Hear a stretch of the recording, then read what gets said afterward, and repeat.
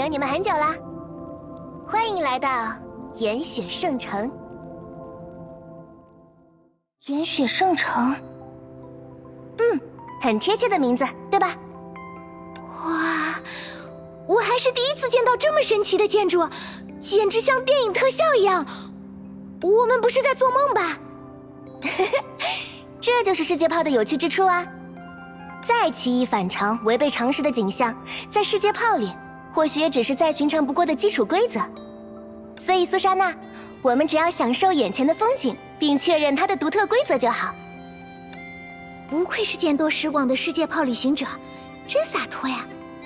啊，等等，你知道我的名字？是啊，苏莎娜，而另一位是希尔，对吧？可是，你为什么会认识我们？别紧张，我们真的是初次见面。至于你们的名字，在寻找光源的途中，你们不是称呼过彼此了吗？啊，抱歉啦，我不是有意偷听你们的聊天，只是失误而已。可是刚才我们已经走出很远了呀。啊，是因为那些音符吗？虽然操控音符的技巧确实很方便，但有时候也会发生意外，比如搞错了距离或者频率，就会听到预期之外的声音。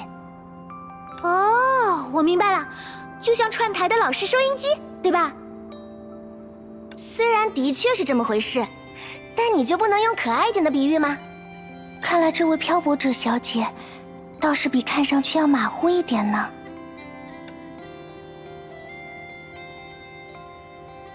你们是天命的女武神，对吧？你怎么知道？这不是一目了然吗？毕竟你们就穿着天命出品的女武神装甲呀。虽然不是我熟悉的款式，不过看起来经过了这么长时间，核心技术也没有什么本质变化嘛。真不愧是穿梭于量子之海的漂泊者，果然见多识广。那么自我介绍一下，我是天命总部直属不灭之刃小队的 B 级女武神苏莎娜。我是苏莎娜的搭档希尔，目前是天命的预备队员。虽然被称作预备队员，但希尔已经是非常强大的女武神了，不但见证过天命的重大变革，还参与了拯救世界的行动，很厉害，对吧？苏莎娜，别这么说呀。不灭之刃，原来是他们的队员呀。不过这样说来，你们或许早就听说过我的名字了。啊？毕竟我也当过女武神嘛，算是你们的前辈。要从哪里开始讲起呢？给我一点准备时间怎么样？啊？难得遇到新生代的女武神，作为前辈，我也会有一点点紧张嘛。准备好了吗？那么我的故事要开场喽。那是一段充满了硝烟与血泪的过往。多年之前，天命曾成立过一支特别的行动小队，专门应对危险指数极高的崩坏危机。队伍的成员汇集了当时最为优秀的女武神，可以说是精锐中的精锐。而在这其中，有一位或许名不副实的1级女武神，她资质平庸，只能勉强跟上大家的脚步，但也因为能和自己的偶像并肩战斗而深感自豪。在一场抗击大规模崩坏的战役中，她遭遇了实力极为强大的对手，在敌人强大的攻势下，她和自己的一位搭档陷入了苦战。为了给同伴们争取机会，他们拼死抵抗，不惜与面前的敌人同归于尽。不过意外的是，在外星文明的帮助下，这名女武神侥幸活了下来。她在某个世界炮中定居了一段时间，甚至还成为了当地的偶像。偶像？是我们知道的那种偶像吗？在舞台上？怎么？对于女武神来说，这不是小事一桩吗？当女武神可真不容易啊。后来，总之又经历了这样那样的事，他再度踏上了旅程，成为了量子之海的漂泊者，并且在一个宛如白雪覆盖的世界遇到了2位可靠的女武神后辈。真是太厉害了！听过这段故事，你们一定也已经猜到我的身份了吧？没错，我就是雪狼小队的幸存者，前天命 A 级女武神，绰号浮空日耳的石羽绮罗，也是……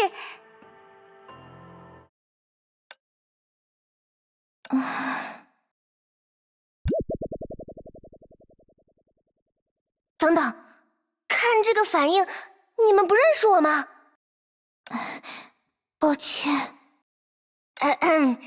的确，对于你们而言，我已经离开天命很长一段时间了，没听过我的名字也无可厚非。但是，我所在的传奇队伍雪狼小队的名号，你们总听说过吧？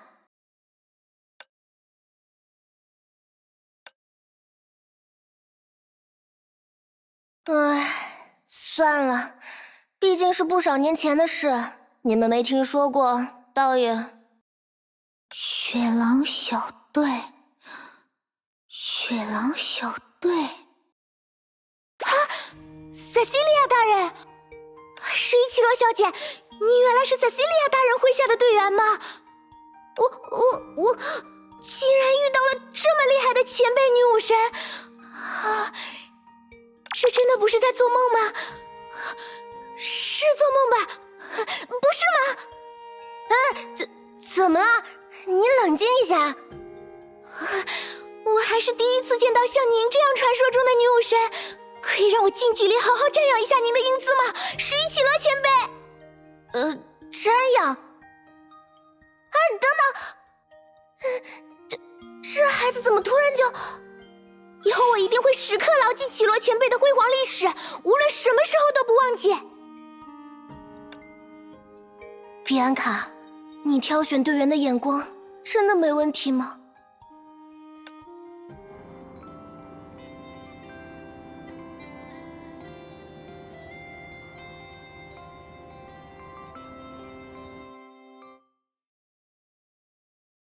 想不到这段时间，除了跨越中烟之外，本真世界还发生了这么多事。好在一切都已经解决了。所以你们是受德丽莎主教的委派前来调查这个世界炮吗？这个嘛，这么说倒也没错。这件事解释起来有些复杂，我们的确还在执行任务，不过出现在这里却是一场意外。你们总不会是不小心跌进来的吧？其实就是你想的那样。准确来说，我们是被人刻意引导到了这个世界炮。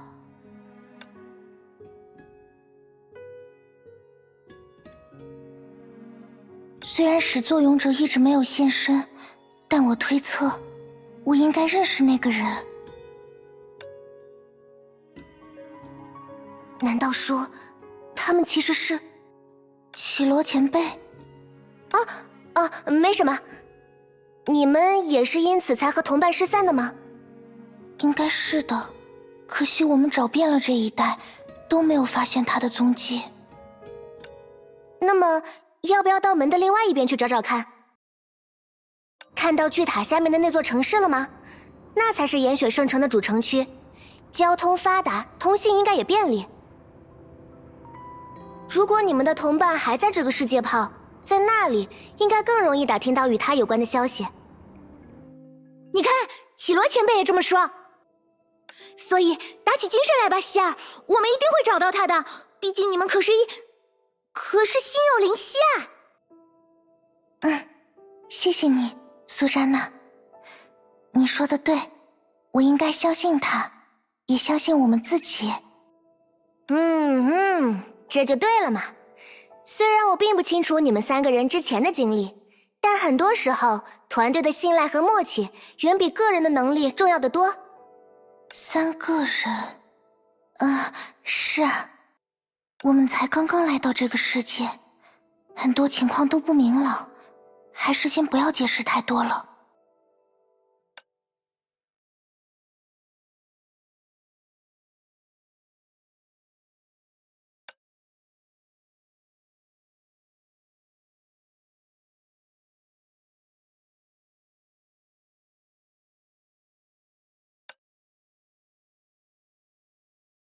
那么，我也陪你们一起去找人吧。哎，真的可以吗？严格说，我已经是第2次到这里来了。你们初来乍到，对这个世界炮也不怎么了解，大家还是一起行动比较好吧。那当然啦，希儿，我们竟然能和传说中的女武神一起行动，真是太幸运了。是啊，谢谢你，绮罗前辈。不过这样一来，会不会太给你添麻烦了？这就不必客气啦，大家都在量子之海中漂流，彼此照顾一下，当然再正常不过。更何况我原本就在这里进行一些调查，和你们同行也算顺路。调查？我们帮得上忙吗？对哦，绮罗前辈，你又为什么会到这个世界炮来？你猜呢？哦，难道说绮罗前辈是在执行什么重要的秘密任务吗？哪怕离开了天命，绮罗前辈也活跃在对抗种种灾难的第一线，积极的维护量子之海的安宁和平，一定是这样，对吧？别担心，绮罗前辈，作为女武神，我们一定会帮你保守秘密。不，你误会了，我之所以来这里，反而是因为一个很私人的原因呢。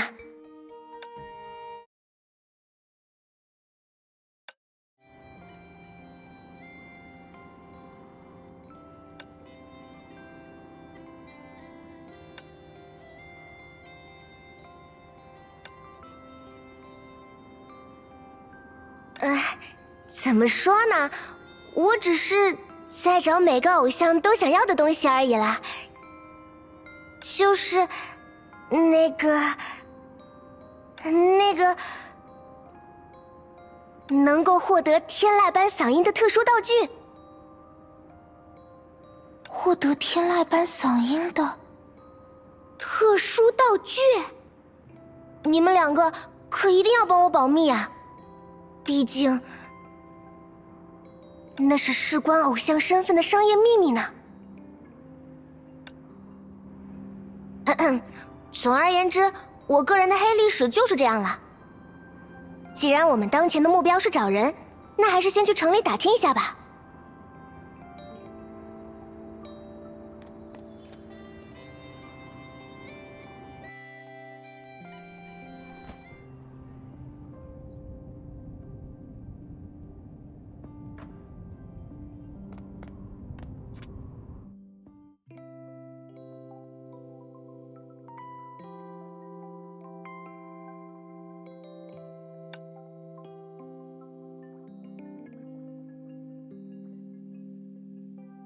除了那座惊人的巨塔，倒是和本真世界没什么区别嘛。我们先找这里的居民打听一下情况吧。虽说是第2次来，但之前我也没有太好的机会和大家聊一聊。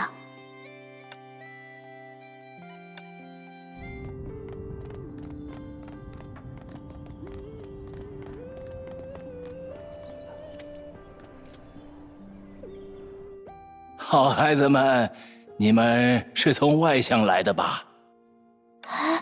您怎么知道？我年纪虽大，记性却不差。像你们这样打扮特别的年轻姑娘，我只要见过就不会忘记。太好了，那你有没有见过一个长得和我很像的女孩？她是我们的同伴，和我们走散了。没有。这几天除了你们，就没有别的外乡人来了。这样啊，谢谢你。别急，孩子，我教你一个办法，一定可以找到他。只要祈祷就可以了。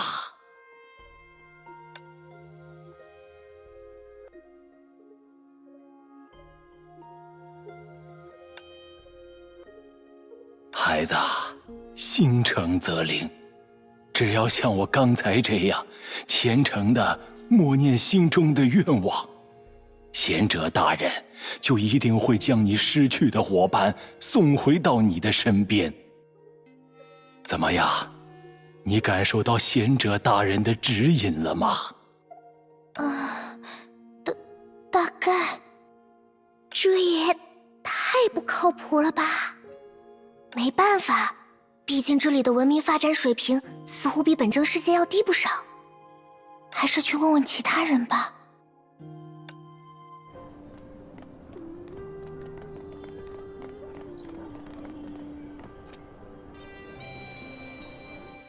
你好，请问你有没有见过一个年轻女孩，和我长得很像，穿着黑色的裙子？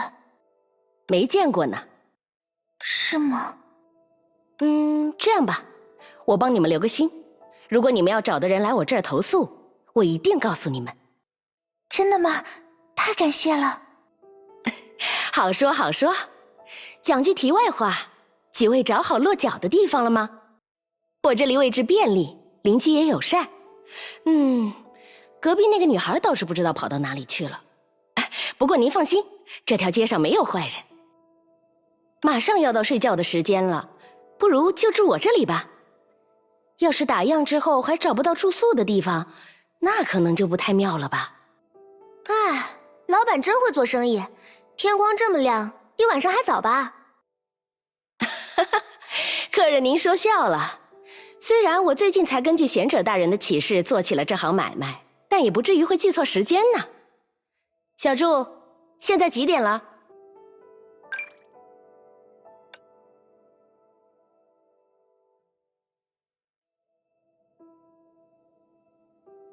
现在是上城时间22时16分，请注意休息，不要熬夜。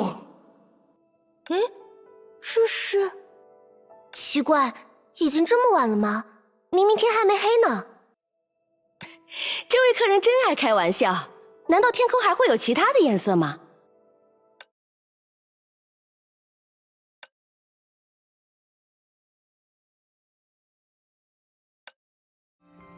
真想不到，这里竟然是一个永昼的世界，也难怪明明天光大亮，街上的行人却这么少。不过，绮罗前辈不是来过这里吗？之前来的时候没有发现这里没有黑夜。那确实，上次发生了一点意外，导致我没有在这个世界泡停留很久。不到一整天？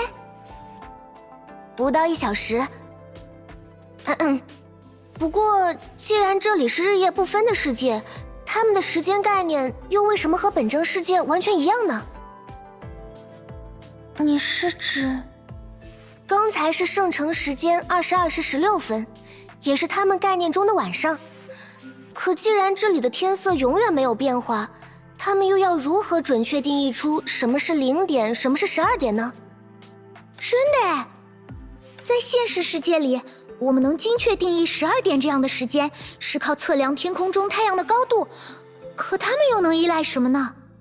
这样想来，他们惯用的计时方式竟然和我们一模一样，这也太奇怪了。还有那个叫小柱的东西，怎么看都是人工智能吧？在这么有年代感的城市里看到人工智能，简直比见到活生生的外星人还要奇怪。外星人的话，说不定真的存在哦。还记得我之前说的话吗？世界炮就是这样独立而特别的存在，或者说，正因为支配世界炮的全能与本征世界不可能完全一致，所以我们总会遇到某些不合常识的事。不合常识，但又暗合逻辑，就像《爱丽丝梦游仙境》或者《绿野仙踪》一样。好在和故事书里不同，我们应该不用严格遵守这里的作息。在真的需要休息之前，我们再去打听一些消息吧。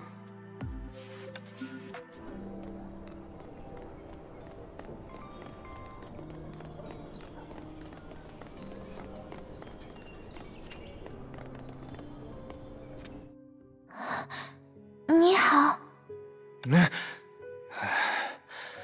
仙灵在上，扰人清梦可是要天打雷劈。么残暴的话，还算是贤灵吗？抱歉，我们只是想问一下。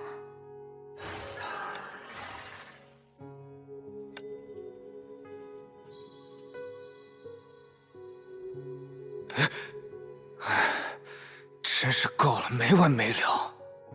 什么？好了好了，没时间解释，我得去紧急避难。贤者的使臣应该很快就会降临消灾，在这之前，你们也找个地方避一避吧。等一下，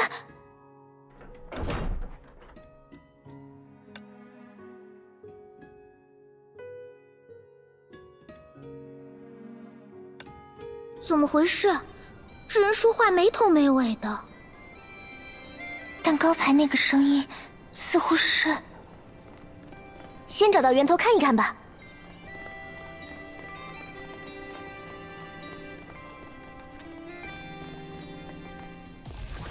我说，那个人怎么慌手慌脚的躲起来了？这数量还真多呀！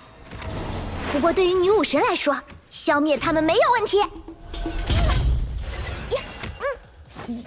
应该吧？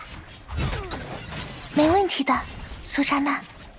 四战四决，不错嘛，你俩基本功很扎实，崩坏能的运用也熟练。真的吗？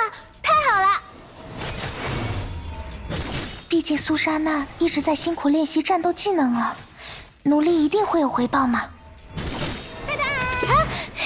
尤兰戴尔大人也说过这样的话呢。尽情舞蹈吧，在音乐停歇之前。对了，作为天命的前辈，就让我教你们一些在这个世界炮里作战的技巧吧。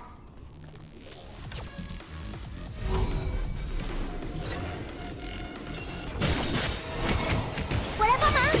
哎，对不住了。敌人终于变少了。唉，在这个世界炮里生活，恐怕也不像旅店老板说的那样安全呢。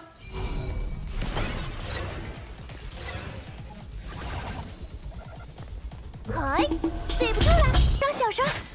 哎呀，咻咻！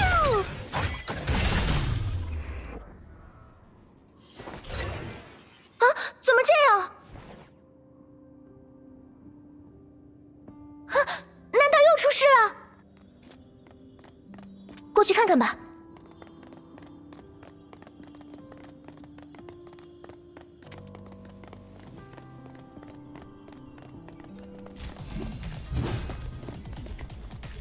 糟了，要来不及了！快，救人要紧！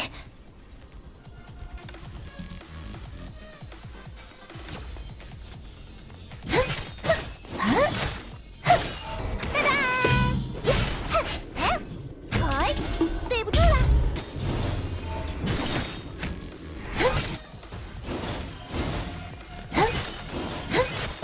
哎，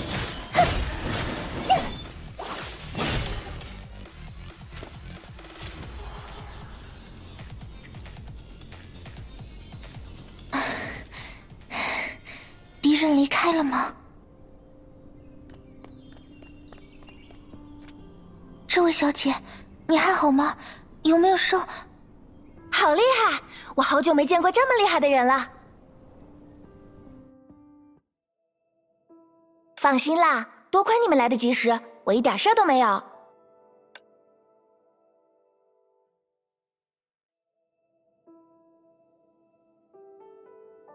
难得看到这么完美的女孩子，我刚才差点看呆了，眼睛都舍不得移开呢。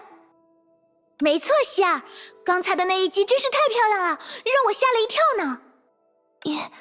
也没有你们说的那么厉害呀。害羞了吗？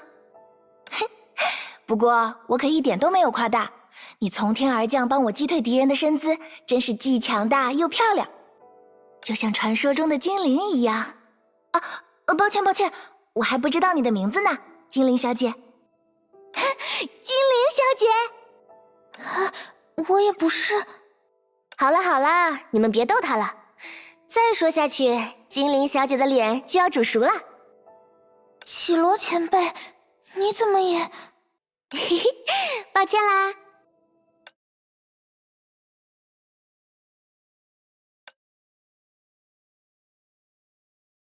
不过你还真是有活力，刚才的惊险遭遇看来一点也不影响你的能言善道。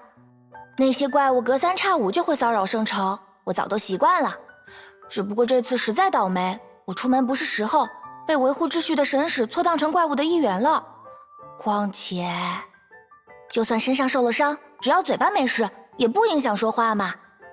受伤事儿小，要是让我一整天都没法说话，那可就真的要憋死人了。所以，刚才的敌人其实被叫做神使吗？啊，对了，都怪我，差点忘记了，你们是外乡来的游人吧？欢迎来到岩雪圣城。啊，你怎么知道？整座圣城的居民都是我的熟人，这座城里还真没有哪个人是我不认识的呢。倒是可以想象。所以，我们也交个朋友吧。这可不是见到外乡人觉得新奇，也不是因为你们打架厉害。我只是喜欢和有趣的人在一起，听他们分享日常的点滴，就好像自己也拥有了各种不同的人生，多好玩啊！更不用说，你们刚才搭救了我，在我眼里，我们从那一刻就已经是朋友了。所以，你们一定也不会拒绝我，对不对？对不对？那就请多关照了。请多关照。就知道你们会答应。那么，也该让我这个朋友尽一点地主之谊啦。我的名字是 Vita， 是牙齿要轻轻咬一下嘴唇的 V， 以及舌尖要轻轻弹一下牙齿的塔。这里是受贤明眷顾的纯洁之城——岩雪圣城。作为朋友兼向导，我愿一直陪伴你们左右。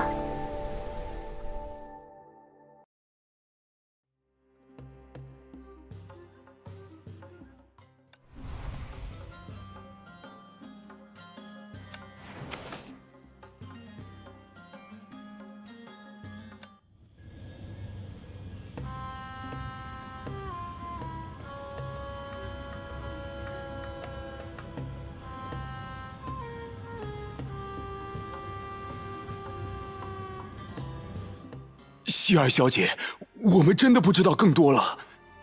长久以来，希尔小姐是我们遇到的第一个还保持着人类形态的存在。你看，我们没有真实的形体，连月岩都触碰不到，又怎么可能知道月岩的深处有什么呢？说不定那只是希尔小姐因为太过思念同伴而产生的幻……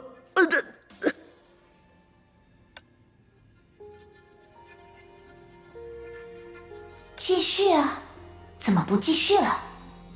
虽然你们已经是一团污糟糟的不知道什么东西，但我不介意让你们变得更抽象一点。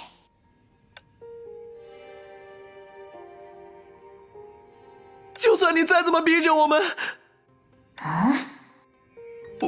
我们也得不到希尔小姐想要的答案。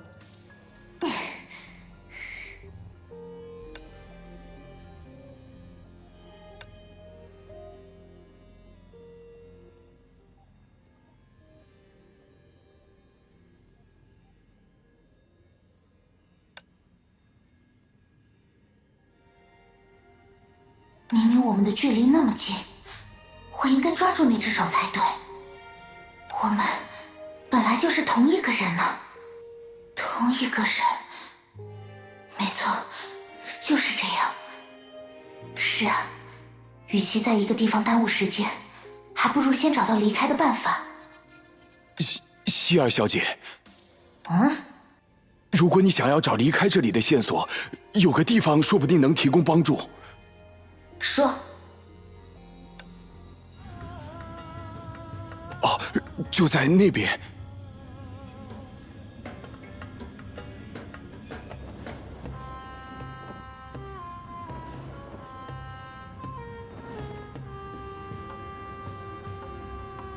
前面就是沙铁国度最大的绿洲城市了。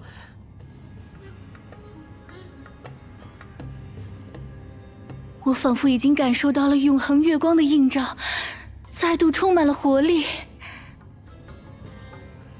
哼，明明连个像样的身体都没有，还说活力？说到底，我们为什么一定要到这里来？就因为它算城市？这里是被不成之月眷顾的城市，沙铁国度的居民只有不断接受月光的照耀，才能在伟大贤者的指引下重获新生。因此，这里也是距离新生最近的城市。新生，是这个世界炮里的人对于离开世界炮的定义吗？在边境时，你们就提到了贤者，那到底是什么？也是和你们一样的一团不起眼的火苗吗？或者比你们要显眼一点？怎么会呢？圣明的贤者大人，外貌当然要比我们威仪得多。对于沙铁国度来说，贤者就是等同于神明的存在。贤者为漆黑寂静的国境带来了光辉，指引着我们生命的方向。当我们的信仰足够虔诚的时候，贤者就会降下恩泽，使我们重获新生。不过如果真要说贤者的长相，传说里的确没有描述过。我想贤者一定是一个高大英武的青年，就算和我们一样只是一团火焰，也一定像月光一样明亮。看来这个传说还有不少含混模糊的地方。足够虔诚要怎么足够？重生的方式又是什么？而且说到底，既然你们都没见过贤者，也就是说从来没见谁真的重生过喽？我们虽然没见过，但是贤者的光辉不会作假。没错，如果我们见过贤者，一定已经获得了新生，也就不会和你在这里聊天了。算了，再冲他们发火也于事无补。妖魔鬼怪，这里还真是热闹得很。我倒要看看你们又能有个什么样的贤者。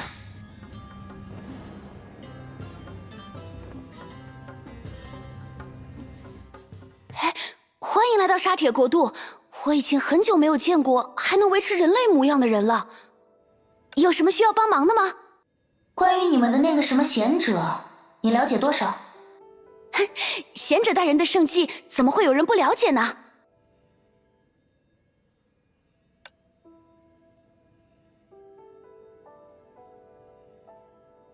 这种虚无缥缈的传闻，内容倒出奇的一致。看样子这里打听不出什么了，换个人问问吧。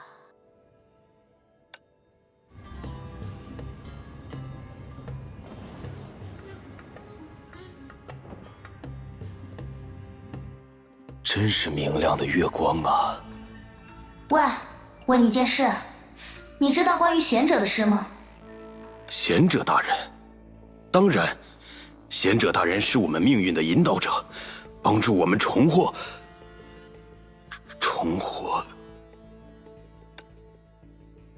贤者大人是谁？啊？开什么玩笑？希儿小姐，请不要斥责他，他快要消失了。什么意思？既没有失去月光的照射，形体也还算完整。按照你们的说法，他不是活得挺好吗？为什么会消失？具体的原因我们也不清楚，但请相信，我们绝对没有骗你。每过一段时间，总会有人忘记关于自己的事，这就是消失的预兆。忘记的越多，就会离消失越近。这些家伙的存在和记忆之类的东西有关吗？那你们呢？也会变成他那副样子？不，并不是每个人都会碰到这样的遭遇。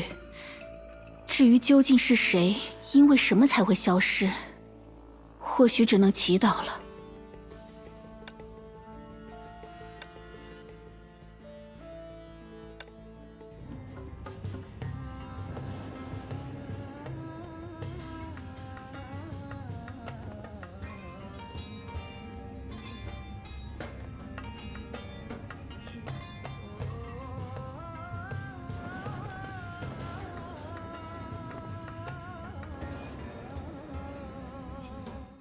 到底在哪里呢？喂，你知道沙铁世界的贤者吗？当然。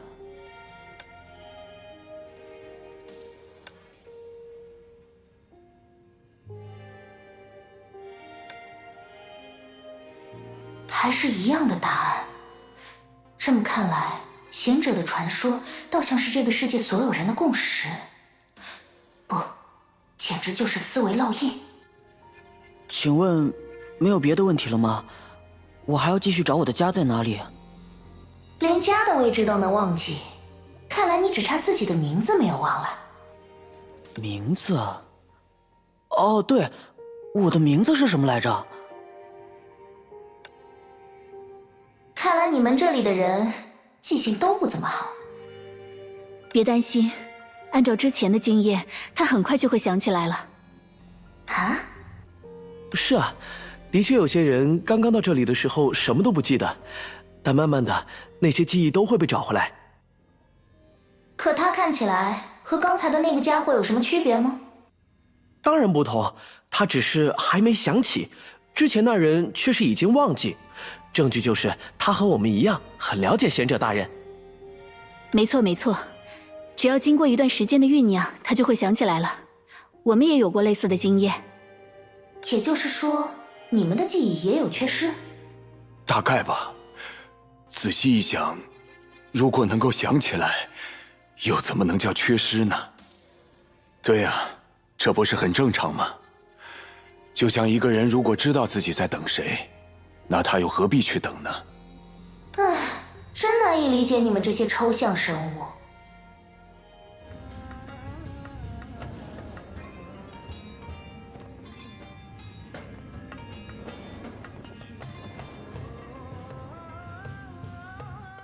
希儿小姐，关于贤者的传说确实都相差无几，我们还有必要继续调查下去吗？的确，再这样下去，恐怕也是浪费时间。哎呀，你们是在聊贤者大人吗？你们也知道贤者大人降临到沙铁国度的事了？降临？降临？是啊，贤者大人已经前来，正在引导我们获得新生。切，真的假的？如果那个贤者那么有本事，你怎么还会在这里？并不是每一个人都会向往新的人生啊。我对这里的生活还有留恋，所以还是选择了暂时留在沙铁国度。而我的许多邻居朋友已经前去追随了贤者的脚步。啊？既然如此，那个所谓的贤者，他现在在哪里？既然各位都有兴趣，请随我来。想不到他们说的贤者居然确有其人。所谓空穴来风，或许关于贤者的传说也是这样。算了，走一步看一步吧。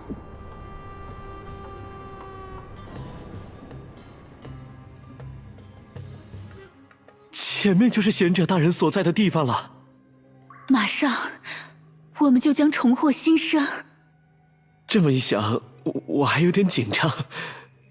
是啊，我也紧张。烦死了，安静点。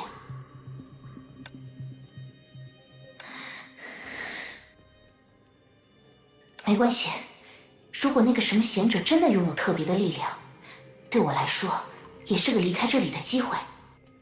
而如果那个人只是个徒有其表的骗子，我也不过是回到起点。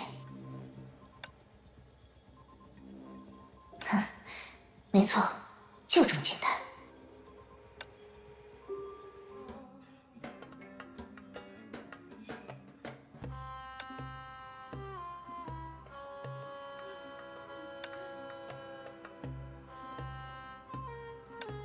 等等，怎么是你？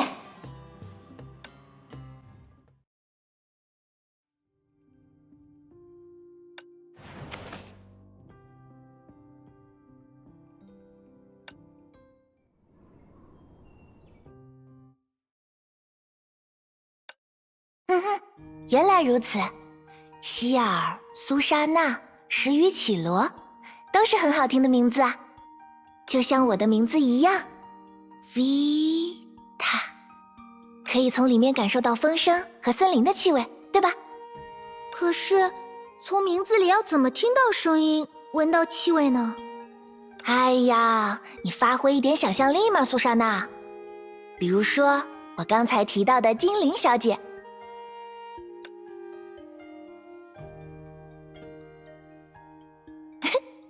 好了，不捉弄你了。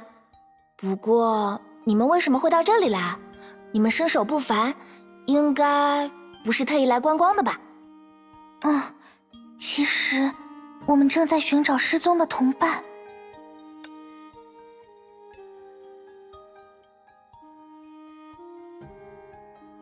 这下可难倒我了。这么特别的女孩子，如果我见过，一定会留下印象才对。让我问问看，小猪。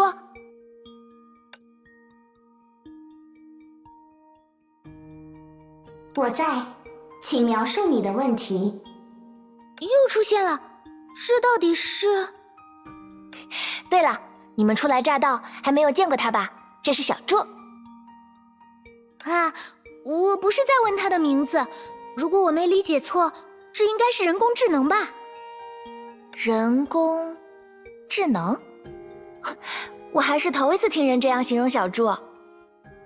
不过，小猪的确很聪明，它不但会陪在我们身边，帮我们答疑解惑，还能够帮助贤者治理圣城。统计人口、派发工作、计算税收，还有帮助圣城制作各种便利的设施，这些都少不了小猪的参与。无论怎么听，这就是人工智能吧？所以小猪是由谁制作的 ？Vita 知道吗？啊，你们的问题好像越来越奇怪了。大家都说小猪就是小猪啊。我们好像完全跑题了。小猪，你有没有见过另一个和我长得很像的人？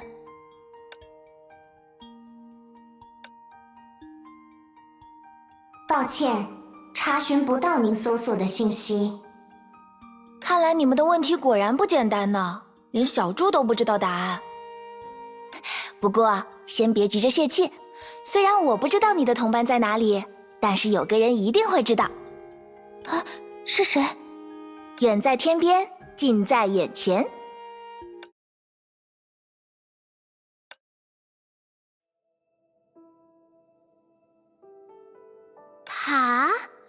塔也像小猪一样会说话？塔当然不会，但塔里的人会啊。人们都说高塔贤者，庇护圣城的神明，就住在那塔的顶端。高塔贤者？传说他无所不知，无所不能。这里的每个人都信仰着高塔贤者，因为他的存在，岩雪圣城才能拥有现在这样平和宁静的生活。我想，如果那位贤者真有大家所说的那种全能，说不定就会知道你们想找的人究竟在哪里。听起来的确很厉害的样子，有点像过去关于奥托主教的传说呢。不过，这么高高在上的人，会轻易接见我们吗？当然不会呀。贤者深居简出，连布道这样重要的场合，大多也会请使者们代劳。圣城的所有居民都想要面见贤者，但真正见过他的，一只手就能数得清。真是个孤独的人呢。是啊，那的确是一位孤独而又可怜的人呢。可这么说来，我们不就一点办法都没有了吗？你先别急嘛。虽然不能帮你们直接见到贤者，不过折中的办法还是有的。谁叫我是 Vita 呢？我要带你们去见的那个人，曾经在使者的引领下见过贤者的背影。只是背影而已吗？可别说只是呀，对圣城的居民来说，能够受到使者的垂青，就已经是无上的光荣了。可这也只是……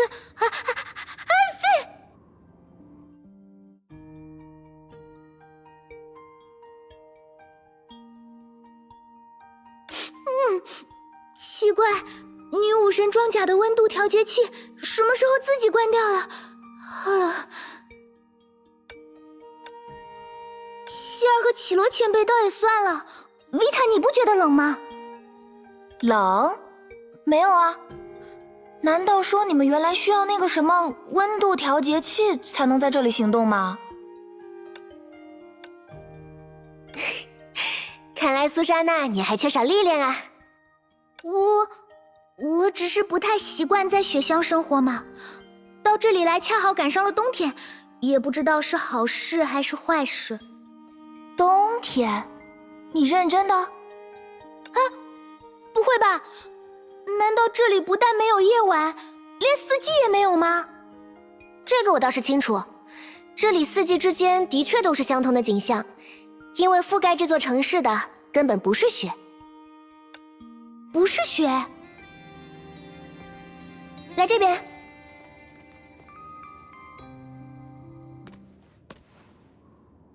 喏，看好啦。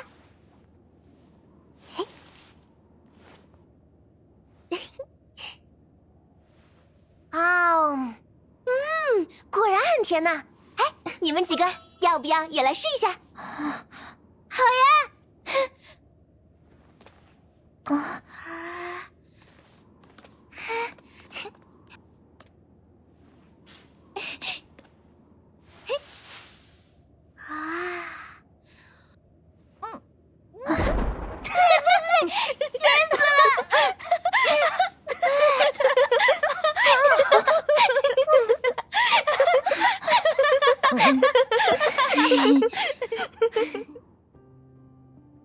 奇怪，怎么我尝到的滋味和你们都不一样？那当然了，因为绮罗是用食指蘸雪，但放到嘴里的却是中指。眼神很好嘛。绮罗前辈，我明明那么信任你。老实说，我也没想到你真的会上当。当然，像那样笑你也的确有些过分。我向你道歉，苏珊娜。这倒也不必这样。毕竟仔细想想，盐雪圣城其实就是指这里的雪像盐一样吧，难怪又苦又咸。恭喜你答对了，虽然答对的时间迟了一些。那希儿呢？你早就已经知道了吗？我是在绮罗前辈说这些不是雪之后才反应过来的。抱歉，想通的时间有点晚，没来得及提醒你。果然只能自认倒霉了。唉，换个角度来看，作为天命的女武神，你也确实太没有防备。还好我只是请你尝了点盐，如果是毒药可怎么办？果然我还是不够成熟。不过真诚也正是苏莎娜最大的优点呀。没错，在这个方面我也需要多向你学习呢。希儿，维塔，但愿如此吧。好了，不耽误时间，我们继续前进吧。不过，绮罗前辈又是什么时候知道那些是盐的？这个嘛……哎，那个人是……哦，是潘卡叔叔。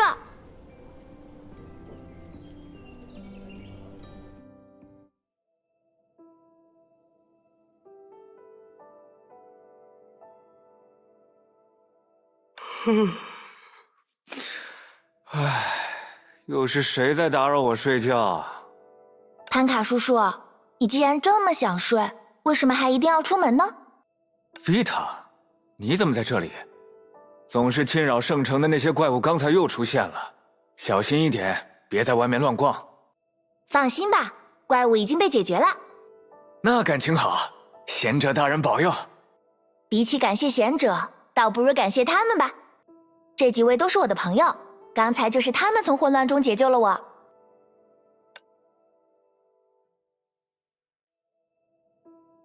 真想不到你们原来是维塔的朋友，之前态度不好，抱歉。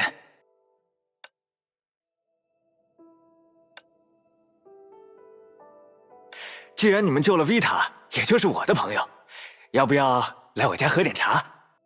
下次吧，潘卡叔叔，我们还要去找卡伊爷爷，有空再聊吧。卡伊先生呀，听说他最近身体不好，你们可不要吵到他。放心吧，卡伊爷爷才不会嫌我吵。我们走啦，下次见。维塔，要来我家吃点夜宵吗？谢啦，不过我要陪这几位朋友去见卡伊爷爷，还是下次吧。这样啊，那么记得替我和卡伊老爷子问声好。丽塔还不回家呀？听说最近又有怪物出没，小心一点。放心，已经解决了。我还有点事情要做，晚些再回去。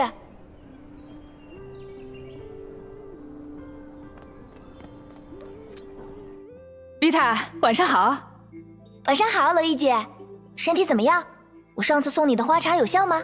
下次去边境村的时候，我再给你带一些吧。放心，还够用呢。我明天要烤饼干，你也过来拿一些吧。好呀，谢谢啦。维塔真受欢迎啊！对了，维塔，过几天的选拔会要一起去吗？那个再说吧，我还没想好要不要去呢。哎，可是贤者大人的使者也会莅临现场，不去也太可惜了吧？那可是贤者大人的左膀右臂呢。看来那位贤者大人还真是受人爱戴啊，连使者都这么威风。贤者大人是无所不在、无所不能的。如果没有贤者大人，就没有我们现在的一切。比如说，我烤饼干的面粉和炉子就来自贤者大人的馈赠，这恐怕和你们外乡人理解的威风不威风没什么关系。好啦好啦，罗伊姐，你也知道我这几个朋友是外乡人，还不清楚贤者大人的事迹，我正要和他们讲呢。那你可要好好和他们说清楚贤者大人的伟大之处，别总是像这样信口开河。放心啦，一定一定。哇，这里的居民都在真心信仰那位贤者大人呐。我们之后还是入乡随俗吧。是啊，也只能这样啊。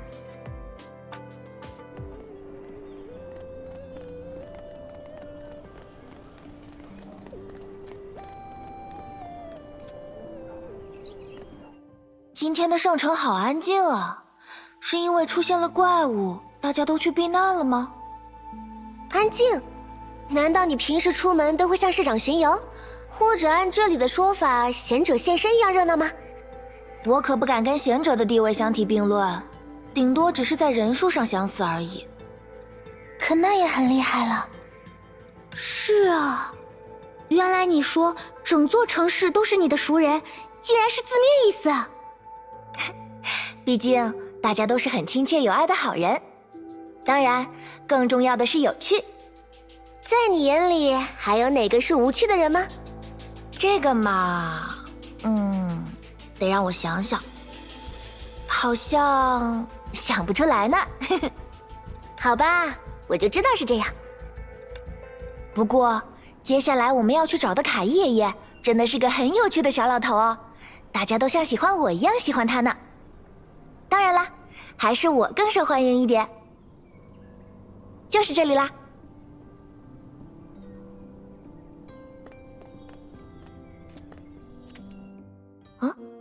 奇怪，卡伊爷爷也不在，一般这个时间他都会在外面乘凉才对。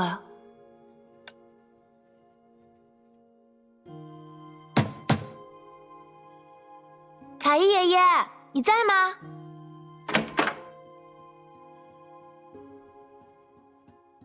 是维塔呀，进来吧。伊斯奶奶，卡伊爷爷在。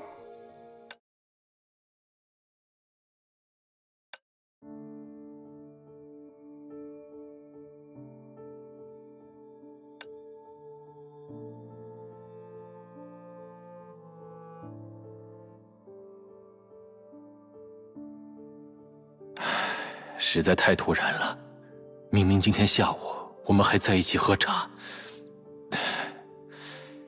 原本打算告别仪式的时候再通知你，但既然你来找他？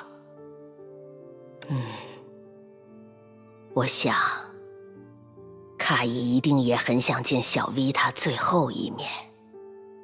谢谢你，伊斯奶奶。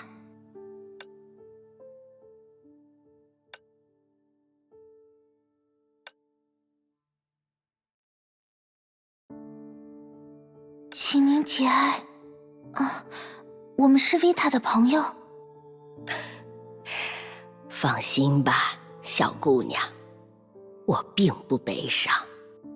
卡伊只是先我一步去往了死者的世界，在贤者大人的指引下，我们终有一天会再度相会。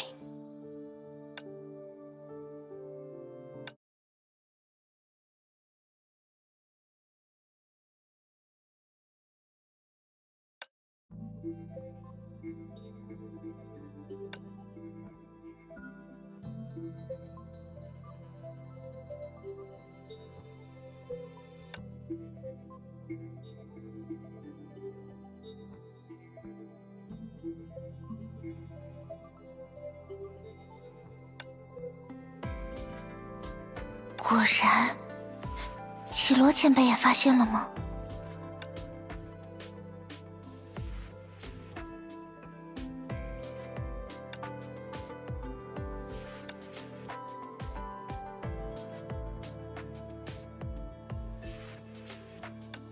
意思是要出去说吗？维塔，抱歉，虽然很突然，大家可以陪我去一趟贮藏光岩的仓库吗？按大家的习俗，光岩可以指引王者找到前行的方向。凯爷爷一直很照顾我，我想为他取一点光岩，送上最后的祝福。真对不起，本来是想帮你们打听消息的，没想到却遇到了这样的事。你们看呢？我当然愿意帮忙，只是希儿，这种情况就不要说什么指示了。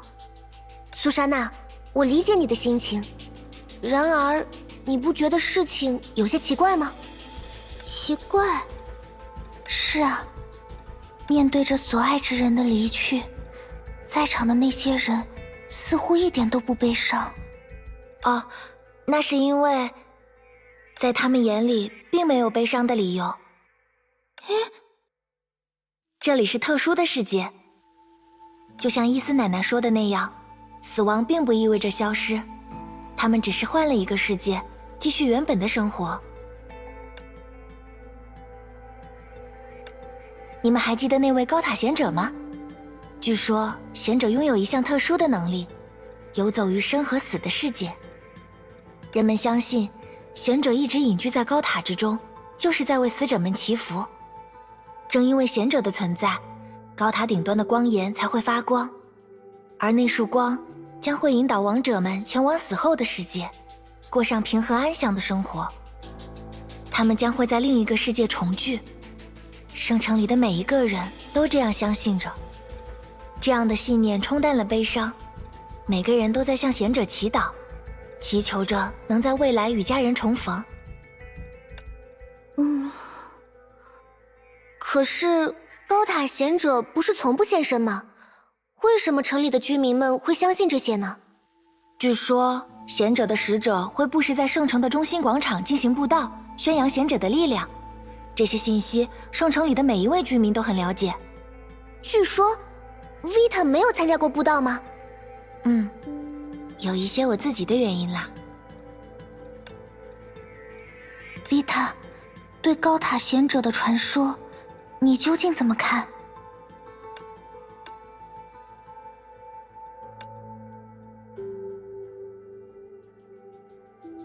我不知道，毕竟没有谁真的看到过那个世界。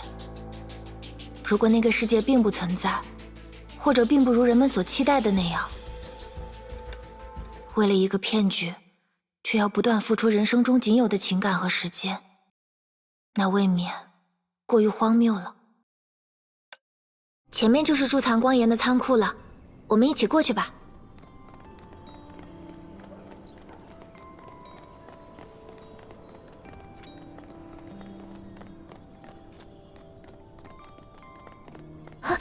小心敌人！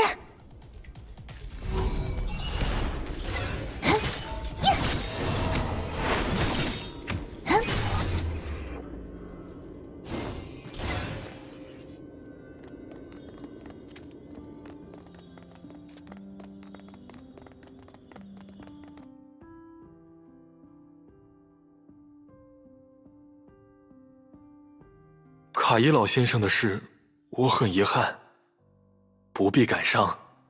他在王者的世界也一定会生活得很好。或许吧，谢谢你。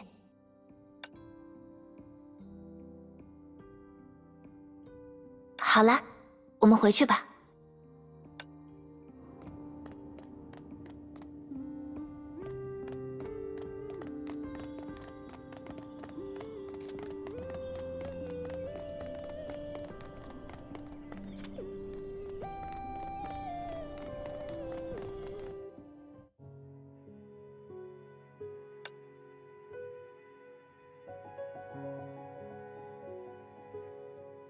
谢谢你们陪我到现在。卡伊爷爷如果看到远道而来的客人因为他而悲伤，也一定会很过意不去。你的意思是，这里有我和邻居们陪他，时间不早了，如果害得大家因此熬夜，我们也会过意不去呀。说到休息，怎么了？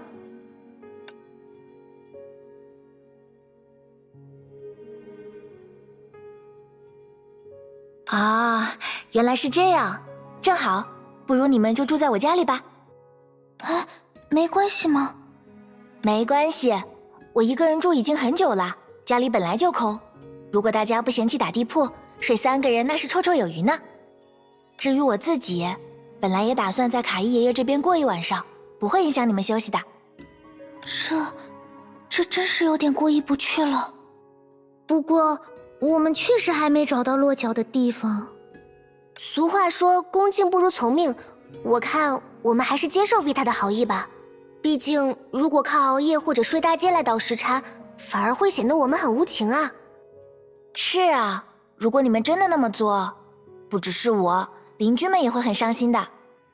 那你们等等我，我先把光源送进去，然后就帮你们准备睡觉的地方。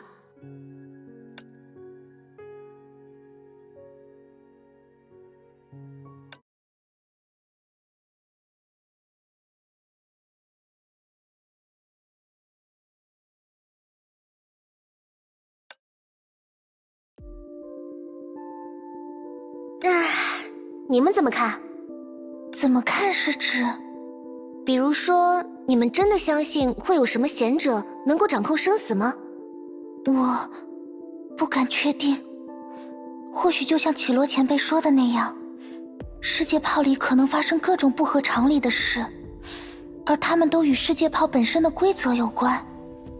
那位贤者可能真的拥有超乎常人的全能，但也可能只是一个行事巧妙的骗子。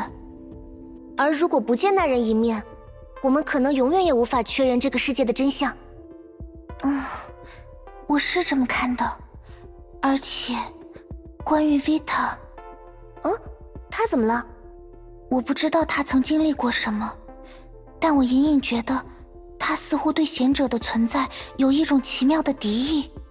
敌意？真的吗？我也不确定，只是一种朦胧的直觉罢了。在说自己家里本来就空的时候，我似乎感到了一种非常深沉的悲伤。是你那种感知世界炮的特殊能力吗？也不好说。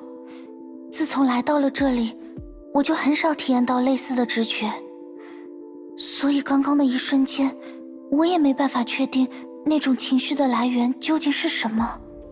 看来这个世界或许真的非比寻常啊。不过在确认关于 Vita 的事情之前，有一件事倒是已经确定了。没错，无论如何，我们都有必要与高塔贤者见上一面。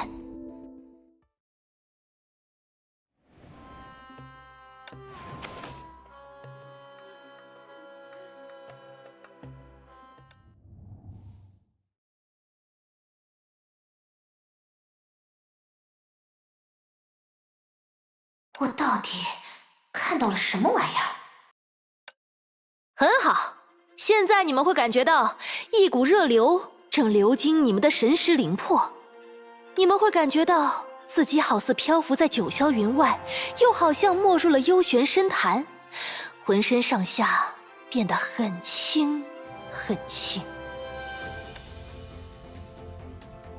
现在，魍魉们，将你们埋藏于内心的夙愿，毫无保留地展示给我看吧！来，从你开始。伟大的贤者大人，请让我和我心爱的未婚妻重聚吧。唉，小菜一碟。贤者大人，我没有太多奢求，只想看一眼我那当时还没出生的孙女儿。易如反掌。您真的是传说中的贤者吗？那您能将我附身为一个富有的人吗？哎，轻而易举。贤者，我想见我的爸爸妈妈。贤者大人，还有我。别急，人人有份儿。我对信徒们是一视同仁，公平公正。听好了，你们只要在心中仔细想象刚刚提到的那些人和事，剩下的就交给我，我会实现你们所有的愿望。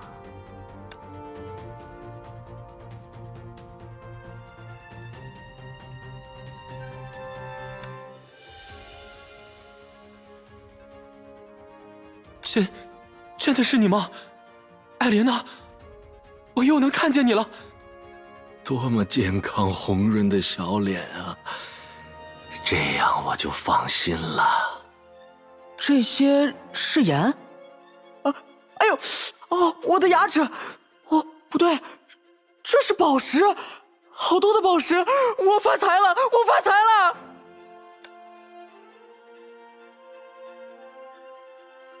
谢谢你，贤者姐姐。感谢你，贤者大人。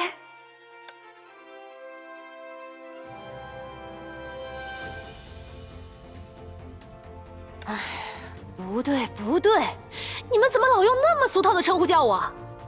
听好了，我再教你们一次，跟我一起说。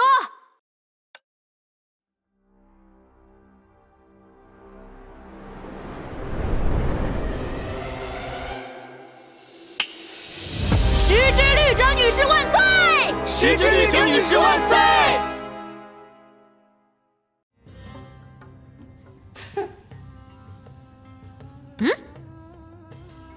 你？没想到会在这里见到你啊！玩得开心吗，石之律者女士？希儿，你怎么死了？啊？你看，自从来到这个世界炮，我只见过像他们一样的魑魅魍魉。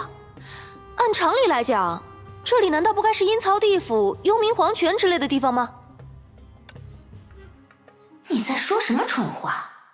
照这么说，难道你自己也已经死了吗？笑话，就是天崩地裂、海枯石烂，我也能活得好好的。用你容易理解的说法，我早已跳出3界外，不在5行中了，生死簿上根本就没有我的名字，懂？哦，对了，我差点忘了，你毕竟是神之剑吧？你才神！喂，你是故意这么说的吧？故意不故意我不知道，反正那才是我容易理解的说法。原来如此，你是另一个希儿吧？别这么惊讶嘛，这种事情还犯得着你们自己告诉我？一个身躯内有2个意识，那可太显眼了。看来石之律者倒也不是徒有虚名。那么你一定也明白，我和希儿可不一样，想跟我说话，最好注意点自己的措辞。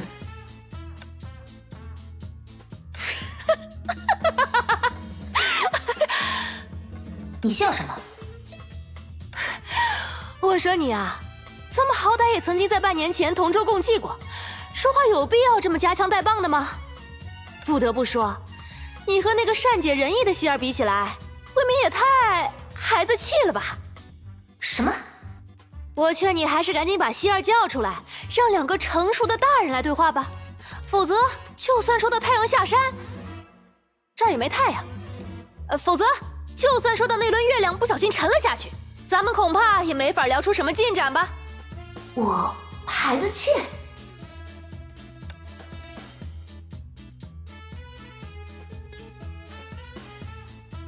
嗯，等等，不对，希儿你……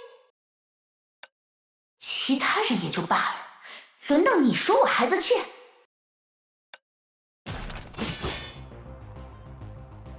喂，说不过就动手？闭嘴！我只是忽然想试一试斩杀绿者的感觉。哎呀，面前正好有一个讨厌的绿者呢。好啊，我看你这是存心来找茬了。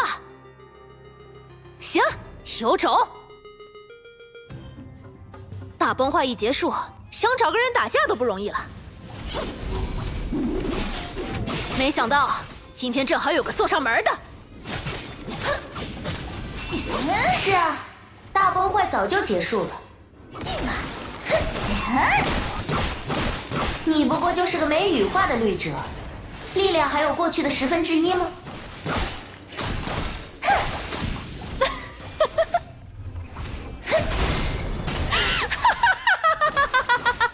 太高了，跪下！可以，你这家伙倒是很有胆色，我开始喜欢你了。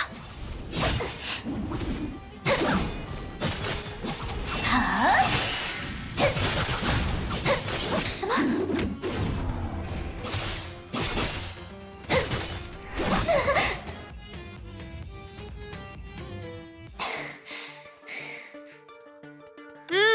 还不错，你年纪轻轻能有这般实力，实属难得。你可以跟别人自豪地说，你在最强的10只绿者手下撑过了30回合。算了，就特别允许你说50回合吧。唉，只不过这样下去，你终究是没有胜算的。不准备把你的帮手叫出来吗？帮手？你在说什么鬼话？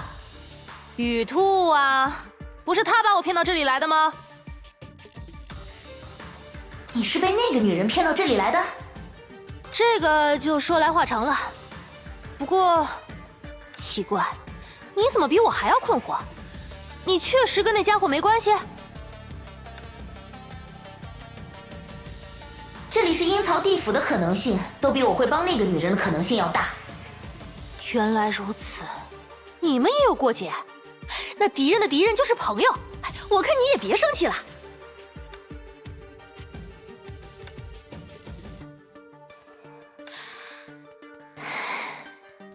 别一副事情已经解决了的样子，我还有话要问你呢。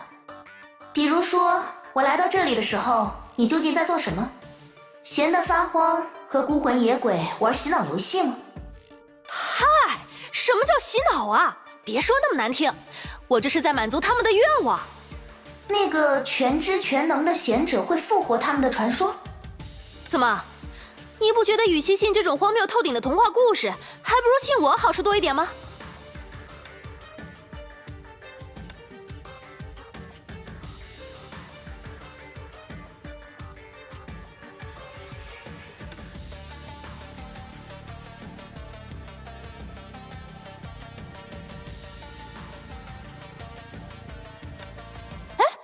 你怎么招来了一群不识相的家伙？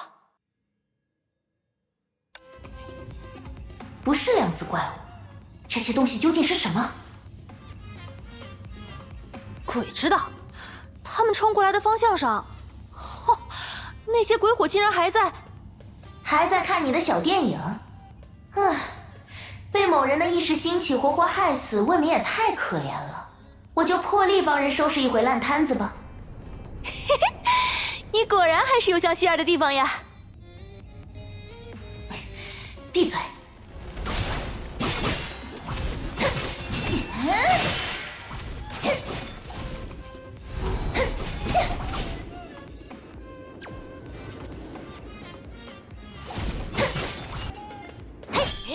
你说够了！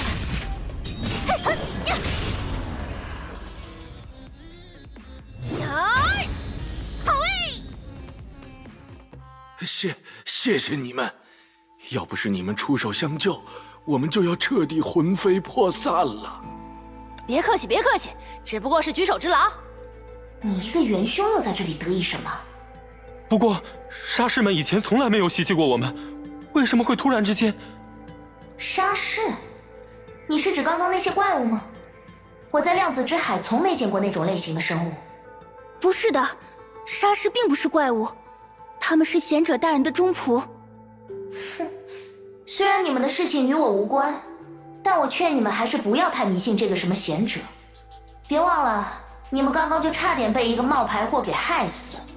大姐姐，你不是真正的贤者吗？这个嘛，那不重要，我可比你们的贤者大人厉害多了。哎呀，好了好了，知道了，别那么看着我了。其实，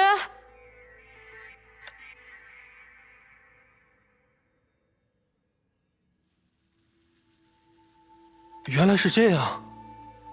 怎么，你们不生气吗？想揍这家伙的话，我可以代劳。哼，少得寸进尺。不，我们并没有责怪谁的意思。是啊，这位旅人虽然不是真正的贤者，但还是让我久违的做了个美梦，我还很感激他呢。没错，我们不需要着急，总有一天，真正的贤者大人会找到我们的。那我的宝石呢？我的暴富梦呢？再等等吧，总有那么一天的。你们还真是对那位贤者大人坚信不疑呢。大姐姐，你不相信贤者吗？我又不是这个世界炮，不是这个沙铁国度的人，当然不会相信你们的传说啊。哎，可是大家都说沙铁国度里的人都是我们的同伴呀。小家伙，我们和你们的区别明显到一眼就能看出来吧？首先，我们可不是透明的呀。怎么了？你为什么用这么怪异的眼神看着我？蠢货，快看看你自己的身体。啊，我的身体？喂，我怎么变透明了？鬼才知道。不过，你不是即使天崩地裂、海枯石烂也能活得好好的吗？那变成这样，应该也没什么问题吧？确实没有什么问题呢。啊？等等，我怎么也变透明了？谁知道呢？反正没什么问题嘛。两位大姐姐果然也是我们的同伴嘛。别担心，你们应该只是太久没有沐浴到月光了。啊？沐浴月光？难道说……是这样的，从世界外到来的小姐，我们沙铁国度的居民，如您所见，已经失去了人类的形体，只剩下了一抹光亮作为存在的证明。为了让这抹光亮存续，我们必须时常沐浴月光。我们的体质变得和这里的魂灵一样了。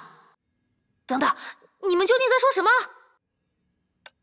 我们难道真的已经死了？哈？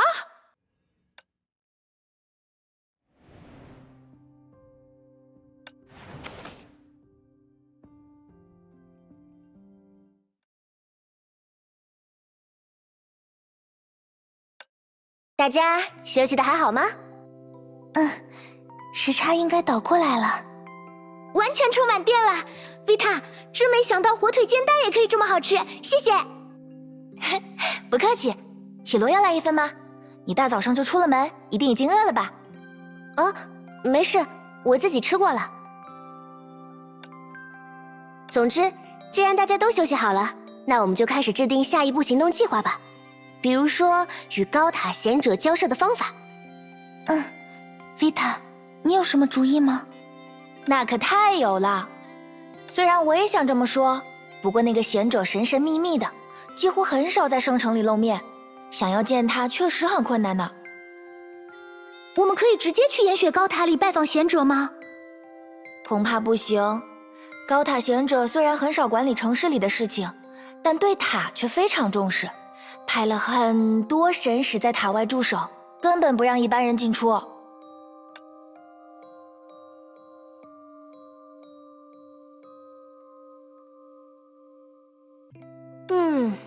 这倒也正常。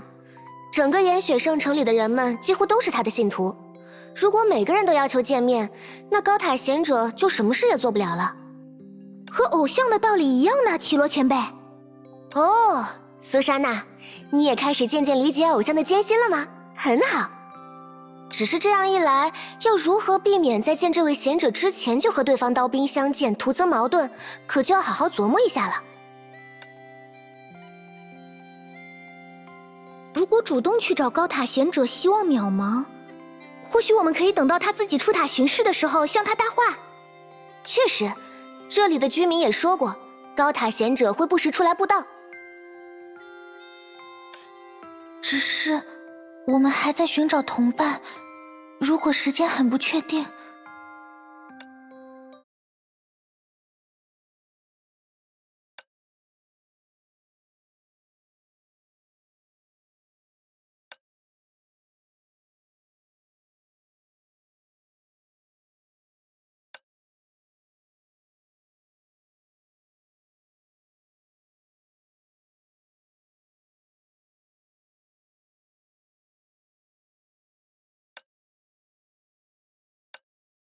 而就在那时，大家突然意识到，贤者似乎把需要出行的工作全都交给那位使者了。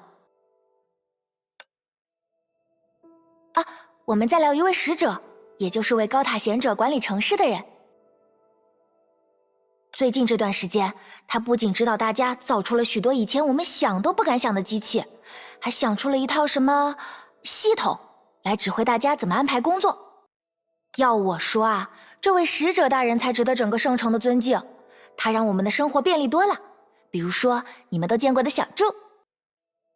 咱们私下里说，我还真是搞不懂，为什么大家反而要崇拜一个守在高塔里不愿意出门的人？就算崇拜小柱，或许也更实际一些吧。我倒是听说过这样的一个说法，因为荒谬，所以信仰。不过也不能排除使者所做的一切都是贤者计划的一环，对吧？如果真是这样，那对于你们来说应该是好事吧？毕竟，假如高塔贤者只是一块橡皮图章，那就反而没有办法帮助希尔寻找自己的伙伴了吧？既然如此，我想我们可以先找这位使者聊一聊，或许他可以为我们引荐一下，这样我们就能见到高塔贤者本人啦。有道理。不过，我们要怎么样才能见到这位使者呢？对方似乎也是维系着世界秩序的位高权重之人。如果只是要见使者大人的话，我倒是有个主意。真的吗？别卖关子呀，维塔。哼，百闻不如一见，你们跟我来，很快就知道是怎么一回事啦。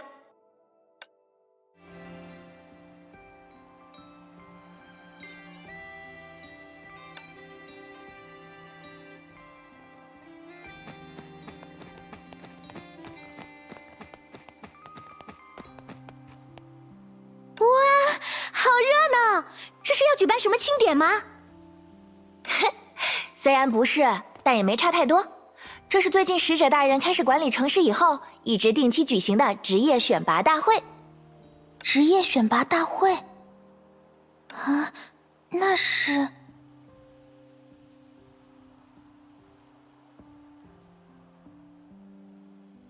好，希尔，你也对这些铁皮人很感兴趣吗？据说他们也是在塔里制造出来的。使者大人虽然教会了大家怎么操控这些大家伙，但就连市民中最聪明的人也搞不清楚他们是怎么动起来的。希尔，你们的世界里也有这样的机器吗？有，确实有。不过，绮罗前辈，这些机甲……无论是驱动技术还是机型设计上，都和我们世界的太像了。所以，这些人和机器都是为了那个什么选拔大会才聚集在这里。没错。就让我来为大家解释一下什么是职业选拔大会吧。还记得我之前提到的使者大人设计出来用以管理圣城的系统吗？所谓职业选拔大会，就是让系统为我们，为所有生活在这座岩雪圣城的人们安排最适合自己的工作。首先，大家会根据使者大人的指示将必要的数据资料提供给系统，然后系统就会分析这些资料，并且进行一系列复杂的计算。当计算完成之后，系统就会将圣城中最适合的职务分配给每一个通过选拔的人。当然，这些职务都是维持圣城的繁荣所必须的岗位。据说，系统的出发点在于让每个人都能感受到劳动和创造的快乐。怎么样，是非常棒的想法吧？用使者大人的话来说，就是适才适所，人尽其用。原来如此，让系统分析数据，从而决定居民们的职业吗？好像在什么科幻电影里看到过这样的设定呢。不过，在历史课本里，是不是也记载过类似的事？可可利亚妈妈在年轻的时候，好像还和那种机构打过交道。是啊，人类总会以为世界的运转很简单，总会产生类似的不成熟想法。从我们经历过的历史来说，如果把从事何种职业这种事情完全交给系统，或者说机械去决定的话，最终也只会扼杀当事人自己的意志，让结果事与愿违。哦，比如，当一个人被分配到自己不愿意从事的职业时，在这种情况下，他也无法拒绝，只能默然投入自己并不喜欢的工作，不是吗？这听起来更像是系统本身还不够完善。那退一步说，一个人虽然被分配到了自己喜欢的工作，但他心中仍然有其他明确的想法，想要兼顾另一种职业、另一种人生，系统能解决吗？甚至，如果这个人喜欢的工作和生活方式目前还不存在，系统又要如何凭借自己的计算给出回答呢？长此以往，这个人原本怀有的热情和梦想，这世界原本怀有的热情和梦想，是不是都会因此而黯淡，甚至消失呢？希罗前辈，啊，抱歉，我并不是在诘问谁，只是从我个人的角度，无法认同这样的机制。我能理解这样的系统很方便，可以节省很多人的思考，避免很多人走弯路，但它对真正特立独行的人也会造成莫大的伤害。没事没事，你的说法也确实很有道理。可能是因为圣城的大家都觉得这样很方便，才没有人细想过它的缺点吧。不过，丽塔，你还没说为什么要带我们来这个选拔大会呢？对哦，差点把正事忘了。是这样的，选拔结束之后，使者大人会亲自进行一个简短的授职仪式，将职务的要点当面传达给获得职位的人。也就是说，获得职位的人就有了直接和使者面谈的机会。啊，那只要我们也参与职业选拔不就行了？比如说战士这样的职业。事情也没有那么简单吧？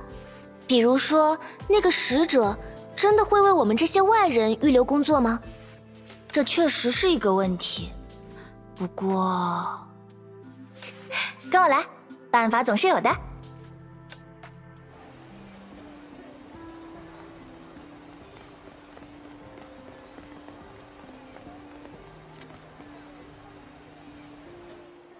嗨，你好，岩雪圣城的公民，识别代号00457，本机有什么能帮到你的吗？我想请问一下，这次大会还剩下什么职缺吗？请稍等，系统查询中。久等了，根据你的描述，查询到的结果数为1件。好哎，丽塔，这到底是？啊，是这样的，人们参加选拔的热情十分高涨，所以使者也在尝试不断增加新的岗位，但是偶尔也会有一些奇怪的职务，因为大家都不太懂究竟是做什么的，会出现没有适任者的情况，这些职务就会变成职缺，也就是处于无人认领的状态。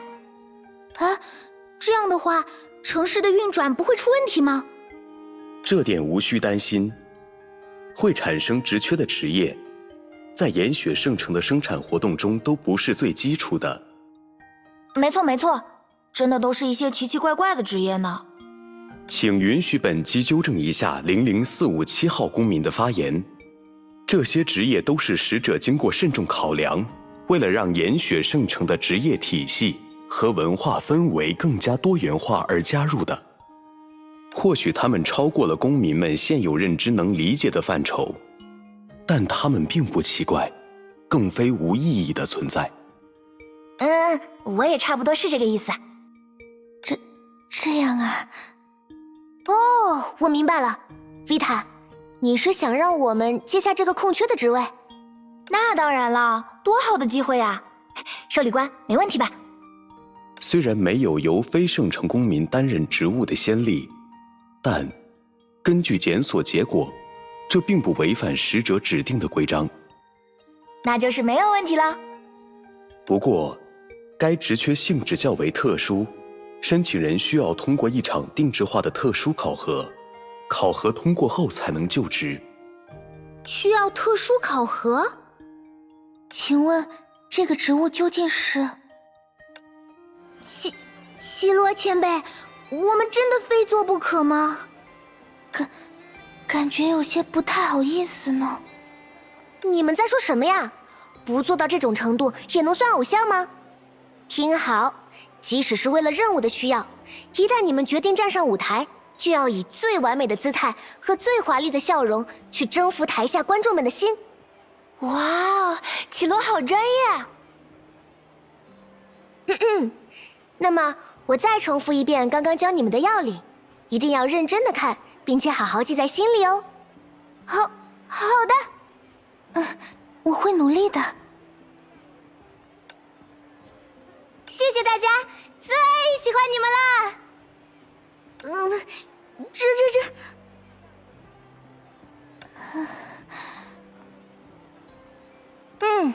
看清楚了吗？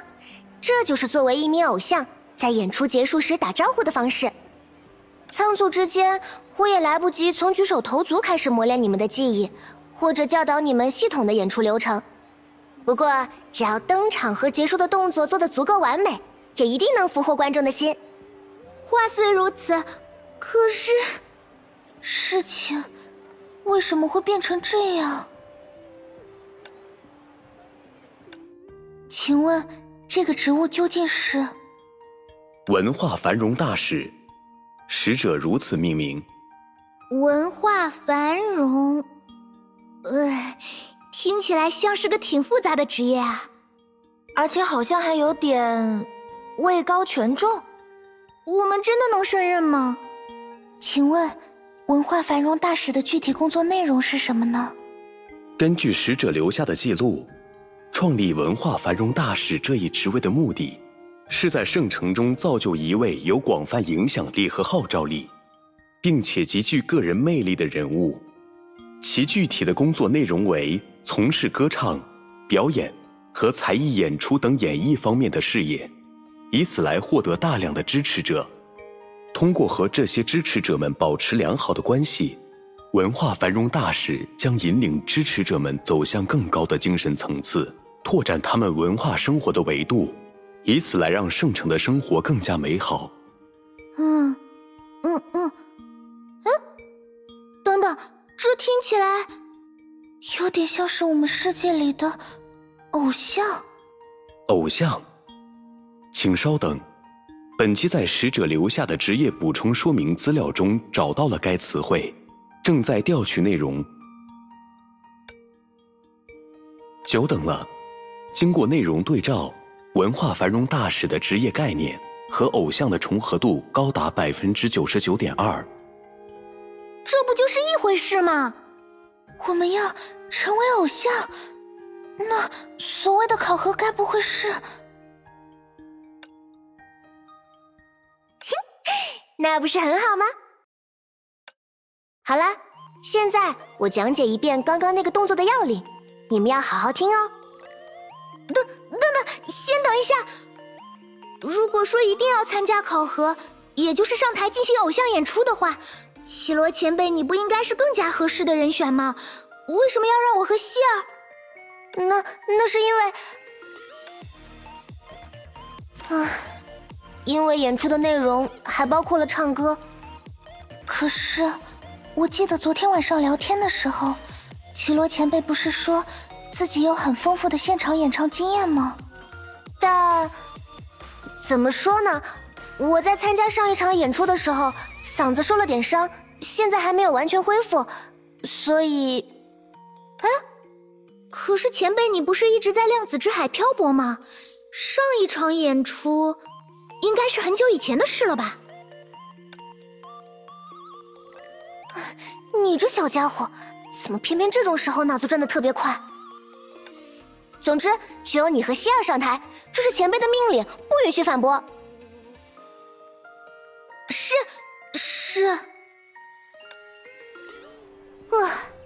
好了，现在开始讲解要领。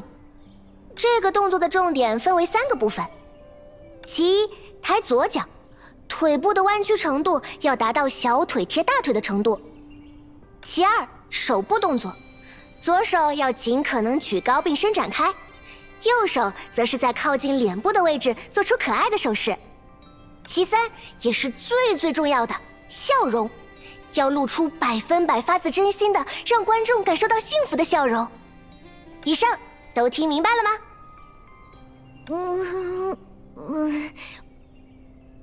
我想想，第一是……哎呀，比起想来想去，还是用身体去实践最容易记住。来，给我展示一下你们的动作。我应该……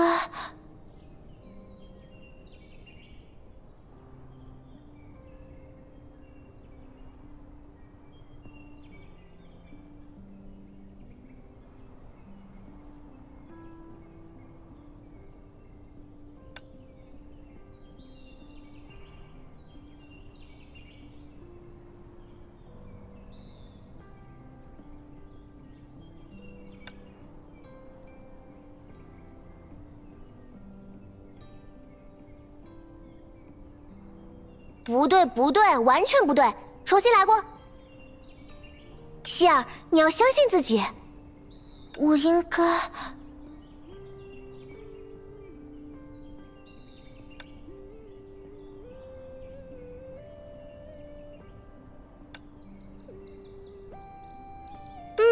不错，很有感觉。希尔，你果然很有做偶像的潜质。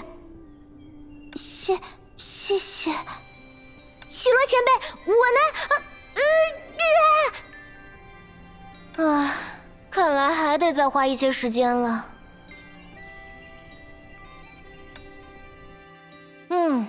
很好，现在你们的偶像基础已经初步成型了，再加上希尔有一副很好的嗓子，苏莎娜本身就擅长舞蹈，你们的组合一定能通过考核。加油，希尔、苏莎娜，我会在台下一直为你们声援。希尔，怎么办？我现在紧张的浑身都在发颤，真的没问题吗？只能试一试了。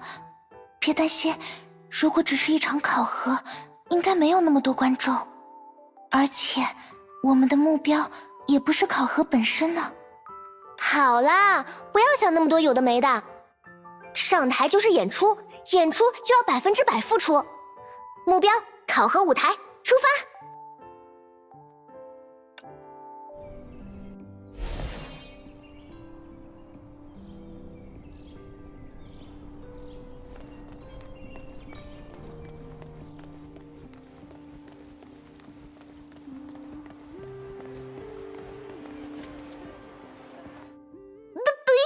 希尔，你不是说不会有很多人吗？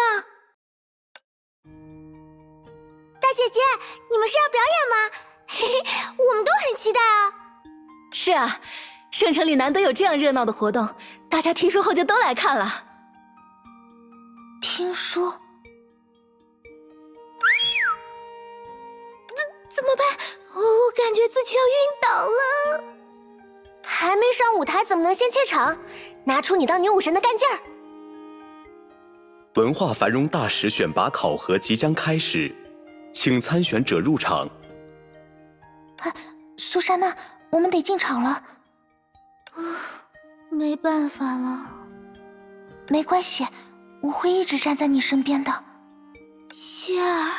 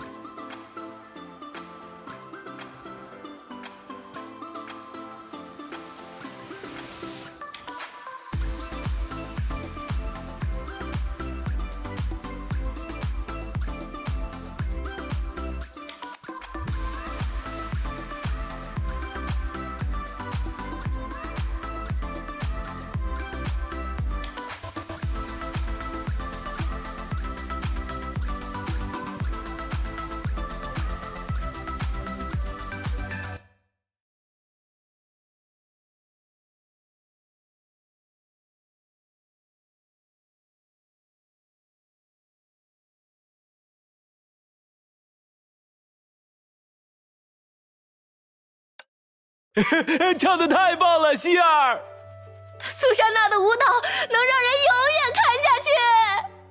希儿，希儿，希儿！苏珊娜，苏珊娜，苏珊娜！我们好像成功糊弄过去了。似乎是这样，多亏了苏珊娜呢。希儿、苏珊娜，你们真是太棒了！两个人都很有资质。但接下来才是最关键的，用我传授给你们的偶像动作，为这场精彩的演出画下完美的句号吧。谢谢大家，最喜欢你们了！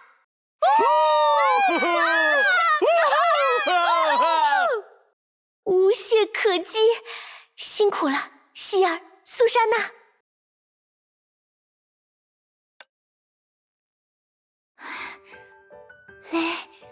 累了，感觉在长空室调查的时候都没有这么累过。辛苦了。感谢2位参选人为我们带来了十分精彩的演出。下面，有请本次考核的评委为参选人打分。一定要成功啊！如果要再来一次，不行，再来一次，我绝对要累趴了。那是。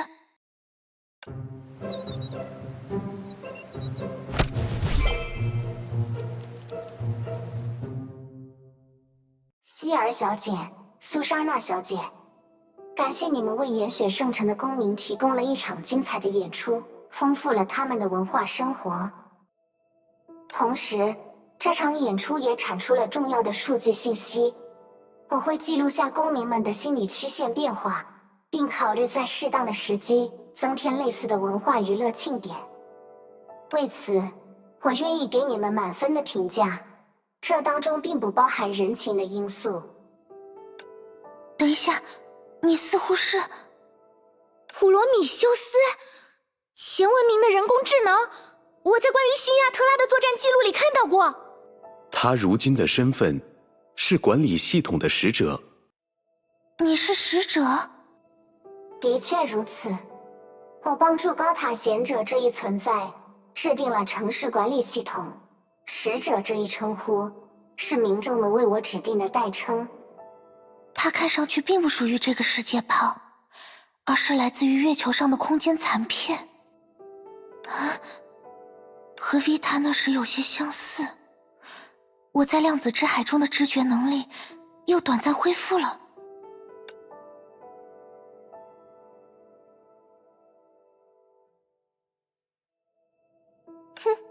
别来无恙啊，那个女人的跟屁虫。奇罗前辈，你曾经见过她吗？等等，所以你们本来就认识使者大人吗？好厉害！看来我们需要一些时间来整理现在的状况。受理官，请先遣散周围的公民吧，我和他们有些私事要处理。是，使者。普罗米修斯，你会出现在这里，说明我和苏莎娜陷入量子之海，果然不是出于偶然。这个世界炮究竟藏着什么秘密？雨兔应该也在这里吧？在长空室，我们就已经见到了与他有关的踪迹，但直到现在，我才终于确信。而且，最重要的是，上次也是雨兔把另一个我……冷静，希儿小姐。这个世界炮的确很不正常，但正因如此，我们更需要一些时间来整理现状。而为了帮助你找到答案，我需要先从一段旅程开始讲起，一段我和米斯特林共同经历的旅程。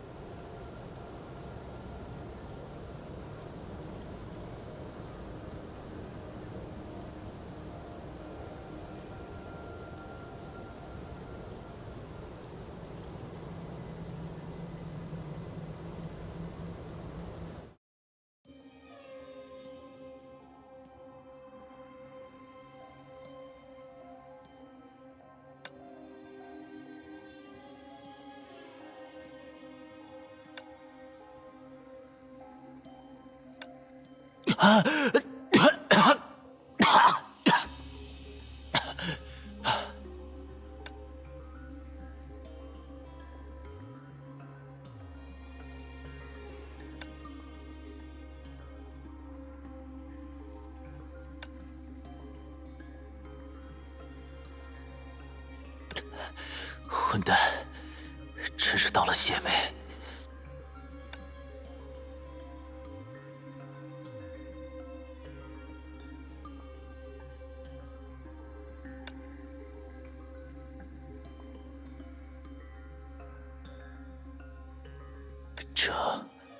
这是……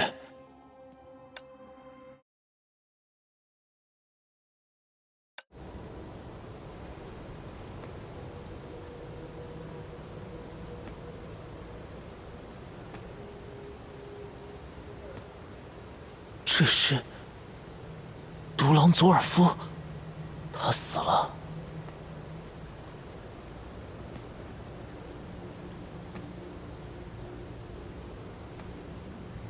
丑脸杰克，昨天他还在跟我炫耀这对花哨的一体，现在都成了废铁。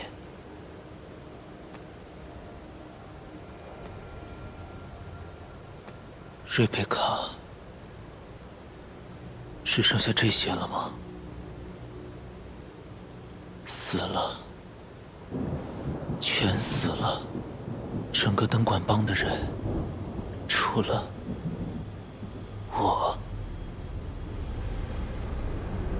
我得赶紧离开这里。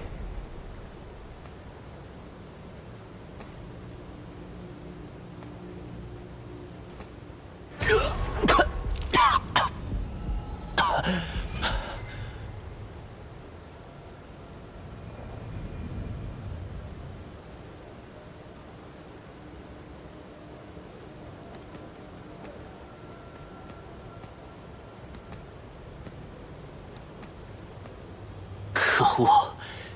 究竟是谁干的？龙牙帮？不，他们不可能忽然变得这么有胆气。难道是太虚？不可能！我们从来没有招惹过那群煞星。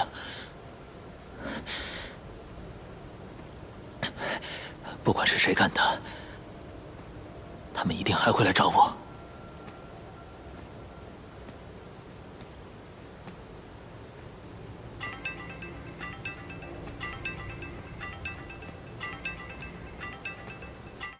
安娜，快接！算我求你了，快接通嘛！安娜，该死，头又开始痛了。喂，谁呀？安娜，陈，是你吗？你这个混蛋！安娜，你知道我有多担心你吗？你们是不是又去干架了？我好害怕。如果你出了什么事……别担心，安娜，你看我这不是没事吗？你总是这么说，你根本就不明白。对不起。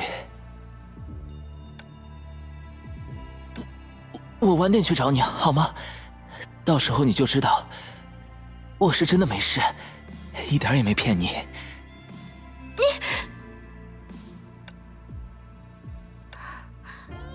你早点过来，要不就永远别过来了。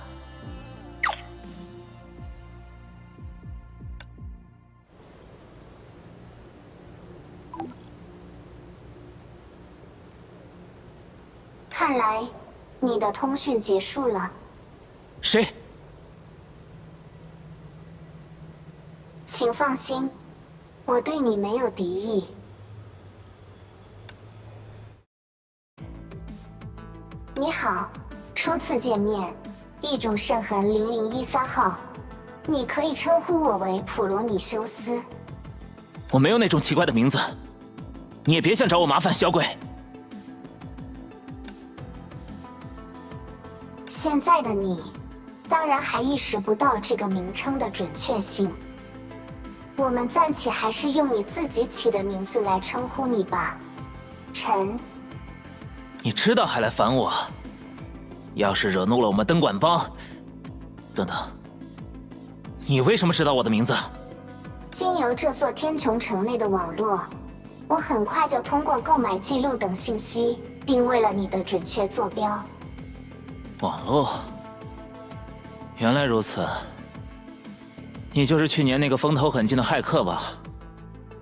据说那家伙的真身是个小个子，但没想到，居然是你这样的小女孩。你找我做什么？事先说好啊！骇客，恐怕是你误会了。我并非这个世界炮中的存在，踏入这里也不过是刚刚的事。我们寻找你，是希望你认识到事情的真相。真相？什么真相？你是……啊，我知道了。你也是那种脑子里插多了芯片，四处劝人信神的家伙吧？够了，我没空听你说话。混蛋，今天真是倒了血霉。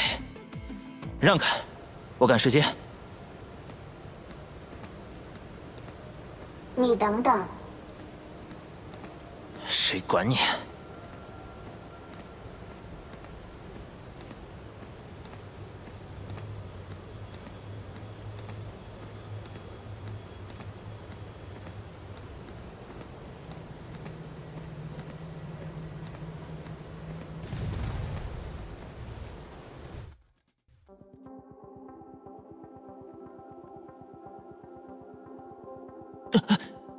你这疯子，怎么还带了一堆武装机甲？放弃吧，你已经无路可逃了。如果可能，我并不想采取会伤害到你的行动。事实上，我之所以一直忍耐你的人身攻击，也仅仅是出于这一点而已。你真的只想和我谈谈？当然，如果我想攻击你，从我们见面开始，我已经有243次机会能够确凿无疑地将你杀死。行，那我们就来谈谈吧。不过在此之前，我有件事要搞清楚。你想知道，是不是我们攻击了灯管帮的人？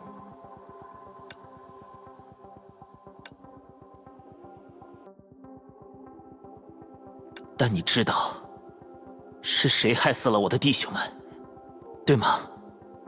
是。是谁？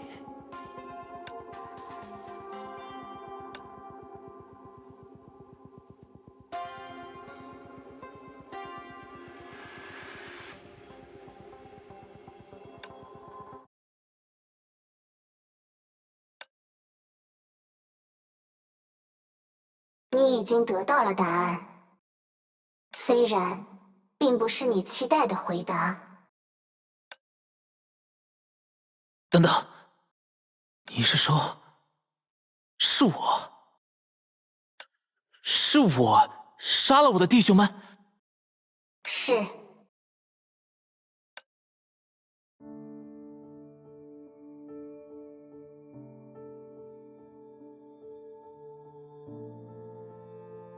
啊！你感到头痛吗？不关你的事。你果然是个嗑多了的疯子，有什么话要讲就赶紧讲完，之后别再来烦我。你不相信我的说法吗？太遗憾了，毕竟接下来我想要对你说明的事，和这起惨剧也有很强的关联性。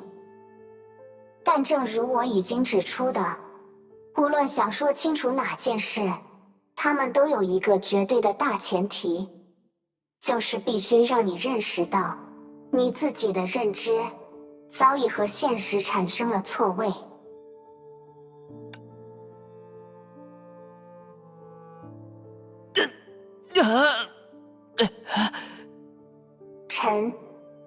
并不是一个真正的人类，你的真实身份是圣痕计划在量子之海中意外掀起的涟漪，借由其力量诞生的新型生命，一种圣痕。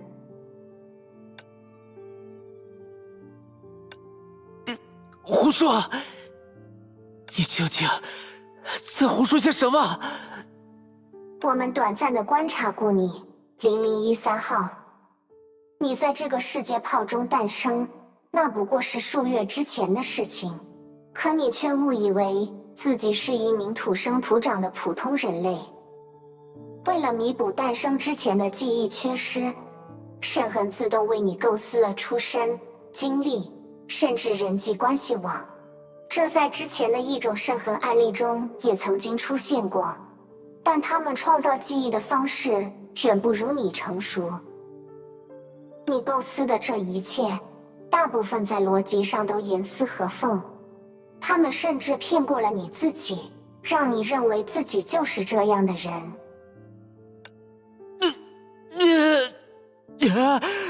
闭嘴！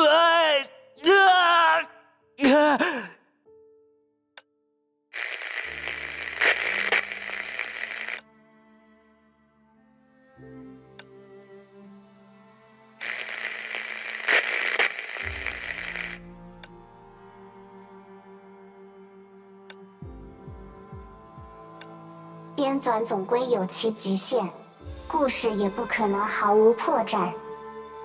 如果你还是不愿意相信我说的话，不妨回忆一下，你和灯管帮那些死去的人们是如何相识，又如何成为朋友的？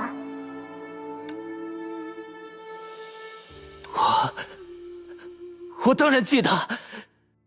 不要这样空泛的回想，你要具体到每一个人物，每一个细节。时间上，最好是在数月乃至数年前，距离你真正的诞生越久远越好。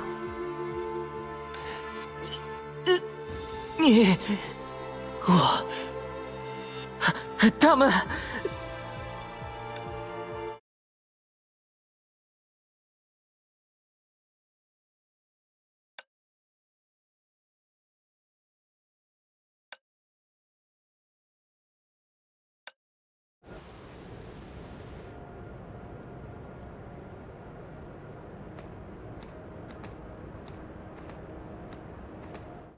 什么？龙牙帮那帮混蛋又把我们的灯管涂鸦给抹了？是啊，狼哥，他们说那是龙牙帮的地盘，只能有他们自己的艺术。就那帮整天像猴子一样甩自己一铁丸的家伙，还懂艺术？是啊，狼哥，他们还嘲笑你，虽然外号叫独狼，但是却从来不敢一个人行动。什么？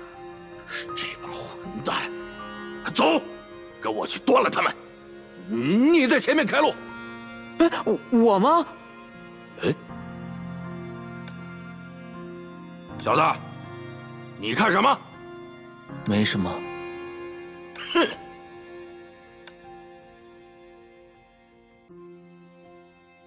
没什么，狼哥。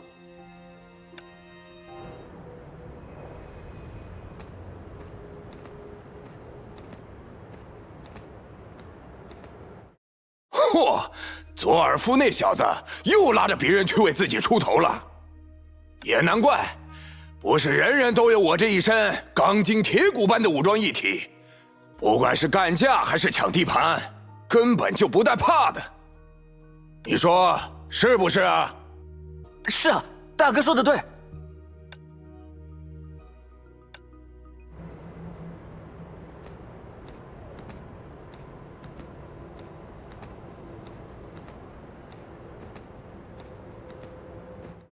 我不管你是不是新来的，整个灯管帮里，我就看你最顺眼。哎呦，别这样，瑞贝卡，你知道我有女朋友的。哎，你别走啊！唉，又让他跑了。你谁啊？敢在灯管帮的地方偷听我说话？哎，不过仔细一看，你长得还挺顺眼的嘛。哎呀，别这样，瑞贝卡，你知道我有女朋友的。啊？你有病啊！给我滚！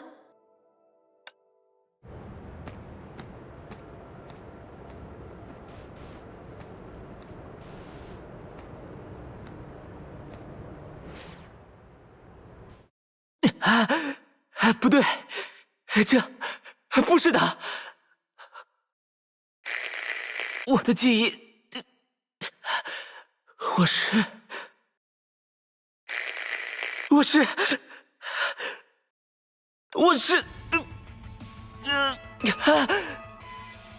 回忆起来了吗？你根本就不是什么灯管帮的成员，这些死去的人在不久之前还与你毫无瓜葛，他们只是恰好遇见了你，被你编纂为了自己的熟人、朋友，随后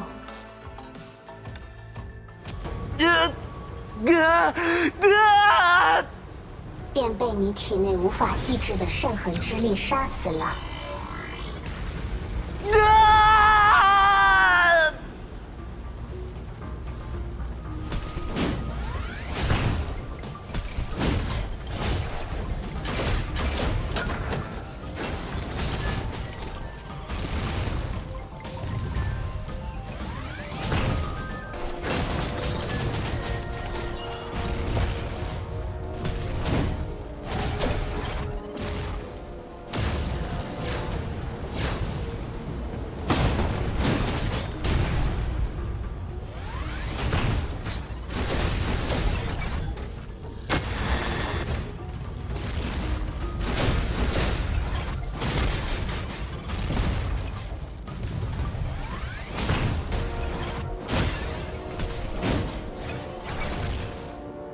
0013号，失去理性时的凶暴程度达到了观测至今的最高水平。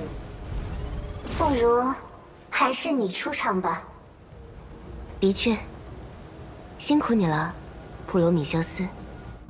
0013号，原来如此，你确实是一头狂乱的野兽呢。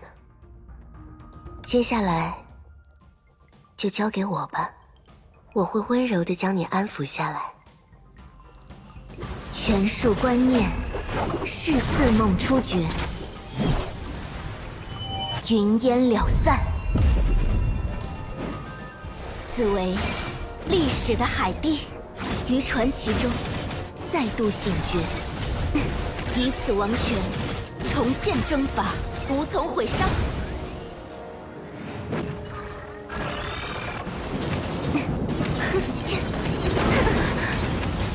必有时间，往事种种，权且相赠。梦幻泡影，终有尽日。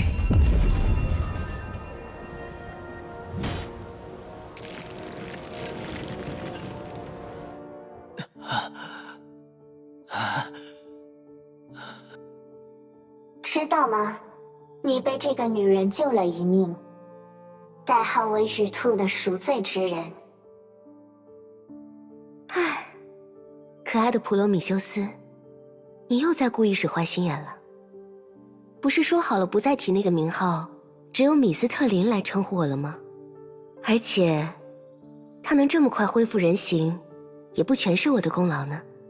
你是指他对于自己是人类这一妄想的执着吗？被你说成妄想，那0013号也未免太可怜了。我的话，可能会称之为信念吧。和事实相悖的信念越是牢固，就越是无法自我实现。你自己也有类似的经验，不是吗？当然，不过与严苛的本征世界不同，在这量子之海中，我们还真不能保证荒谬的信念就一定无法自我实现。是啊，一切皆有可能，比如用冰块煮开一杯咖啡，唉，总觉得你最近对我越来越严厉了呢。好了，我们还是先言归正传吧。异种圣痕0013号，不，陈先生，现在你应该明白刚刚他对你说的那番话，全部都是现实了吧？我的记忆都是一段又一段的假货，我又变成了那种怪物。哼，你们不就是想让我相信自己是一个怪物吗？恭喜，你们成功了。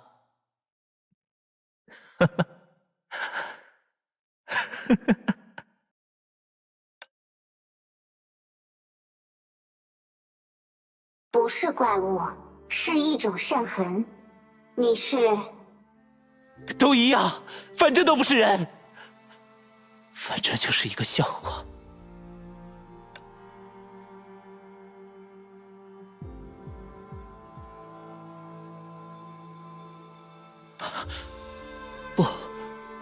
不对，我还不能放弃。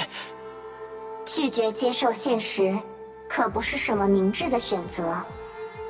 算了，普罗米修斯，他想做什么，就先让他去做吧。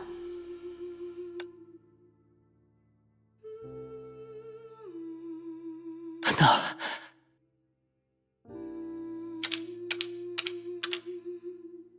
快接！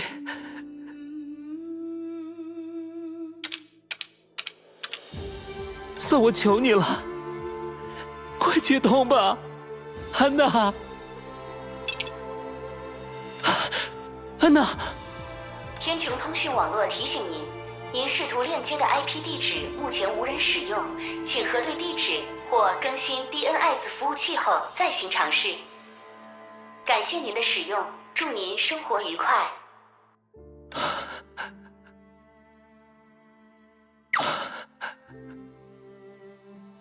陈，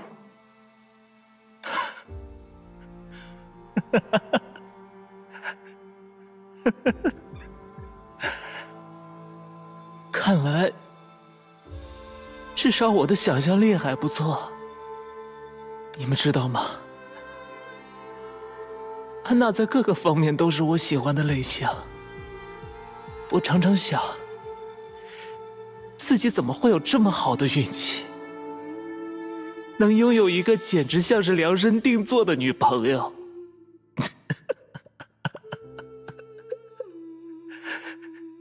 那可不是量身定做吗？因为她本来就是我自己幻想出来的。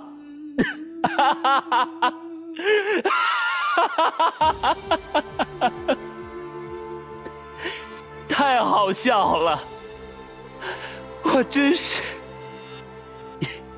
要笑死了。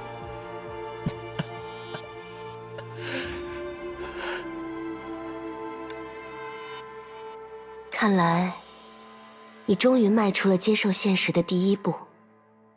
接受现实已经无所谓了，你们想怎么处理我，请随意吧。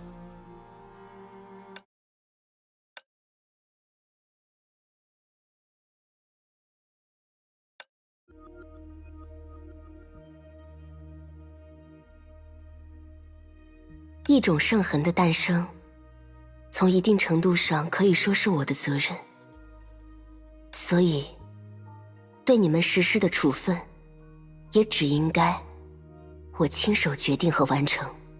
又是圣痕吗？你们究竟是什么人？你可以将我理解为人类理想中的人工智能，只是额外具有实体罢了。人工智能？那你的意志？无论人类如何改造自己，他们更换手脚的方便程度也不可能与我相比。而我，你可以认为我是和你们和一种圣痕相同的存在。你和我相同，所以你们都不是人类。不是人类，却还想着什么责任？想着为自己闯下的祸事善后吗？关于这点，我自己也很是惊讶呢。我原本真的以为自己会是更加洒脱的类型。我倒是认为你洒脱的程度已经有些过剩了。哎呀，又被严格的指摘了呢。明知道自己不是人类，却还是能怀着目的生活下去吗？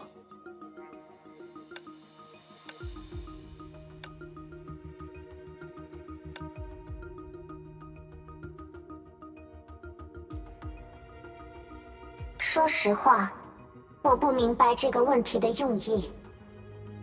毕竟在我看来，人类也可能活得浑浑噩噩，非人之人也可能活得轰轰烈烈。说到底，在名为人性的标尺上，血统恐怕是最不重要的一种东西。是啊，不是有这样一句谚语吗？野兽一旦过上了人类的生活，那么它就是人类。而人类一旦过上了野兽的生活，那么它也只是野兽。既然诞生于世，拥有自己的意志，不管是不是人类，大家都要好好活下去啊。你不是说要处分我吗？我将给你的处分，是希望你能够明白，生而为人，无需征询别人的许可。一个人真正需要的，是认清现实，然后承担责任。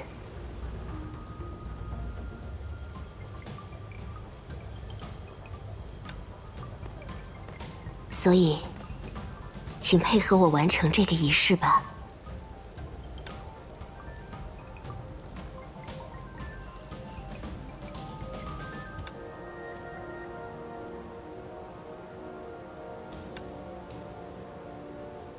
这是……你将去往的，是沙尼亚特之名的实质，没有虚实界限的一片空间。安心吧，因我而从种子中萌发的不完美者，那是你我都被允许存在的小小家园。等你从中了解了关于世界的一切，或许我们可以一同寻找何谓活着的答案。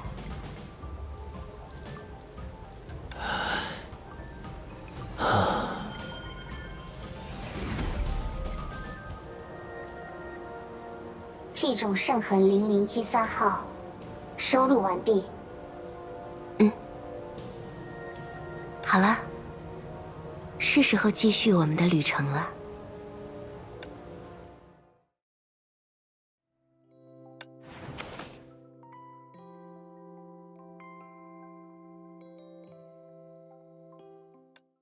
这里是无垠、无限、无恒定规律的量子之海。它从宇宙诞生之初就已经存在，但在大部分时候，也正像诞生之初的宇宙一样荒芜。在漫长的时间之后，它与本征世界的星球产生了某种偶然的感应。这种感应，或者说对称性破缺，于原本空无一物的量子之海中创造出了时间。而随着时间的演化，形形色色的空间也就不断诞生、消亡。它们中的绝大多数都只是本征世界的影子，而且注定转瞬即逝。但偶尔也会有一些世界因为各种原因顽强地留存下来。它们从外界不断补充养分，宛如鲜活生命一般，维持着自己的固有存在。它们按照自己的规则运行，从理论上说，甚至有可能孵化出独属于自己的全能。恰如此刻，让空间轻轻泛起了涟漪的两人，到达指定地点。哦，坐标没有偏差吗？在可忽略范围内，你在量子之海中进行空间转移的能力越来越强大了，米斯特林。谢谢夸奖。不过，这恐怕是因为我们可以利用的信标越来越多了。用人类的谚语应该怎么说来着？聚沙成塔，集腋成裘。原来如此，你将之前13次旅行中抵达的世界炮作为参考坐标，以此来把握自己在量子之海中的相对位置。就像摸着石头过河一样呢。而且，我能这么快定位到那些世界炮，也多亏了那些孩子和我之间强烈的联系，就像某种无法剪断的脐带。一种圣痕吗？你好像有话想说。没什么，只是还没有分析出你踏上这趟旅途的原因，情报不足。我不是在这趟旅程的一开始就对你和盘托出了吗？异种圣痕的出现，毕竟是因我而起，至少现在，我是唯一的责任人了。我相信这是一部分的理由，或者说是最初的理由。不过在经历了13次性质各异的旅行后，你的表现让我产生了困惑。如果要彻底断绝异种圣痕可能造成的危害，你完全可以采取更加高效，或者说更加冷酷的方式，比如在目标还没有察觉到之前，从暗中将其抹除。但是，你却选择先对他们短暂观察一段时间，再根据他们的行为或者秉性选择处理方式。原来，你更喜欢扮演一个暗杀者吗？我对方法没有偏好。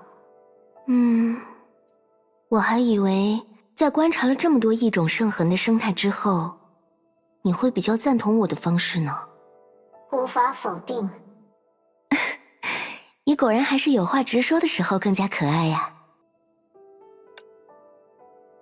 知道了。我还没有回答你的问题。我观察他们，是想确认他们是不是符合我对生命的定义。定义？普罗米修斯，在你的概念中，生命是什么？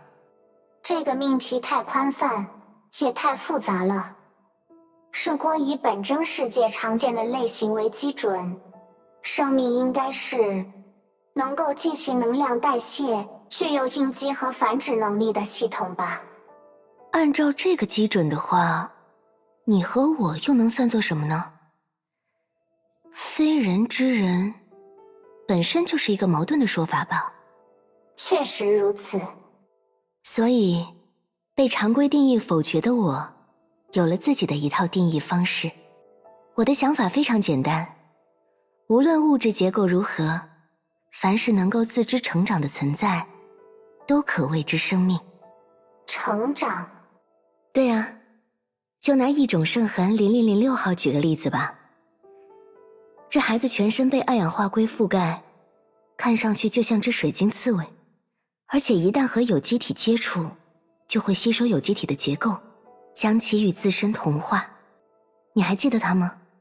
保守地说，相当难忘。最有意思的是，或许由于脑部也是有机体结构的一部分，一旦被它彻底同化之后，受害者的记忆、知识甚至性格都会被0006号吸收。当我们到达第6个世界泡的时候，它已经变成了那里最具智慧却也最为痛苦的生命。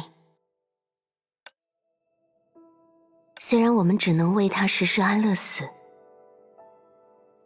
但那种不断汲取的姿态，在我眼中也的确充满了生命的光辉。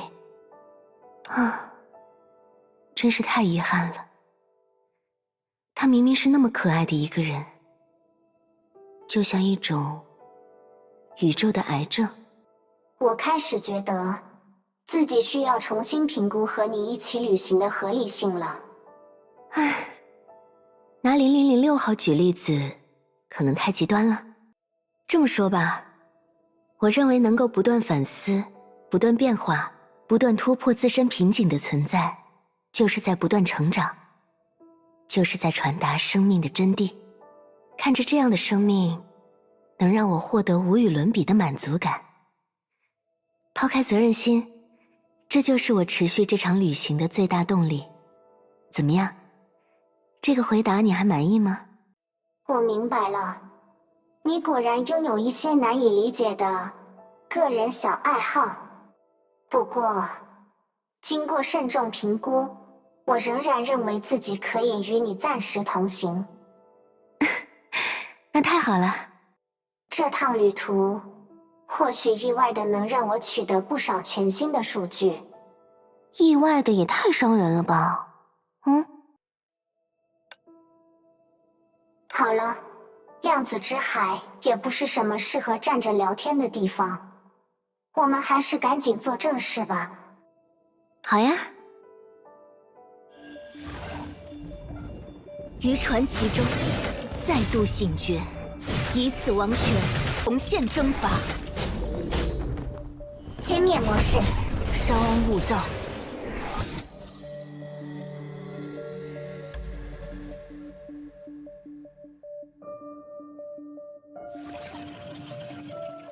以身为戒，无从毁杀。此为敌。用拳头说话。冷静一下吧。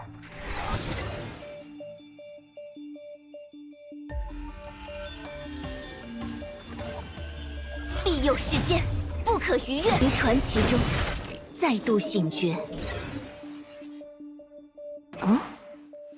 这是……小心，他们和量子之海里徘徊的普通怪物不太一样。重现征伐。感受到万有引力了吗？于此梦中了悟一切。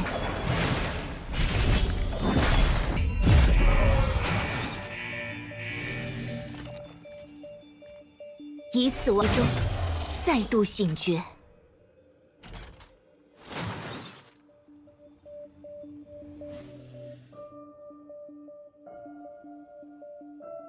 这些怪物确实有些奇特，之前从来没有见过呢。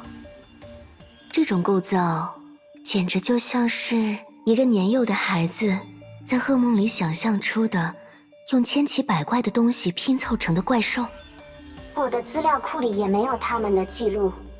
不过，量子之海包含了无尽的可能性，会出现这类怪物倒也不算奇怪。但是，他们出现的位置未免有些太巧了。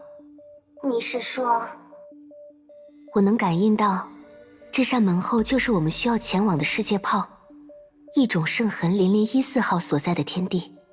而就在这入口的附近，却涌出来这么多稀奇罕见的怪物。你不会是想说，这是有人有意安排在这里的看门犬吧？那事情可就变得有趣了。不仅如此，我还有一个更有趣的假设。可能就是0014号将怪物安排在了这里。很好，普罗米修斯，你完全理解我的思考方式啦。太棒了呢。不，这不好。哎呀，别害羞嘛。走吧，让我们去世界炮中一探究竟。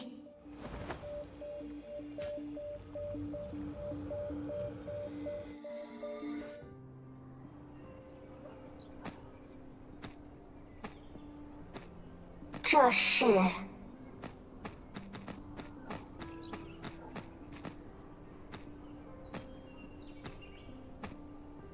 哦，真的是一个生机勃勃的小世界呢。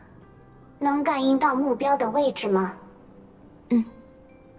非常清晰，在城市更深处的地方。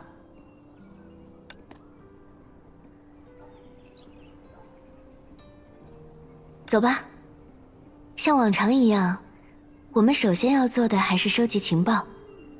我会好好运用自己强大的社交能力，毕竟每一次的面对面交流都是了解人类的良好契机呢。嗨，你还是先学会少给别人添麻烦吧。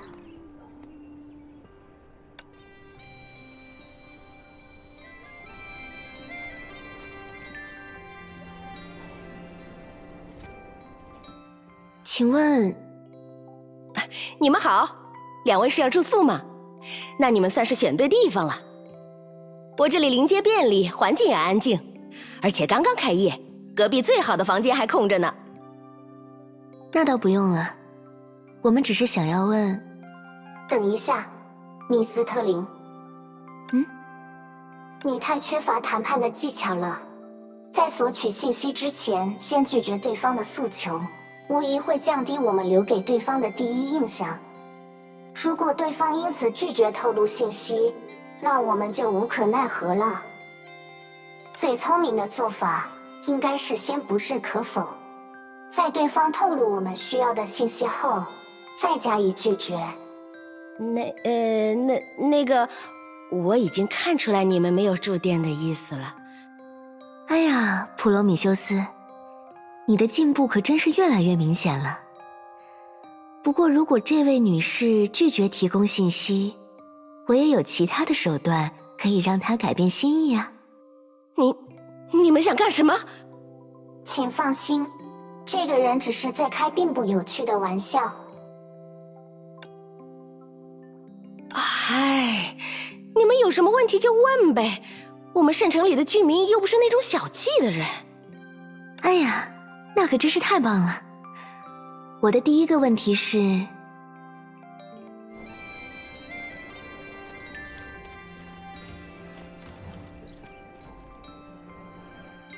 原来如此，这还真是有趣的事件呢。多谢了。不用客气，像你们这样从圣城外来的旅人可不多见，能和你们聊聊也是一件乐事嘛。如果没什么要问的了，那我就去招呼本地的客人了。看来我们运气不错，问对了人。刚刚的情报已经足够让我们对此地有一个初步的了解。在我们游历过的世界炮中，这里恐怕是最为和平而稳定的一个呢。不过，和0013号所在的世界不同，这里的科技水平还停留在相当于本征世界中古时期的水平，看来是无法通过网络或者电信号来锁定我们的目标了。也就是说，只能仰仗我的嗅觉了。怎么，你看起来似乎反倒有些高兴？看来你还是太功利了呀，普罗米修斯。有的时候，正是多费功夫，才能让事情变得更加有趣。是吗？既然如此，我就提醒你一件有趣的事吧。你是说，有人在跟踪我们？好吧，你已经察觉到了。当然，不过，这倒不是因为我有多敏锐，不如说，对方完全没有认真隐藏自己的意图。你要直接面对那个人吗？啊，那倒要找一个更合适的舞台呢。跟我来吧。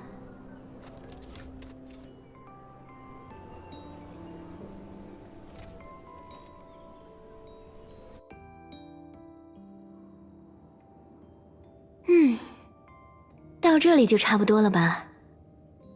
已确认半径50米内没有人踪，没问题。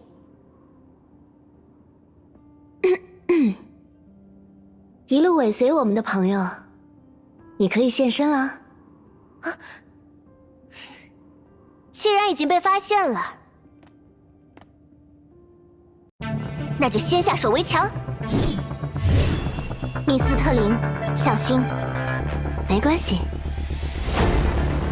这……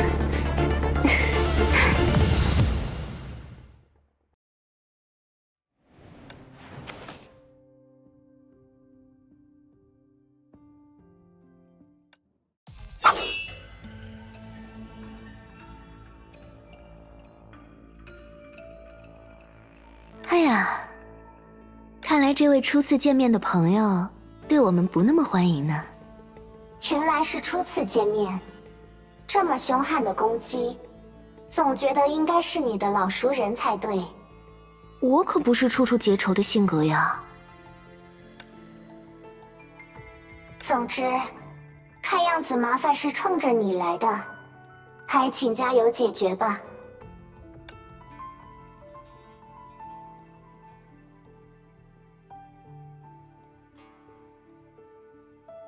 唉，任性可不是什么高贵的人类品质啊，17号。不过，我们的这位朋友似乎有其他高见。你们两个不是这个世界炮的人，对吧？哎呀，真难办。看来，虽然追踪的技术不太高明，你的眼光倒是很好。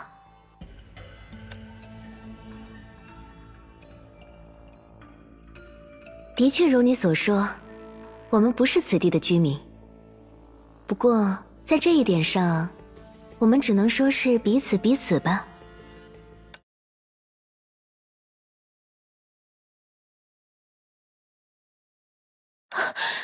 这张脸，你是……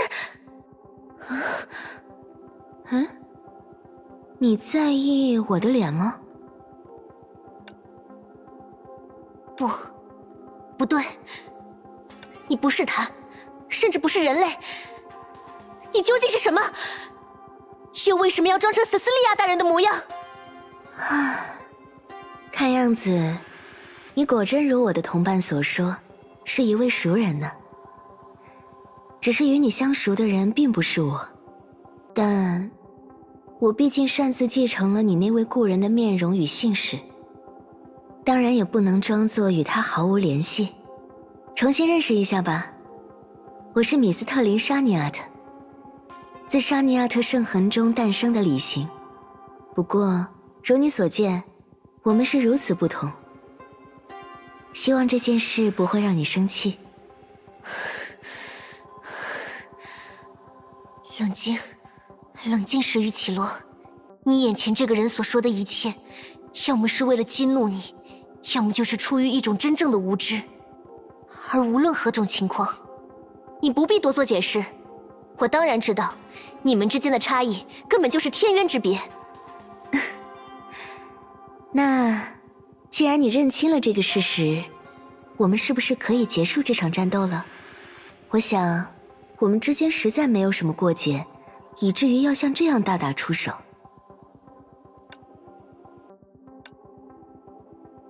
难道说，你出现在这里，也怀着自己的目的吗？比方说，如果你也是和我相似的非人之物，所做的一切都只是为了证明自己的存在，那么你这一系列突兀的举动，以及对我莫名的敌意，我倒是很能理解。真叫人看不下去。怎么，隔岸观火的人现在要发表什么高论吗？你要是按照这种方法解释，恐怕直到世界末日，这位莽撞的刺客都不知道你想表达什么。那边的刺客小姐，你知道圣痕吗？怎么突然问起这个？很好，看起来这在你掌握的知识范畴之内。那么，简单来说，这位米斯特林是沙尼亚特圣痕的结晶，是汇集了沙尼亚特家族一切历史积累的全新人类。什么意思？你们是在向我炫耀吗？少废话，他怎么可能比得上塞西利亚大人？还敢在我面前装腔作势？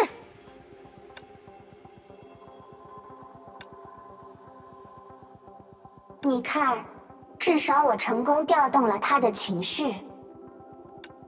是啊，我真的要生气了。无论你是什么，都到此为止了。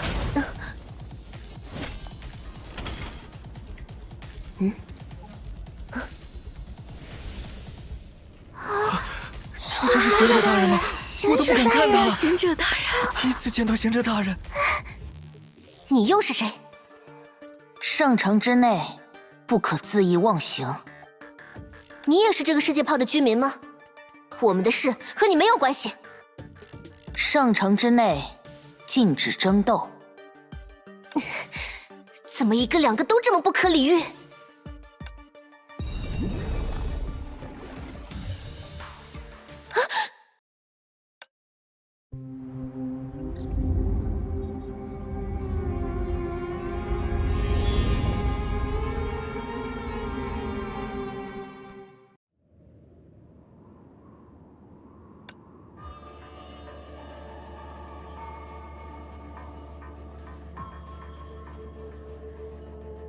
米斯特林，没什么，只是为这场充满误会的争端画上休止符而已。他没有理由和我战斗，至于和面前的这个人，就更不可能有了。所以，对我们发难的那个人，他的确不是一种圣痕。他或许带着一些领域外的血统，但终究仍是普通的生命。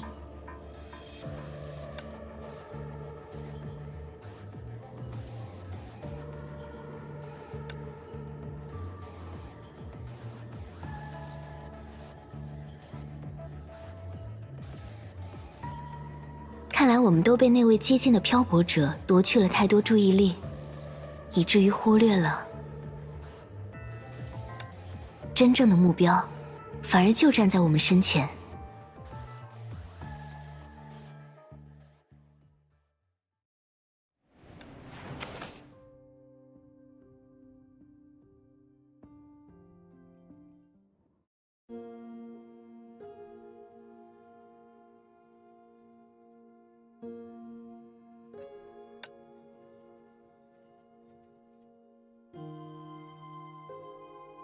看样子，你就是民众们口中那位引渡生死的贤者了，对吗？仅仅是现身于此，你似乎就能消除众人心中的不安。你在这个世界所拥有的号召力，倒是让我想起了某位故友。我与你并不相识。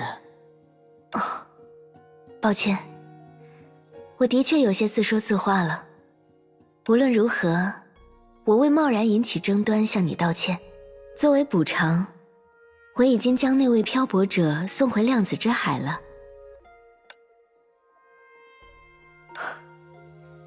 沉默不言吗？不过，至少你此时对我们并无敌意，对吧？如果我没猜错，那些白色的生命体都是在听从你的命令行动。从刚才开始，他们就回归了安静的状态。我可以把这视作一种承认吗？你代表这个世界，承认我们这些外来者的存在。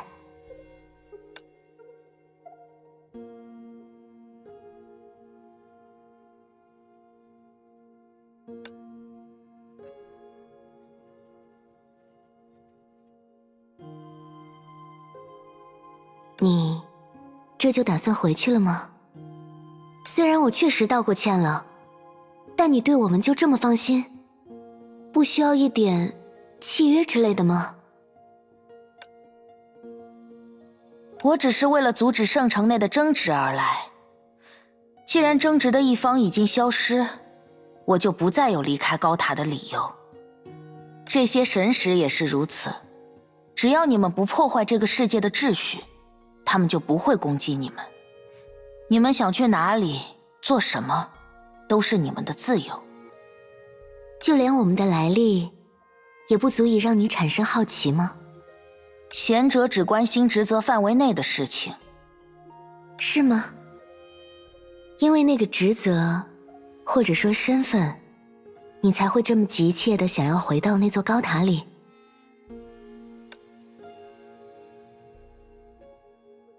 死后世界的人们需要月光的照耀，所以我不能停止卫灵。死后世界的人们，这样啊。既然你承担着如此重大的使命，我们也不好强行占用你的时间了。这个解释和之前从居民那里打听到的传说倒是一致。不过，那的确是一种巧合吗？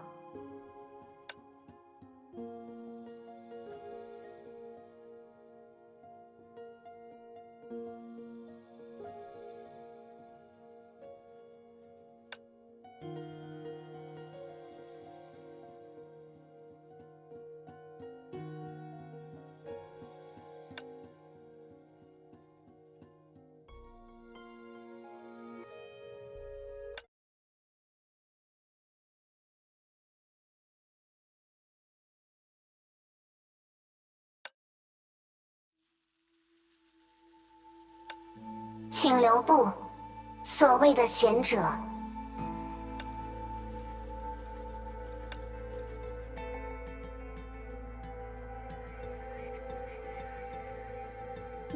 米斯特林，你应该比我更清楚，放任他自行其事会产生怎样的风险。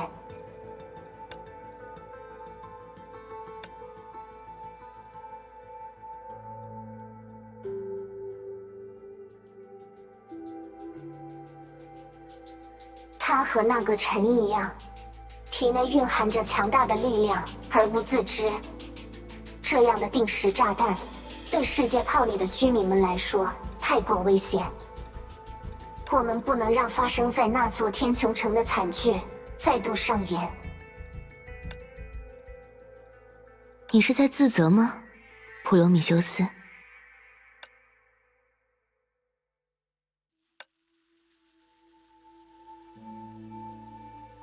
卫灵不能被妨碍，请你让开。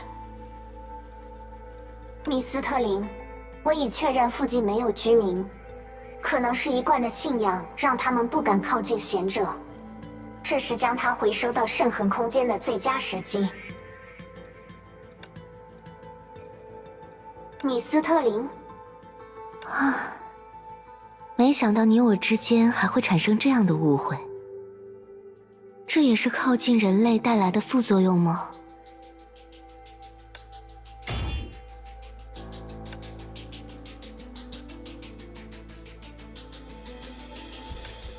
当心！所以，你们发起偷袭，也就意味着再度醒觉，我们已经破坏了这个世界的秩序，是吗？嘿，这倒也符合预期。此为历史的海堤，以此王权重现征伐。唉，为什么每当我想要好好聊天的时候，就会被大家误会呢？这样就结束了吧？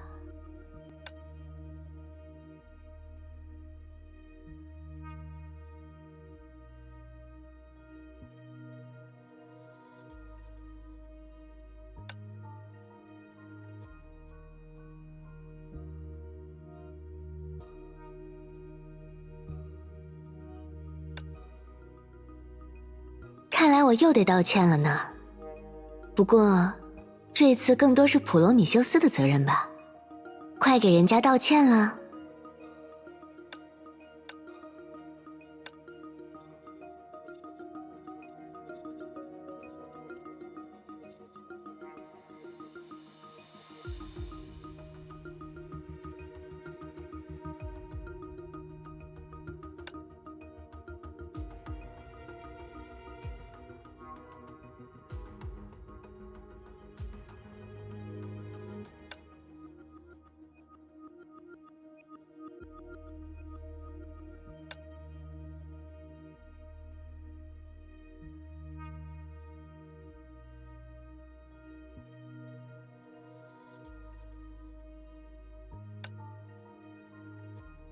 怎么了？又宕机了吗？抱歉呢，这孩子只是稍微冲动了一点，或许是因为见到你太紧张了。对不起。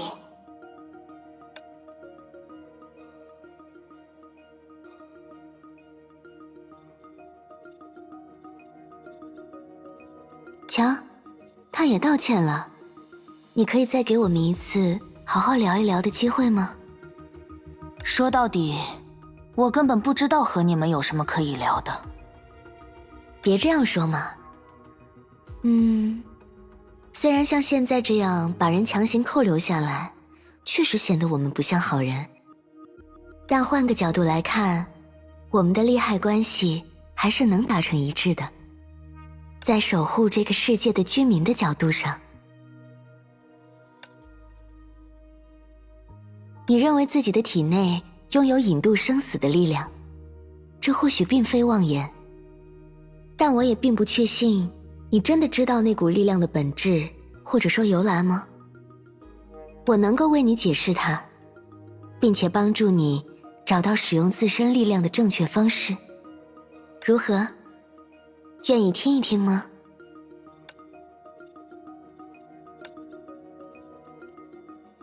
原来如此，这才是你的目的吗，密斯特林？这应该叫做同情，还是怜悯？你是在为那些异种圣痕的遭遇感到自责吗？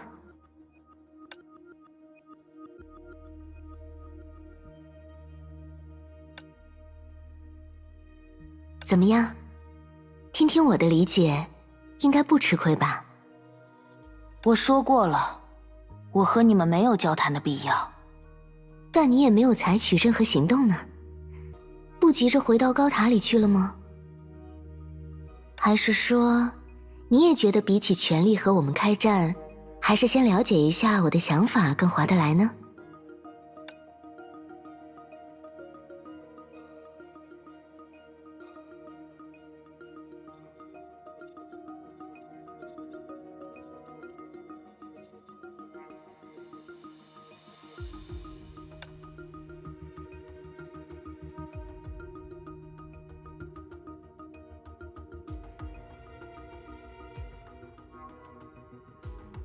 既然你没有意见，那么我就开始说了。好了，时间差不多到了。很遗憾，看起来你们还是没有理解我的意思。我之前不愿多说，那只是因为，在我看来，我们之间存在比交谈更有效率的沟通方式。你们不是这个世界的居民，所以你们质疑我贤者的身份，质疑我承担的职责。在这方面，你很敏锐。无妨，这个世界所面对的现实，我自有办法向你们证明。用我的离开时间。对秩序提出质疑的来客们，你们既然有心破坏它，就应当承担责任。在这个世界陷入黑暗之时，重新为我开辟道路吧。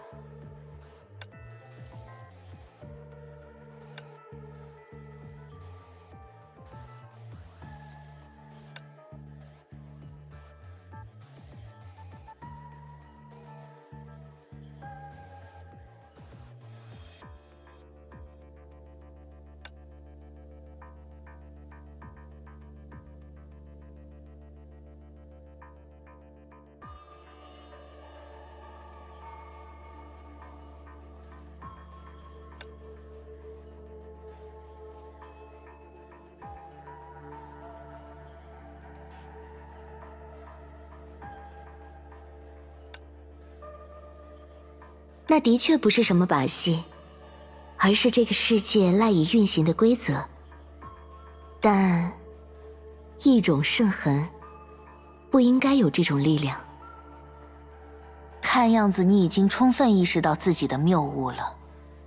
我判断，用这种方式解释，能够更快地让你放弃那些一厢情愿的想法，这是恢复卫灵的最快途径。那么，我也该回到高塔里了。短时间的中断还不足以导致什么后果，可能会有一些神识暂时失去控制，但以你们的身手，应该构不成威胁。我相信你不会在了解一切之前再阻拦我。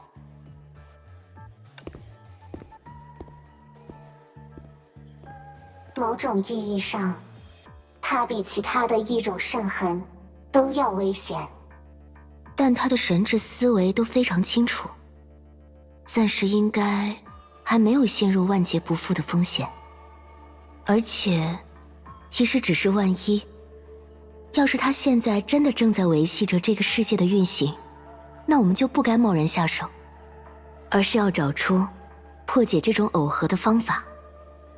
我同意这一点，但是，密斯特林，这当中似乎有一个巨大的矛盾。它的确是诞生自圣痕计划的一种圣痕，这点你已经确认过了。我现在仍然确信，它是个诞生不到半年的异种圣痕。但这个世界炮的存在时间，关于高塔贤者的信仰，显然远不止半年。是啊，从这个角度来说，他不可能是为这个世界带来救赎的正牌贤者。民众多半只是拥戴了一个符合传说、出现时机又恰到好处的异物，并视之为神明显灵。可既然这样，高塔的灯光，还有那些被他称作神使的白色怪物，是啊，异种圣痕是正确答案，但高塔贤者可能也是正确答案。外面的世界还真是有各种各样的可能性呢。要想弄清真相，摆脱矛盾，也只有进行实证一途。走吧，我们先跟着他返回高塔。小心，这些怪物的数量好像增多了。是因为他们的主人分心了吗？还是说，就因为刚才那一刻的失序？注意平衡，递归完成，开始最终清理。砰！稍安勿躁。哼！啊！嘿！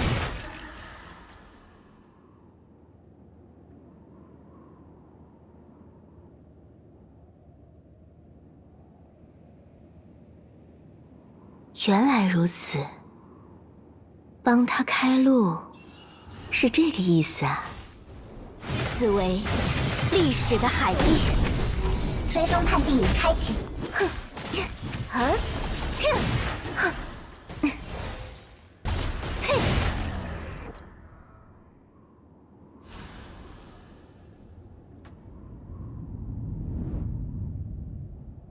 看来，贤者似乎回到高塔里了。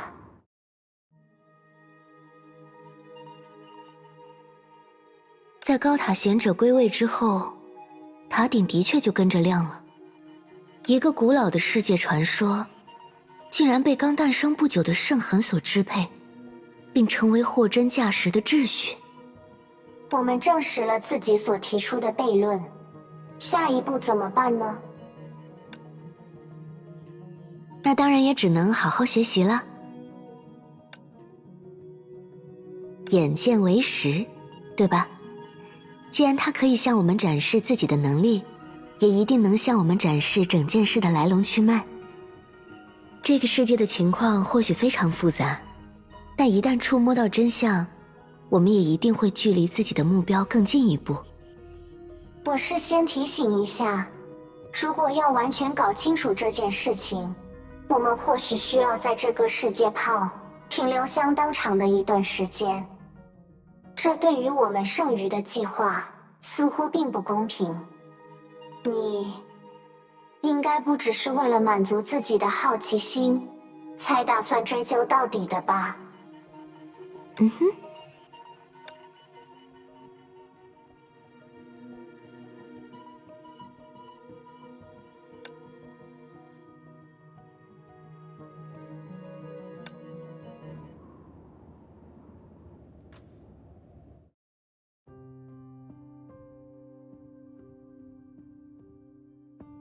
怎么样，普罗米修斯？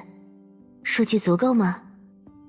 如果你指的是用于搭建职业选拔体系的数据，那么已经很充足了。我只是还需要43个小时完成收尾。辛苦啦，毕竟我只负责出主意嘛。请不要高兴得太早，这些仅仅是用于搭建体系的数据，并不代表它能够自动运行。为了让圣城的新一代管理制度正常运行，我们还需要从居民那里收集更多的数据。另外，除了职业选拔，我们还需要构建治安管理体系、城市规划方案。好啦，慢慢来嘛，我们也没必要追求一步到位啊。久违的有了正式工作，我没想到你会这么乐在其中呢。与其说是乐在其中，不如说，要是不追求极致，我们就很可能会被高塔贤者或者居民们扫地出门。至少我没有这样的打算。啊，你好啊，贤者大人。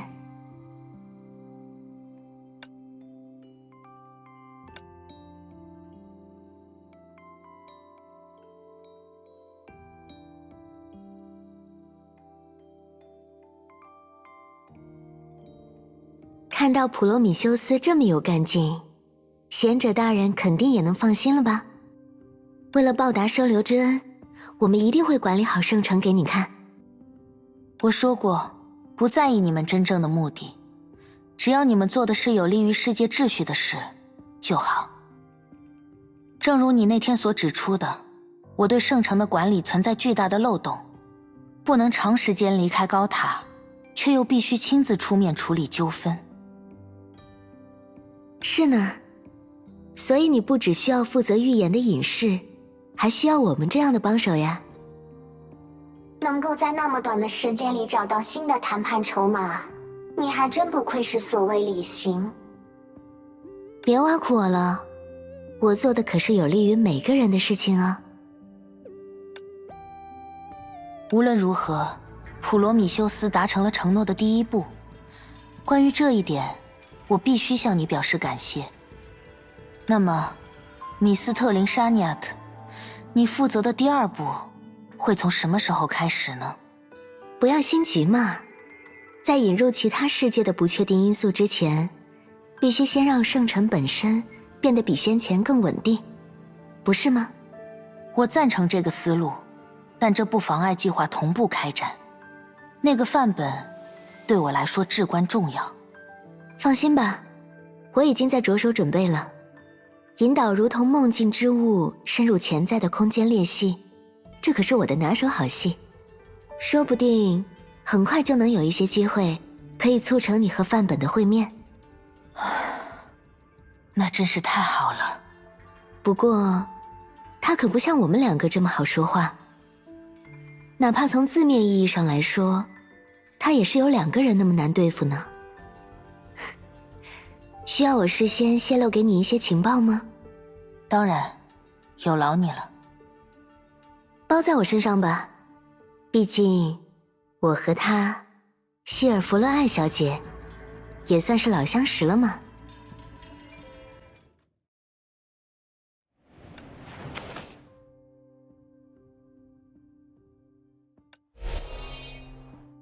以上就是我和米斯特林离开本真世界后的经历。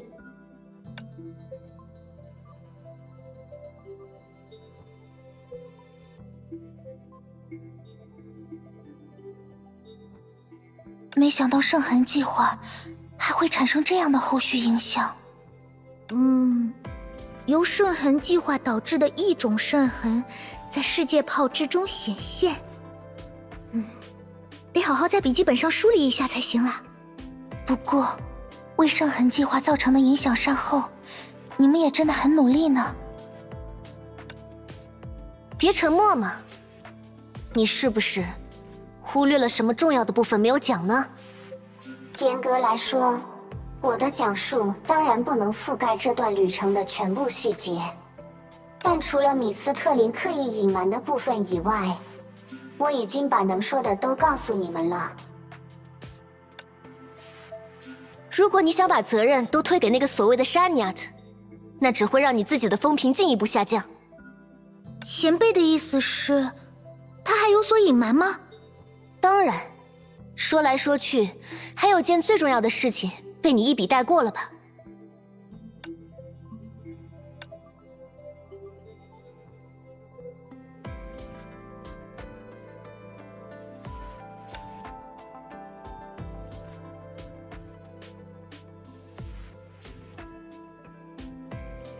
靠偷袭把我丢进量子之海，你们就不打算好好道个歉吗？哎，我还以为那是因为你伤害了贤者的神识。拜你们所赐，我可是又在外面漂了好几个星期。就算我是很有经验的漂泊者，在被外力强行排斥出去的情况下，想重新找回这里也很费力气啊。回来之后，还把我给关在门外头的炎地里，害得我只好自己生活。我可不是妍希的偶像啊！如果不是碰巧遇到希尔他们，我感觉自己都要被腌入味了。苏莎娜，不许笑！对不起，前辈。总之，明明是让我吃尽苦头的一件事，为什么在你的描述里好像无足轻重、顺手而为似的？你的良心不会痛吗？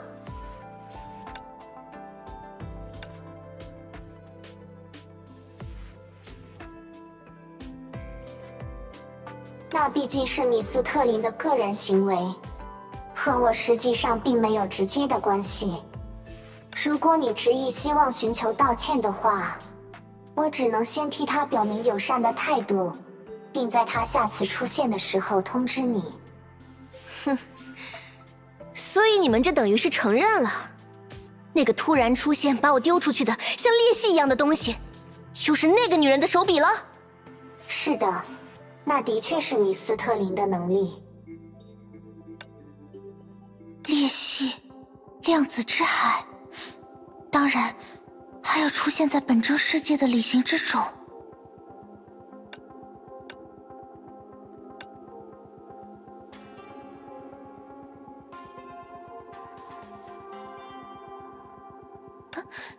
怎么了，希尔？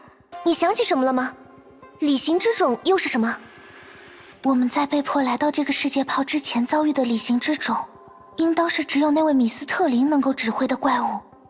而据此推断，奇罗前辈，你说的那种通过裂隙将人丢入量子之海的能力，很可能也是我们出现在这里的原因。啊，真的吗？具体是怎么一回事？他是还在装傻，还是说整件事都是歪打正着呢？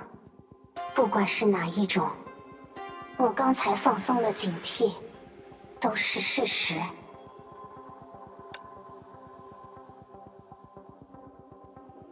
好吧，虽然米斯特林可能会感到不满，但我认为这也不是不能说的事项。我替他向你们承认，就是他从本真世界的外侧观测到了你们，并一步步将你们引导到了这个世界炮。所以我在长空室屡次看到的那个裂隙，的确就是他的能力。那是入梦的手段之一，不过并不是每一次打开裂隙都是为了将你带走。毕竟要想打开一个稳定的通道，总是需要多次的尝试。而最稳定的通道就是就是灰蛇最终将你们引去的地方。他似乎察觉到了那份能力的存在，打算利用这个机会摆脱你们的追查。但事实上，反而是米斯特林在利用他，将你们带进最终的陷阱里。而利用完之后，你们就把他……关于最后这一点，我并不了解。你可以向米斯特林询问具体的经过。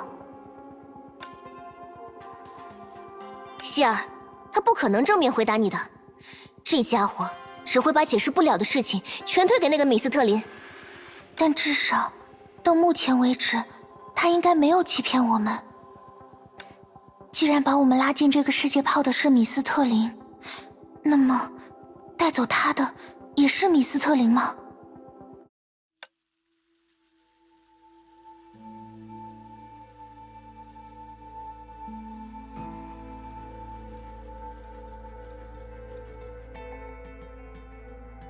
我不能说得很明白，但可以纠正你的一些观点。这次米斯特林并没有将他带到某处，准确来说，上次也没有。只是在2次经历中，你们都处于极其特殊的空间，是因为外部规则以及这些世界泡的构造过于特殊，它才会与你暂时分离。而且在这第2次当中，主动接近他的也并不是米斯特林。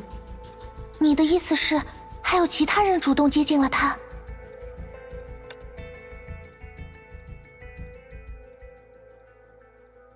我明白了，是高塔贤者吧？另一个希尔是被高塔贤者带走了吗？考虑到雨兔和普罗米修斯现在正服务于高塔贤者，将此人认定为幕后主使，倒也合情合理。而且，普罗米修斯小姐，假设如我相信的那样，你从刚才开始都没有说过谎，那么你此时的沉默，就是最直接的承认了。反正我什么都没说。不过，按照他的意思，至少我们可以确定另一个希尔的确平安无事了。接下来只要找到高塔贤者，就能找到另一个希尔了。谢谢你啊，普罗米修斯。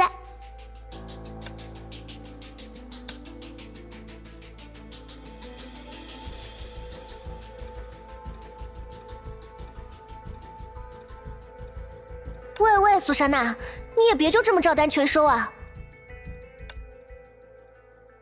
说了这么多，他还是没告诉我们另一个希尔到底在哪里啊！严雪圣城这么大，一间房子一间房子找下去的话，我们不知道要找到什么时候。就算有 Vita 带路，找我有什么事吗，绮罗？啊 ，Vita， 你什么时候回来的？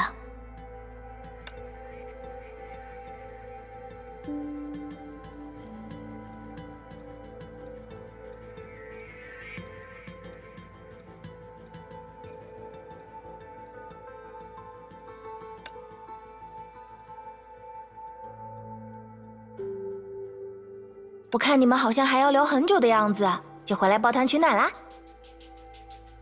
听你们的意思，接下来需要由我带路去找什么人？哦，还没到找人的那一步呢。我们其实在讨论高塔贤者会把我们的同伴带到哪里去。带到哪里去？那不是只有一个地方吗？哎，我不是告诉过你们了吗？高塔贤者是无法离开高塔的。以前他或许还会亲自出来处理一些民众间的纠纷，但现在也都由这位普罗米修斯代劳了。如今的高塔贤者一刻都不会离开高塔。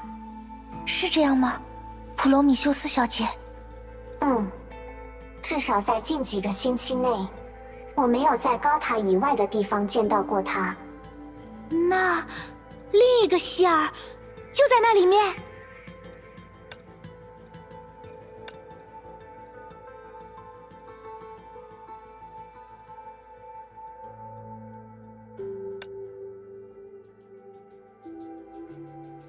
希尔，是的，他不在这里。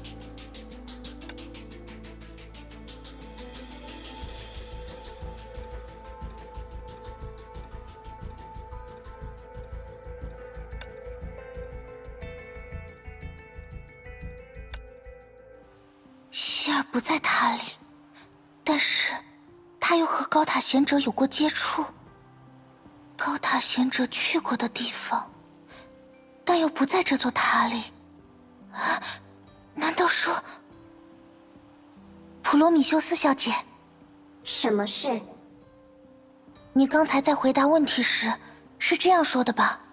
因为这些世界泡的构造过于特殊，我才会和它分开。但在月球上的时候，我们并不是被世界泡分开的，这一点你应该心知肚明。所以，既然你下意识的这样去说，我们此时所在的地方，难道不只是一个世界泡？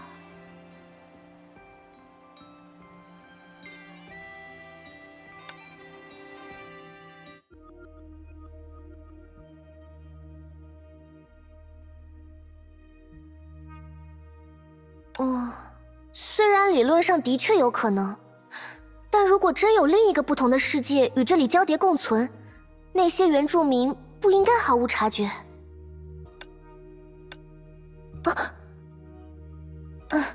似乎就是这样。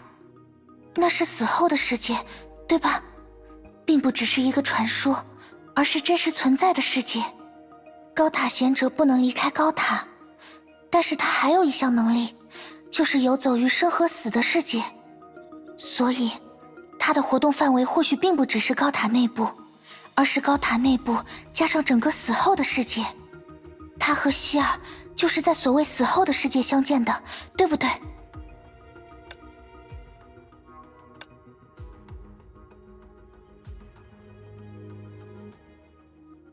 唉，再往下的情报就不该从我的嘴里说出来了。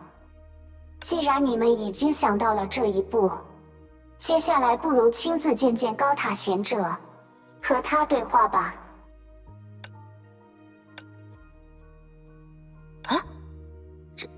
真的吗？贤者大人要在塔内接见我们？他没说过不可以带人进来。我现在就可以把你们引荐给他，而且我也想早点回到广场上继续工作。确实，如果能直接和高塔贤者交流，就能确定另一个希尔是不是在死后的世界了。怎么了，希尔？有什么问题吗？现在不能去。为什么？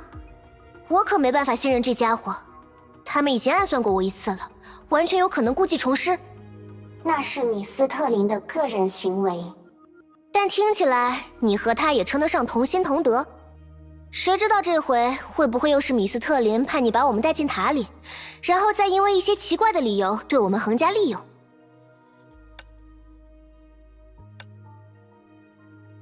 你有什么问题吗？00457号公民。我从来没听说过贤者大人会在高塔里接见外人，为什么？我确实还没有直接知会他，但我不认为他会拒绝。我说过了，高塔贤者对你们是感兴趣的。希尔，你怎么看？归根结底，这还是取决于你的意愿。我觉得普罗米修斯小姐应该没有恶意，但是，我也不打算贸然进入高塔。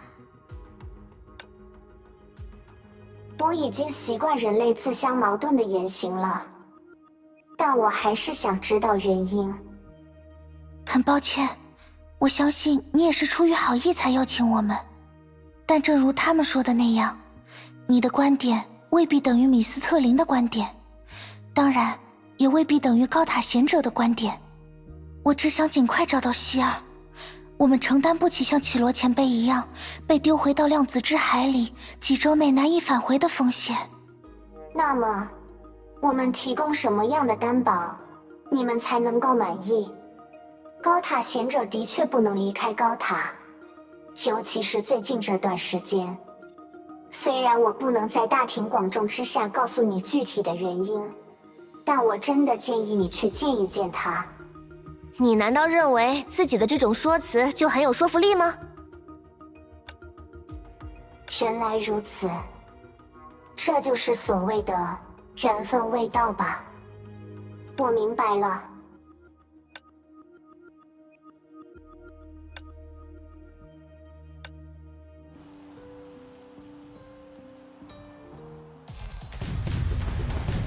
希儿，小心！这些是协助管理圣城的机甲。菲塔，躲到我身后来。希尔、苏珊娜，准备战斗！对不住了。明明刚才还没有一点踪影，这些机甲都是从哪里冒出来的？只能是高塔，他们原本就埋伏在高塔里。果然，邀请我们进入高塔，从一开始就是一个陷阱。可是普罗米修斯，他好像也……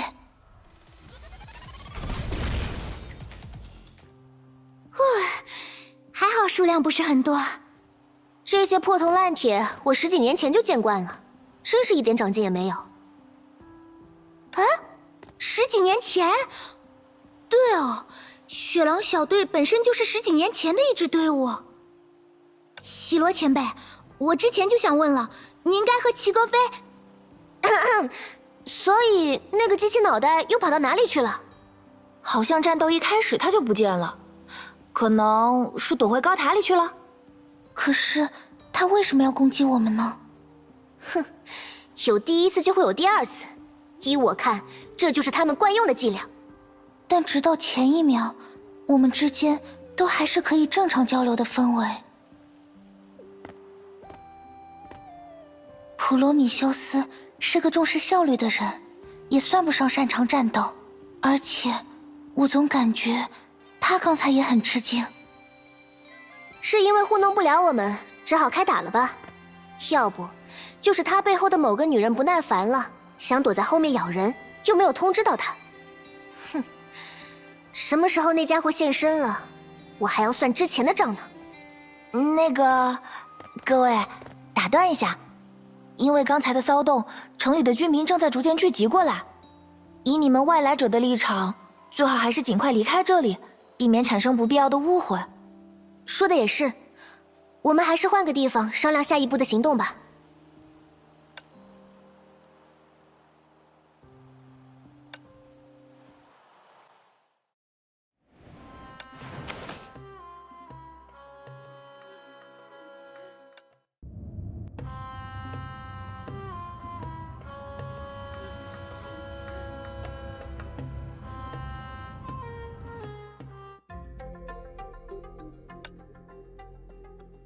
喂，你老盯着我干嘛？我脸上又没写字。是啊，别说写字了，你整个人都快消失不见了。啊！你这家伙还想挨顿打是吧？怎么了？说话呀！敢做就要敢当，挨打就要站直。你别走，站着。唉，我劝你还是省省力气吧。现在我们俩这样子，恐怕拳头挥出去也和空气差不多。与其把精力耗费在无意义的争斗上，还不如早点去晒晒月亮。明明是你先要逞口舌之快。晒月亮？难不成你真相信那些鬼魂的话？死人才需要靠月光保持形体，你去晒月亮，岂不是等于承认自己已经死了？不然呢？你有别的办法解释现在的情况吗？按这个透明化的速度，咱俩再过一会儿就要魂飞魄散了。我可不想变成那样。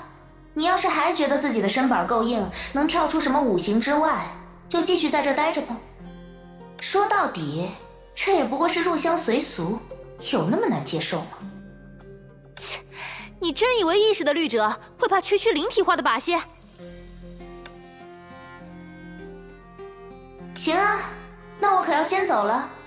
你就慢慢在这儿玩你的那套意识流吧。要走你就快走，不送。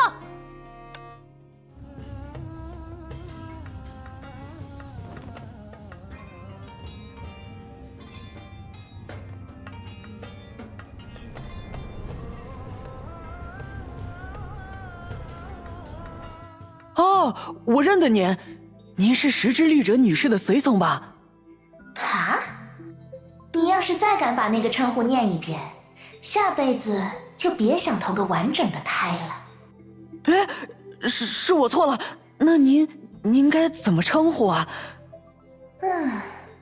我们都是旅人，叫我希儿就是了。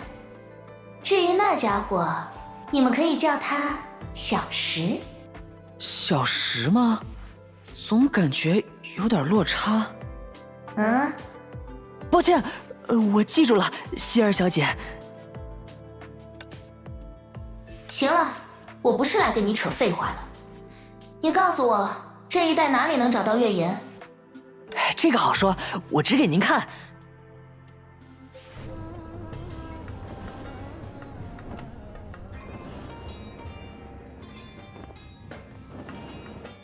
这地方石头确实不少。月岩吗？上次接触他们的时候，还能感受到一些不一样的东西。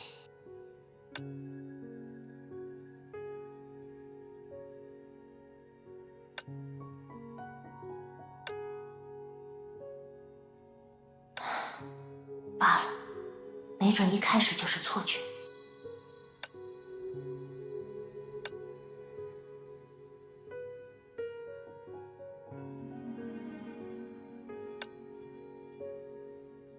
算了，眼下不是想这个的时候。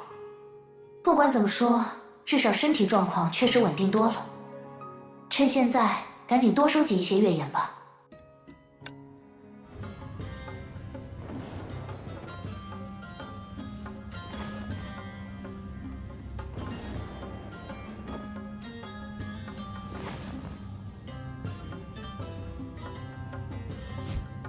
这些应该足够了。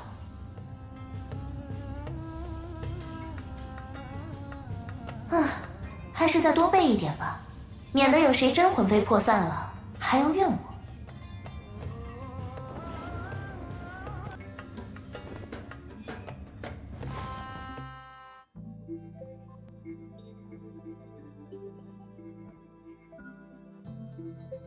真的有效，虽然不知道是什么原理。接下来该回去看看那个家伙了。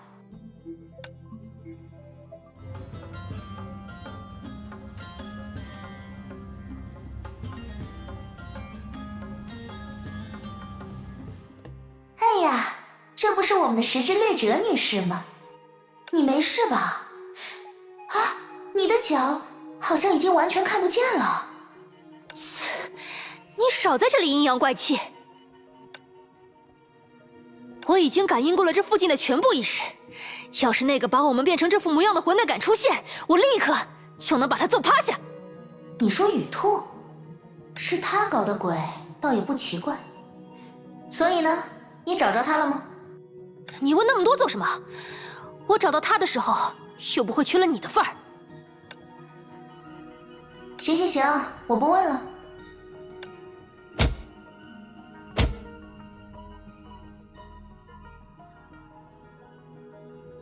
喂，你干嘛？失心疯了吗？这样很疼哎！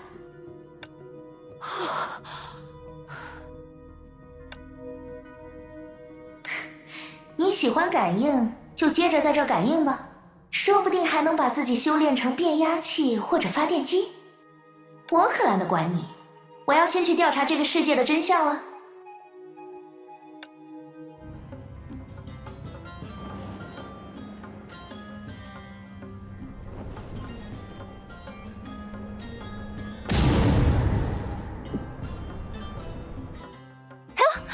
这不是我们的希儿吗？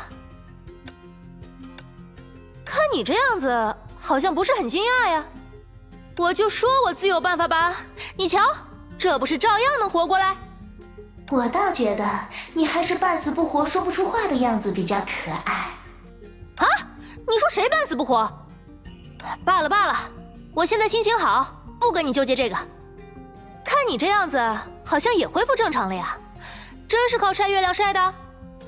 是啊，我可没你这律者那么好的命，遇到困难只能自己想办法。别这么说嘛，你这一趟也没白跑，抱着那么多月岩，照得你整个人气色都红润了。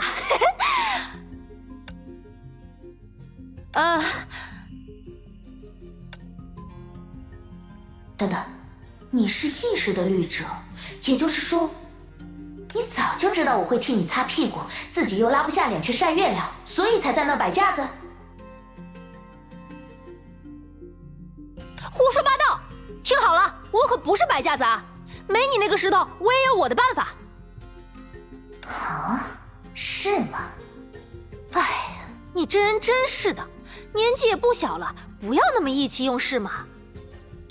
事先声明，我没怕你，但是这次我理亏，我让步。虽然不用你帮忙，我也不会有事，哎，但毕竟受人恩惠，对吧？刚才多谢了，希儿。好了好了，都说别那么孩子气了。我说自己在感应意识也是真的，而且收获还不少。所以啊，这叫分工合作，你跑腿，我动脑，别人想要还没这福气呢。哼，人都快死透了，还能用绿者全能，我倒是觉得这事儿最荒唐。孤陋寡闻，你难道连神之剑都不知？呸呸呸！谁说我是死掉的绿者啦？你晒个月亮回来就真以为自己死了呀？不会吧，不会吧？怎么，你有证据证明我们两个还没死吗？当然，你听好了，刚才这段时间里，我分析了这一代所有存在的心智，可以确定的是，独立成型的心智就只有你我两个，雨兔和他的跟班并不存在。这不是很显然的事情吗？没必要一遍一遍重复吧？哎，你没注意到问题吗？这附近明明除了你我，还有那么多鬼魂呢！你的意思是，这些鬼魂其实并不完整？倒别急着下结论，那些鬼魂到底是什么来头，我也不知道。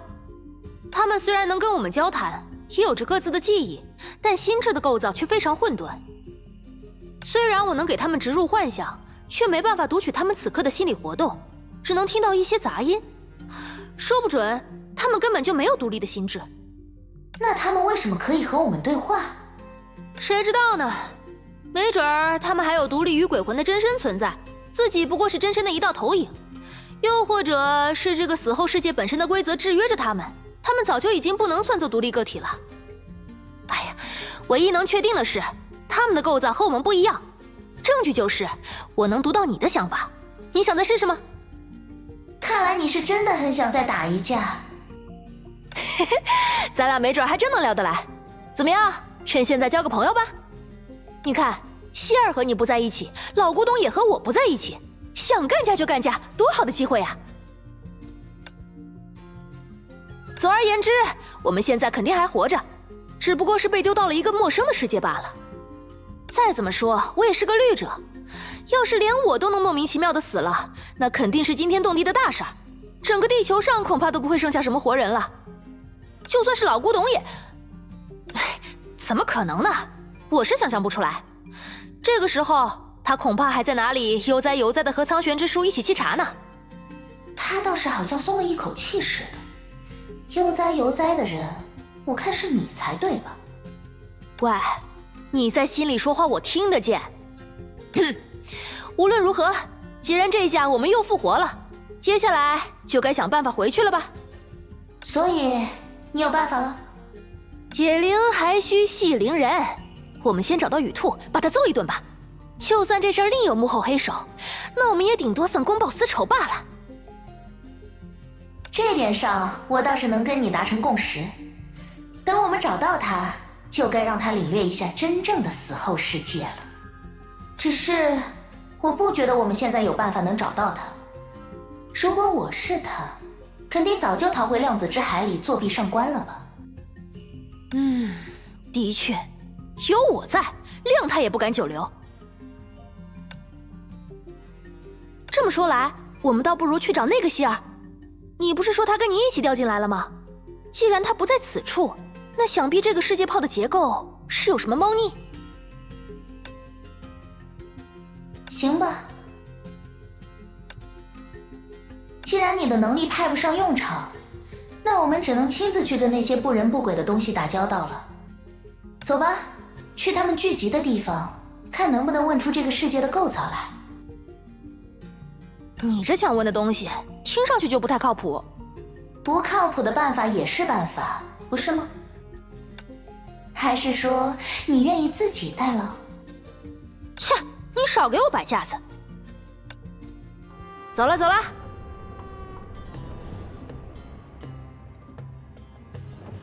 啊，是希儿小姐，还有小石也回来了。你好。我问你，最近有见过除了我们之外，其他长得和我们差不多的人吗？很抱歉，我恐怕帮不上你们的忙了。我从未见过你们描述中的人。不过不要紧，二位可以随我一起祈祷，贤者大人一定会实现二位的愿望。得，他又要开始那一套了。我们也不是这儿的居民，贤者大人能帮得上忙吗？二位可不要乱说呀！贤者大人对信众是一视同仁的，更何况二位还帮了我们那么多的忙呢。帮忙？二位帮我们击退了狂化的沙士，更重要的是，给我们这些随时可能消失的魂灵看到了愿望实现的幻景。对我来说，哪怕不是真实的，那也是非常宝贵的画面呢。哦，你是那个想看孙女儿的？你们连记忆都已经模糊了，但愿望倒是比活人还要强烈啊！当然，当然。这么多年，我一刻不停地想念着我的故土，那条原野上的小径，还有铺满院落的那些细碎的晶体。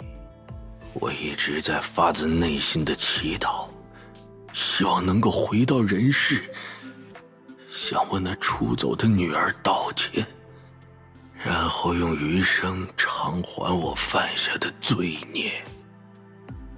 什么？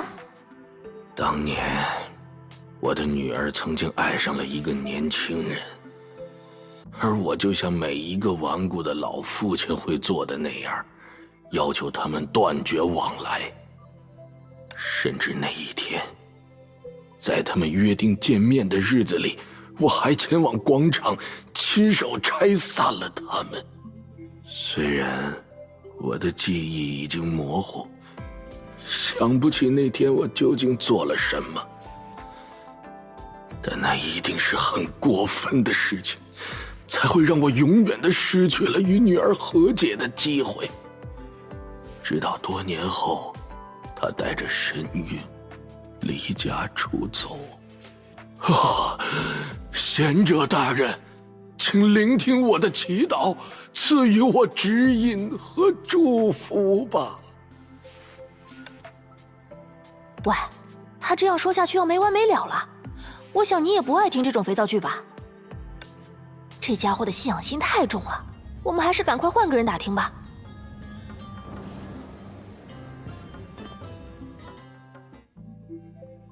喂喂，你好，听得见吗？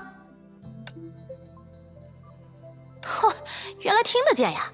切，刚才那个那么热情，现在这个又这么冷淡。不好意思，我正在打瞌睡。啊，我认识你，你是小石，对吧？之前那些怪物就是你们击退的，真是太感谢了。刚刚我就想说了，这到底是……就当是跑腿费吧。你不是不喜欢欠别人人情吗？不过还好两位不是这个世界的居民，如果是被其他人抓到我在祈祷时间打瞌睡，肯定又要被数了一通了。哦，请不要误会，我当然也相信贤者大人，相信死后世界的法则。只不过像我这种人，活着也是吊儿郎当的，与其积极祈祷争取早点转生，还不如趁现在多睡睡大觉，多混几天轻松日子呢。原来哪个世界都有这种人呢？我倒是觉得这也算一种活法。所以你才离那些家伙那么远吗？因为不合群？这倒不是，只是那边有我生前认识的人，我总觉得见了会尴尬。他是我朋友的恋人，只不过恋情没能被双方的家庭祝福，很常见的故事，对吧？那天晚上，他托我传话给朋友，两人要在某个地方相见，具体是什么地方，记忆有点模糊了。总之，最后的结果不太好，他们的会面被朋友的父亲拆散了。因为这件事的缘故，我才不想在死后世界再见到他。我怎么没太听懂？你这最后一句话跟前面的故事有什么关系啊？他俩的事情也不是你造成的呀。虽然是这么说了，但是你看，有我参与的事情总是办不成，不就说明我这人运气不好吗？或许真的是因为不怎么向贤者大人祈祷的缘故吧。只好离大家远一点了。其实，一个人晒晒月亮也不坏。每次躺在月光里，我都感觉就像回到了活着的时候。那时的景色可好了，遍地都是白色的那个什么来着？总之不像现在这样，到哪里都是死气沉沉的。行了，我们已经很清楚你的生活方式了。所以过去的10几个小时里，你也都在睡大觉，没看见任何陌生人，是吗？是吧？怎么了吗？浪费时间。看来信仰心太弱，也不是什么好事。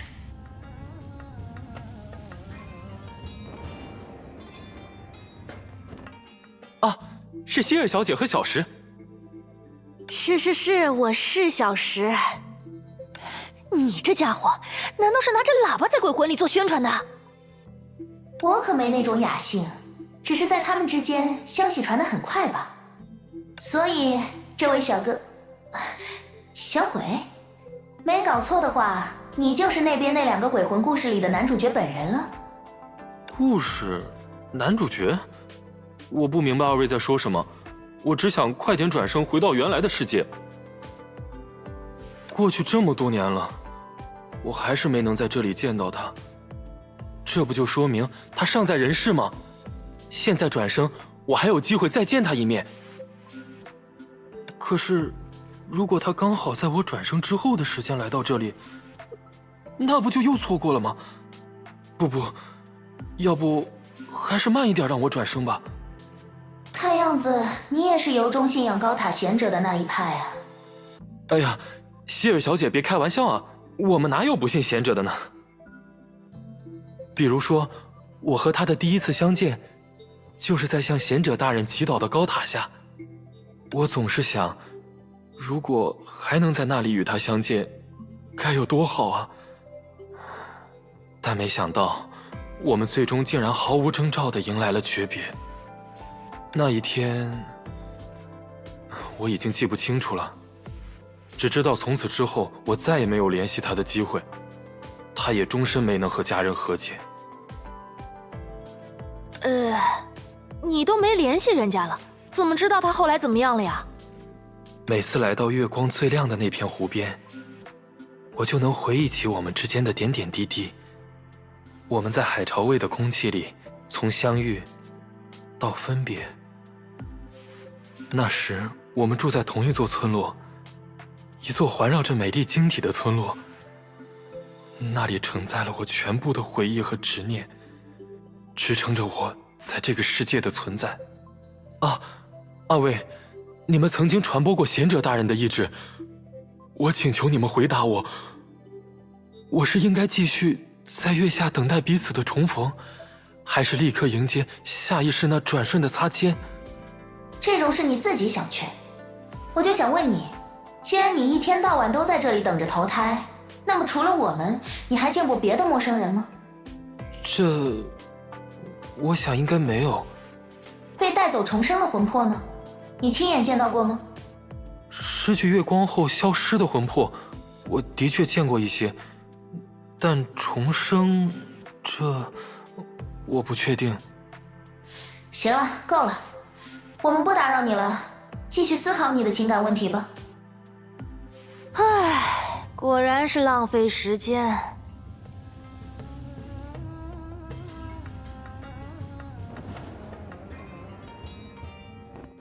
怎么样？我没说错吧？那些鬼魂的脑子……哦，他们应该已经没有脑子了。反正他们只能想起那些生前最执着的念头，可能连记忆都算不上。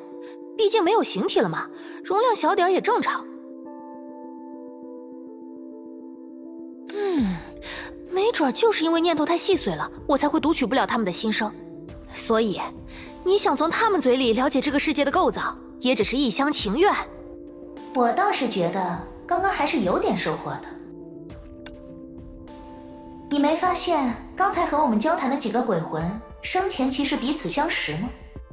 那倒有可能，但这又怎么了？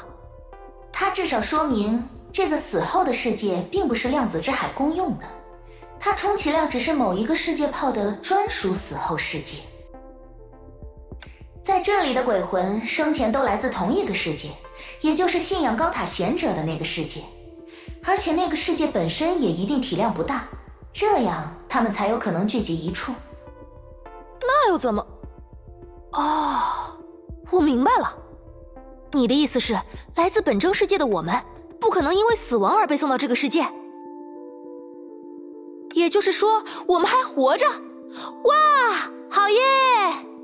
这个结论刚才不是已经得出来了吗？你可以等我说完。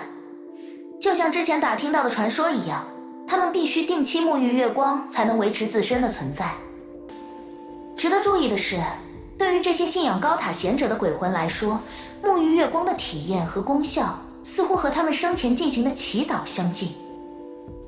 那说明他们的祈祷可能真的有效吧？量子之海这么大，世界泡这么多，有些奇奇怪怪的法则也很正常。怎么了？你不是还有东西要说吗？倒是无关这个世界的规则，只是关于那3个鬼魂的故事。切，不就是个普通的狗血故事吗？你不觉得他们的叙述里有一些别扭的，或者说矛盾的地方吗？痴情的年轻人，帮忙传话的女人，还有固执的老人，他们的记忆里都缺失了关键的一部分。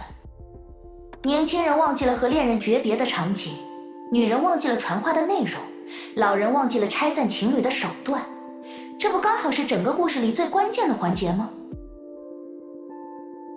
因为这些缺失，我们只好从其他人的描述里补全这个故事。因为他们都已经死了，所以记忆才没那么清晰了吧？人要是死了，意识本来就会跟着消散，能保留点残片也是奇迹，不能苛求太多了。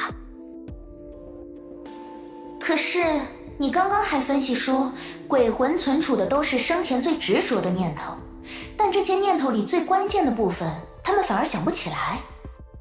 不觉得这里面有点矛盾吗？那你觉得是怎么回事？我不确定，但或许那3个鬼魂的故事是一个突破口。总觉得有点眉目了，但还是想不清楚。虽然我也不是傻瓜，但单论动脑子，可能还是那家伙更擅长一点吧。谁叫他从小就更喜欢看书呢？如果能像他在长空室那时候一样。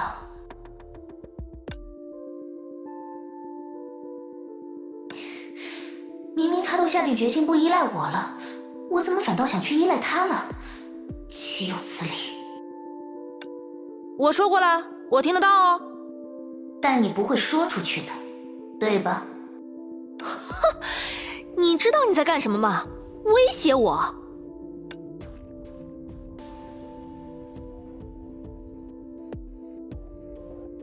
这家伙仗着自己能读心就……等等，读心？原来是这样，我明白了。是误会，自以为心有灵犀导致的误会。时之律者，在那3个鬼魂的故事里，你觉得谁的责任最大？年轻人、女人和老人吗？那当然是固执的老人吧？是他把小情侣给拆散了吗？对，我们很容易得出这个结论。但是，如果换一个角度来看他们三个忘记的部分，情况就不一样了。年轻人忘记了诀别的场景，会不会是因为其实并没有诀别的场景呢？哈？同样的，女人忘记了传话的内容，是因为她其实不清楚传话的内容。老人忘记了拆散情侣的手段，是因为他并没有拆散情侣。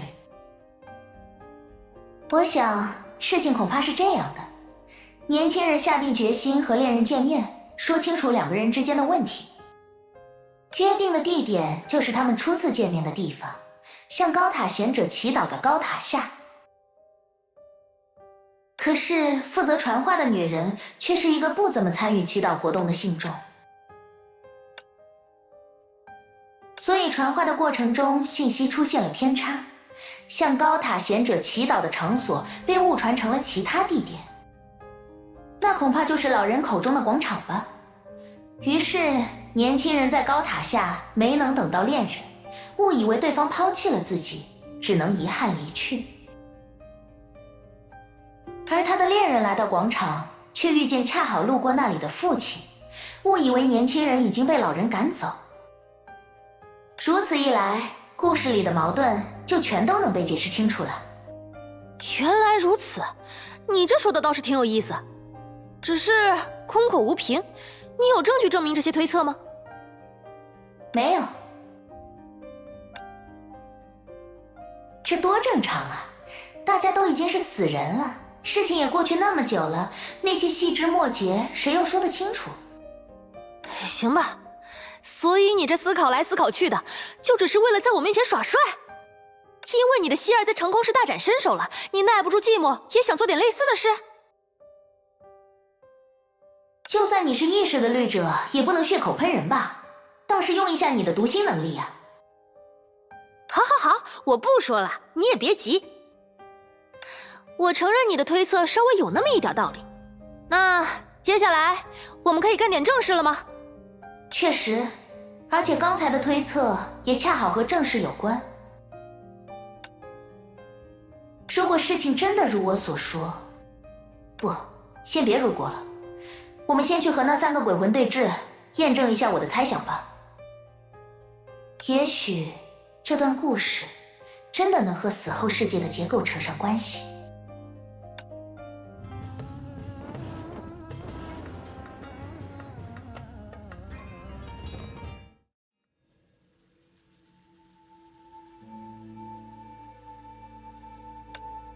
原来是这样，我的罪过其实没有那么深重吗？原来是我办了错事，还推给贤者大人的天罚，真是太不像话了。就从今天开始，祈祷赎罪吧。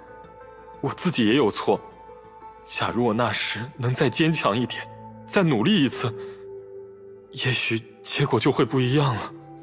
啊！真的非常感谢你们二位，明白了真相，我也感到自己有和他重逢的勇气了。我该怎么报答你们呢？可惜我没有肢体，也没有拿得出手的礼物。没事，我们助人不求回报，你有这份心就够了。哼，你倒是挺会替人大度。既然如此，至少请让我帮上二位的忙吧。你们好像在寻找什么人，是吗？是的，不过你不是什么也没看到吗？的确，在这方面我帮不上忙。但是二位如果打算四处找人，就需要储备更多的月岩，这样才能维持更长久的行动。我知道这个世界里月岩最密集的地方，每次靠近那里，沐浴那里的月光，都会让我回想起在高塔下和他初次见面的那一天。啊，二位稍等，我这就为你们展示那里的方位。结果也只是问出了一个地名，这就是你说的正事？不，这算意外收获。既然月岩能够左右这些鬼魂的存续，那么它想必也会在某个角度上触及这个世界的本质。所以我们早晚得到月岩最密集的区域走一走。行行行，你总是有道理。啊，该不会你和希尔平时就经常在脑内互相辩论吧？我怎么以前没发现你这么能说会道啊？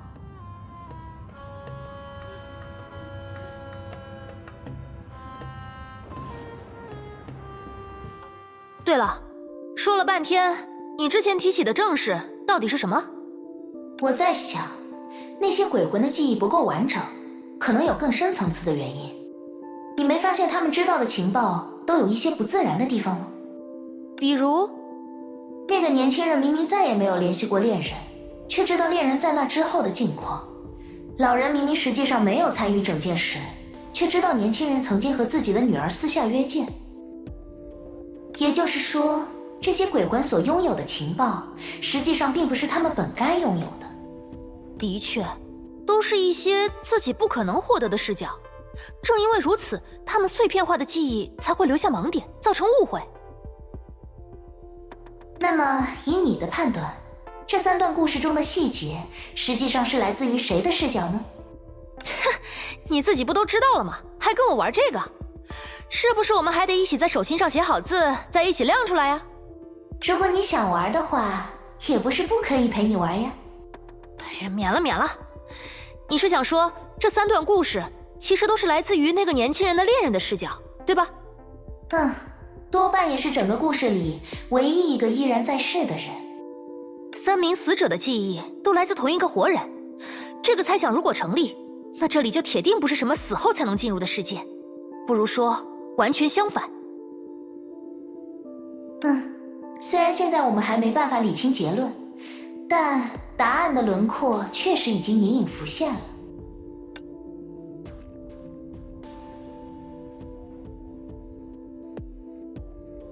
走吧，剩下的问题我们可以到目的地之后继续想。看来就是这儿了，风景倒是不错嘛。月光比其他地方都要亮，而且满地都是月岩。要是有鬼魂住在这里的话，一定能长命百岁吧？不过都是阴寿。月岩和月光有同样的功效，那么如果是一直沐浴着月光的月岩，又会怎么样呢？我哪知道，你捡一块起来研究一下呗。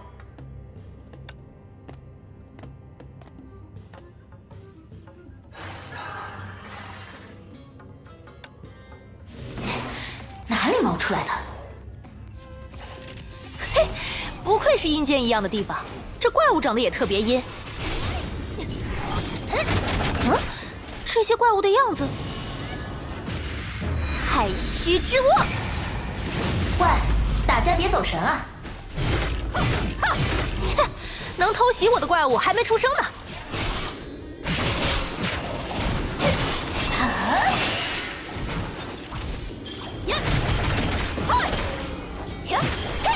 一颗棒子，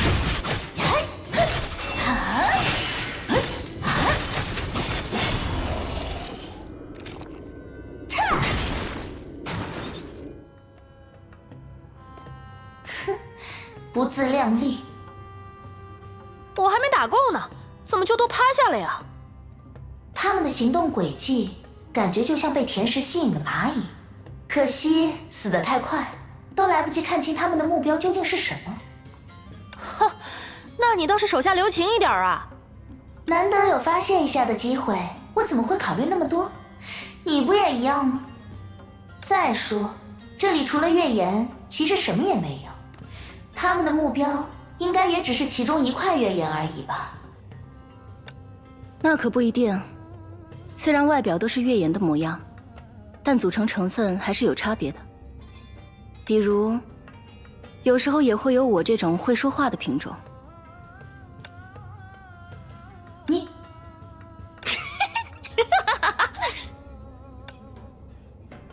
抱歉，从以前开始就总有人说我不擅长把握玩笑的分寸。不过这里毕竟有意识的律者，我还以为这点小把戏骗不到你们。你难得有机会看看你这副表情，我就忍不住没提醒你。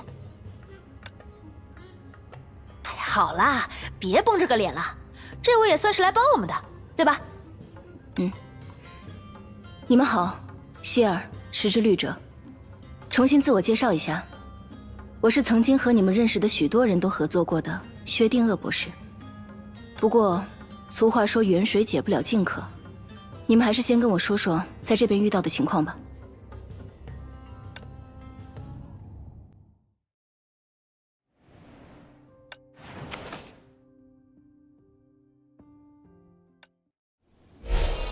抢不通就来硬的，来硬的没用就跑。明明是人工智能，那个普罗米修斯倒比我见过的许多人类都更有灵活的底线。或许正是因为这点，普罗米修斯才能设计出管理圣城的系统吧。当然，我也不是在替使者大人说好话了，我只是觉得，说不定他的突然消失也是某个庞大系统中的一环呢。如果真是这样，那我们就更得提防这一切背后的诡计了。不过，从刚刚的对谈里，我们也已经收集到了许多有效信息。我想，就算希尔此刻身处所谓的死后世界，他也一定并没有死去。也许他陷入了沉睡，又或者和我们一样，正在努力寻找汇合的办法，就像在月球那时一样。尽管我目前还感受不到他，刚刚的话也并不是由细致的观察推导出的必定的结果，但我相信事情就是这样，就像他过去无数次相信我一样。那就以希尔的假设为前提思考吧。你们三人进入了与突预先设置的传送门，却最终踏上不同的路，进入了不同的世界。这样看来，那个死后的世界也本就是漂浮在量子之海中的另一个世界泡。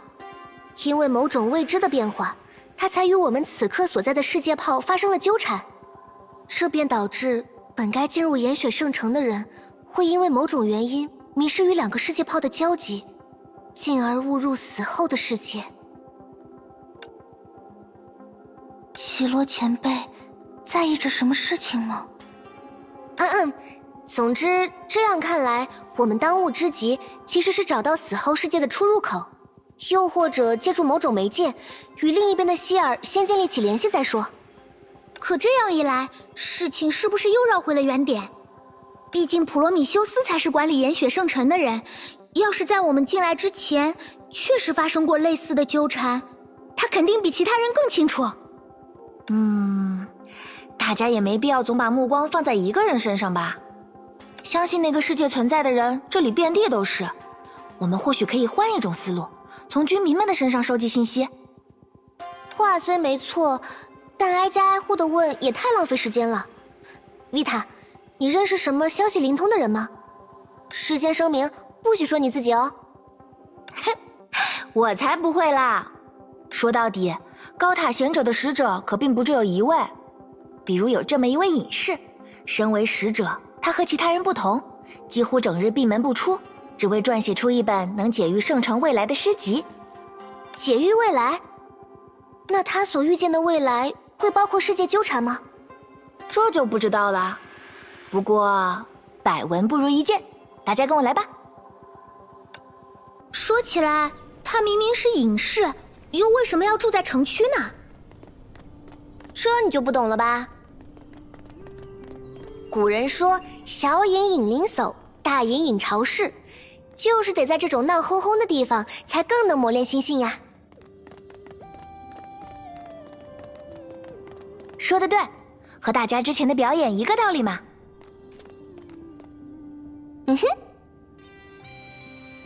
但愿之后不会再有什么表演环节了。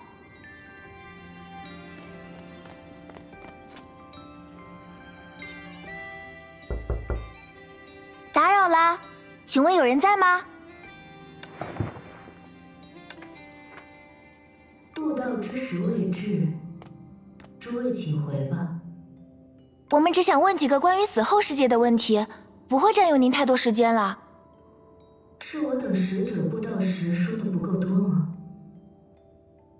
还是说你对布道全无兴趣，只是到了不得不求助于我的境地，这才结伴前来？当然不是。这这人讲话怎么字字带刺啊？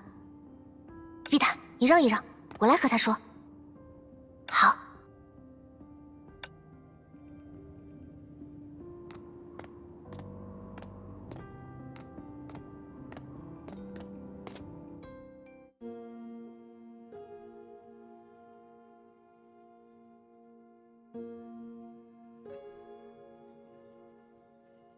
哎呀，您这话就说错了，恰恰是因为我们听过使者布道，对死后的世界产生了浓厚的兴趣，这才会来拜访您呀。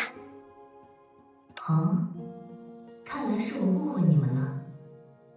是啊，而且您看，隔着一道门讲话多不方便，声音听不真切倒也还好，万一不小心曲解了高塔贤者的真意，那我们不就白……太遗憾了吗？没关系，只要诸位心诚，哪怕是1000座岩山，也无法阻隔我们如一的信念。他喜欢隔着门讲话这点，和绮罗前辈一模一样的。我那是迫不得已，这人摆明了是故意的。那我们就站在门外好了。所以，您现在愿意与我们分享更多关于死后世界的事情了吗？当然，我的朋友。不过在此之前，请让我先看一看你们的心吧。心？如果我没猜错，除了第1位访客，包括你在内的3位，都不是本地人。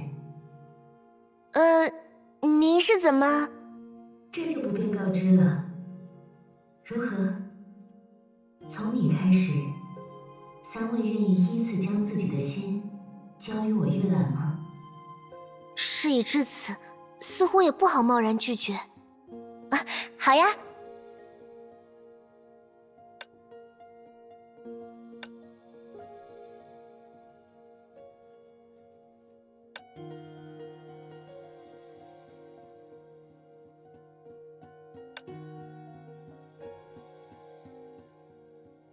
都过去10分钟了，他怎么还不讲话？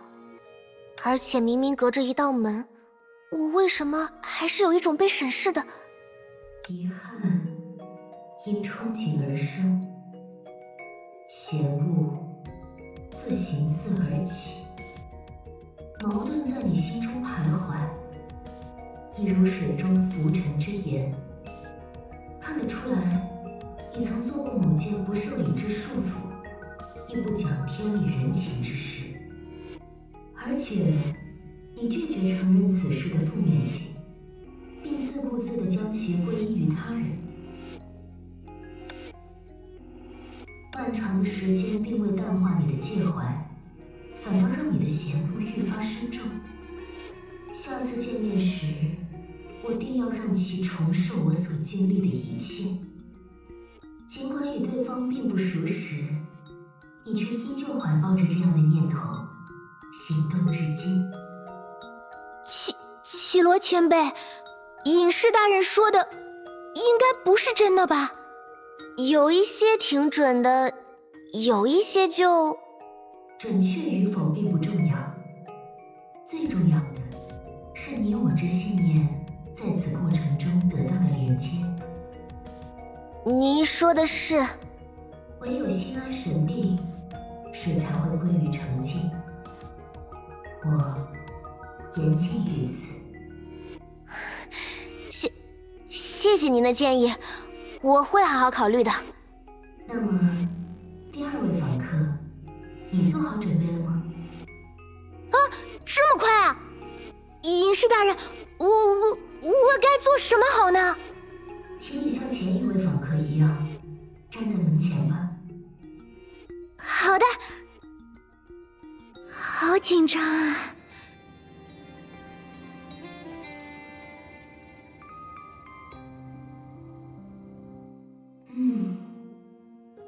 与前1位访客不同，你心性平直，全无盘曲，这使你既能坦然面对挫折，也能迅速从挫折中站起，积极面对未来。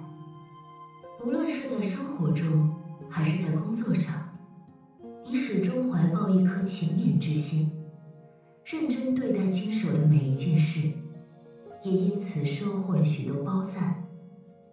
虽然你目前还不能从容应对不擅长的事，但你坚信，只要愿意努力，就没什么是自己做不到的。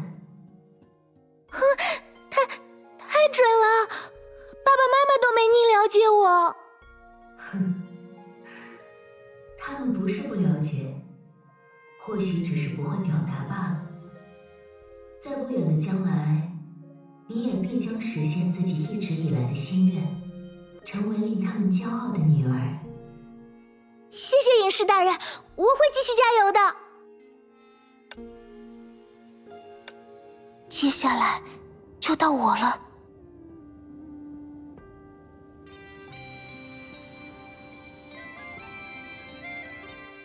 哦，是最后的，也最为殊异的访客。旁听了这么久，你看起来有不少话想说。不过，你既然能读懂他们的心，想必也能对我做到同样的事。那是当然。在你身上，我窥见了对未来的不安，对现状的不满，对我生的不解，以及一道炫目的欲望。你正急于寻找你那遗落彼岸的珍宝，也因此，无论如何，你都想博取我这位最有可能知晓其所在之人的好感，好让我将死后世界的信息尽数说出。诚然，你是个足够执着的人，但却并不纯粹，至少尚未达到有资格得知一切的纯粹。所以下一步就该是建议我们去见一见高塔贤者了。确实如此呢。啊，原来是这样。我说我们的诺查丹马斯怎么小心眼到只针对一个人，不是与前一位访客不同，就是夸大我对某人做的一切。如果是你，那就全都说得通了。米斯特林。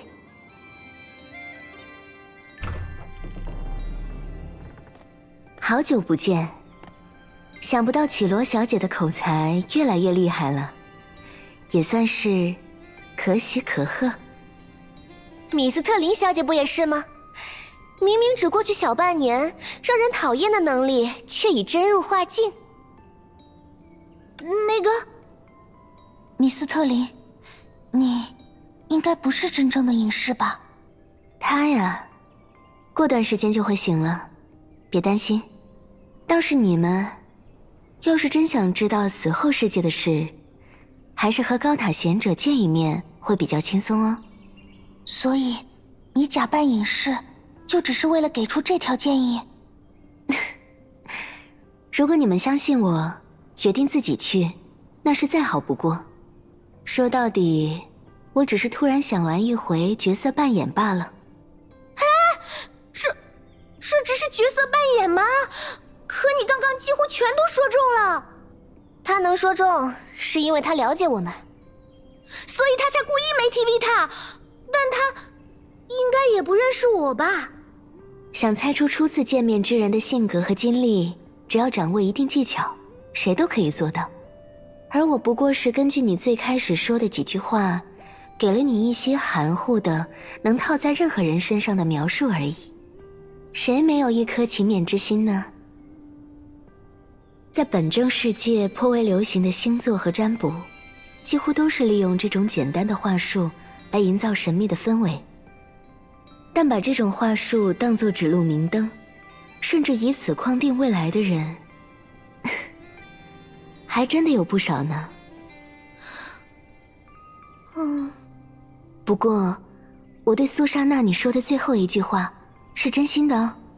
当然，想邀请大家随我见一见高塔贤者，也是真心的。如果我们拒绝呢？哎呀，那我也就只好用强硬一点的手段了。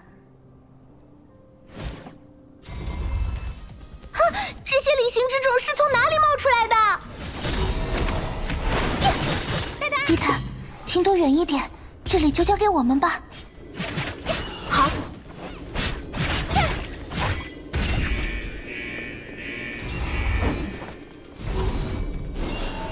哼，他嘴上说着邀请，却一而再再而三的戏耍我们，真是岂有此理！这难道就是书上说的鸿门宴？大家先专心解决眼前的敌人吧。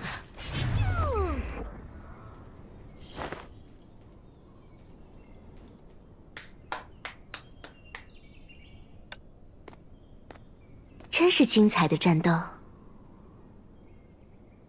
你还是省点装腔作势的力气吧。你和普罗米修斯，还有那个一直躲在塔里始终不肯露面的高塔贤者，究竟在谋划什么？嗯？之前谁都没有说过吗？我想想啊，如果你一定要让我在此时此刻做出解释，拯救世界，这个理由怎么样？可我们的世界不是好好的吗？碧塔小姐，我们真正想要拯救的是另一个世界，是那个你们深深相信并为之祈福着的死后世界。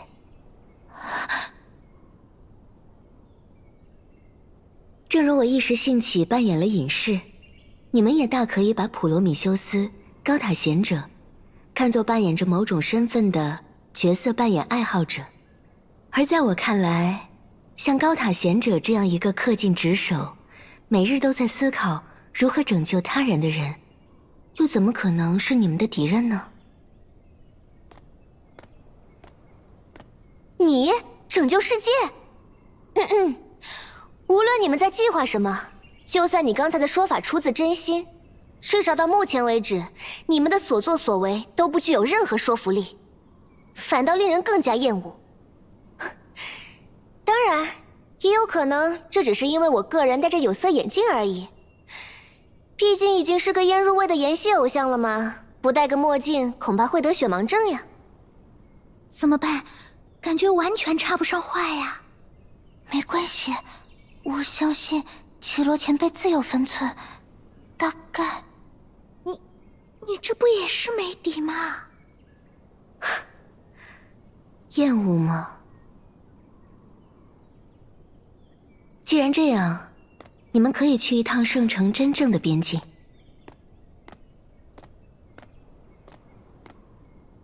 当你们重新注意到那件事的时候，一切秘密也就都将得到解答。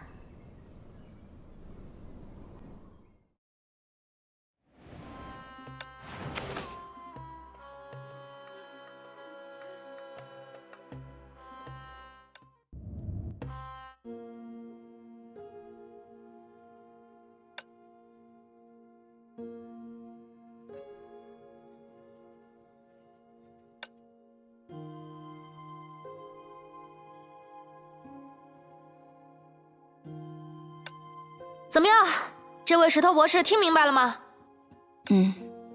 感谢你们绘声绘色的描述。这边的情况我大体已经了解了。从结果来看，我在不久之前经历的事情和你们并没有什么不同。本该与向我求助的伙伴抵达同一个地方，却意外来到了遍地都是鬼火的死后世界。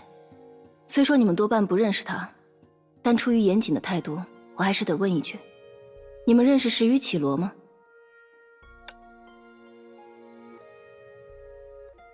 所以那个人就是你的伙伴？他第一次进入某个世界炮时遇到了意外，而当我根据他发出的坐标赶来支援时，自己却搁浅在了这里。行吧，可别说又是雨兔那女人干的就行。此事应当与圣恒无关，反而很可能是由某种凌驾于常识的规则所致。毕竟我没有实体，从本质上看，就是一团可以思考的能量。依靠这个特性，只要明确了坐标，我便能轻易地依附于某种物质，与人类建立联系。可这一次，我这团能量却在正常射向物质1号的过程中，被某种无法解析的规则捕获，强行掷向了物质2号。也就是这块月岩上。好在进入这个世界之后，规则对于我的限制反而略微减弱了一些，我也得以再次确认了10余绮罗的大致坐标。令我意外的是，他和我几乎处于量子之海中的同一位置，只是分属于2个性质完全不同的世界泡。大约2位希尔的情况也是如此吧。极端来说，或许就是在某种势力的干涉下，这2个世界泡才出现了一定程度的重叠。不过这样想来，制定世界的规则，那个莫名其妙的女人真有这样的能耐？如果博士的说法没有问题，这的确是整件事情的一个疑点。虽然从长空室莫名出现的裂隙开始，雨兔就在跟我们玩这套把戏，但若说他强大到能够制定世界的规则，至少我不相信。不过比起暂时无法解决的疑点，我们首先必须确认希尔的下落。博士，你有什么好办法吗？那正好，因为我也想拜托你们一件事，我希望你们能带着我附身的这块月岩，找到2个世界泡重叠的区域。或许我能以某种形式从中通过，进入10余绮罗所在的世界泡，并帮助你们定位希尔的下落。听上去很合理，而且博士你也是希尔很信任的人。大家目的一致，这忙不帮可说不过去。不过有件事我一直没想明白，为啥这套把人乱扔的规则好像在世界泡之外更起作用？是觉得世界泡之内的人一辈子也找不着这种重叠区吗？不知道，但或许这种规则本身就是世界泡的边界。在那种情况下，边界以外的区域原本就不属于规则的生效范围，就像护城河的河水并不会淹没被它保护起来的城市一样。话虽如此，这个世界里似乎还没有人找到过那个存在于我们猜想中的重叠区，或者至少没有人意识到。它既有可能是海市蜃楼那样不符合认知的虚境，也有可能是完全融入死后世界的实相。而它究竟位于我们的东西南北下中上哪一个方向，这本身就是我们需要确认的课题。东西南北下中上。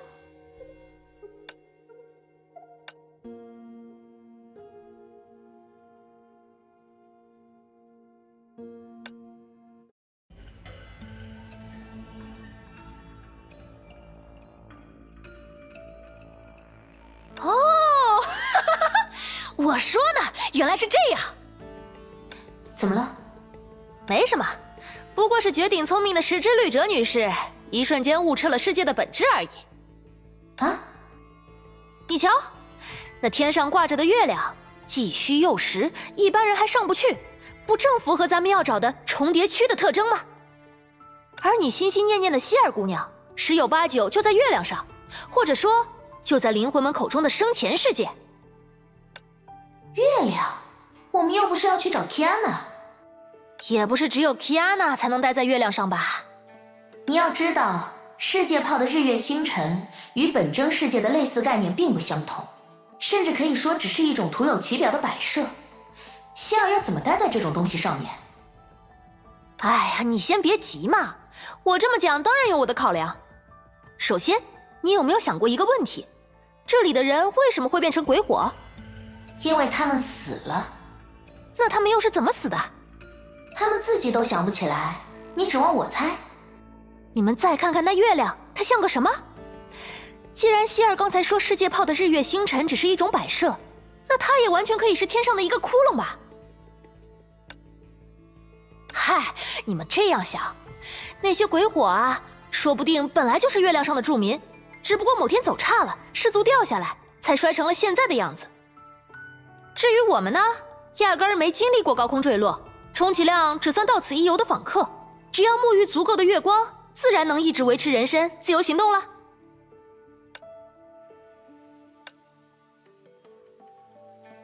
啊，等等，这么说来，石之掠者，我想我们之前都忽视了一件事。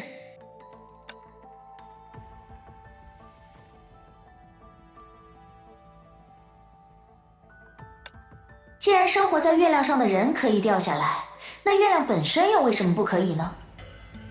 月岩之所以被这里的人称为月岩，或许不只是因为它能散发出月亮那样的光，而根本是因为它就是月亮的一部分。正因为如此，月岩才会拥有和月亮一样的让灵魂得以存续的功效。嘿，你别说，这样倒是能串起来另一件事。石头博士，虽然你瞧不见，但我们身处的湖畔遍地都是这发光的月岩，显而易见，想营造出这种独特的景观，要么得投入大量的人力，要么就依靠自然的伟力。而面对没有实体、无法抓握月岩的鬼火来说，前一种可能完全无法成立。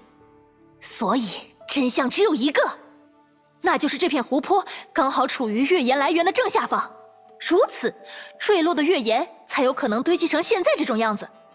不过顺着刚才的这些思路，那这个世界炮中的月亮就反而不是一件摆设，那它又会是什么呢？是啊，你们觉得月岩究竟是什么？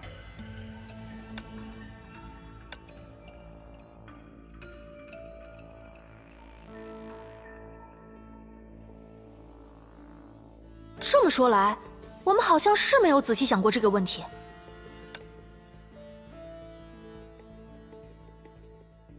晶体，海潮味。啊，不会吧？等等，博士，你先别说答案。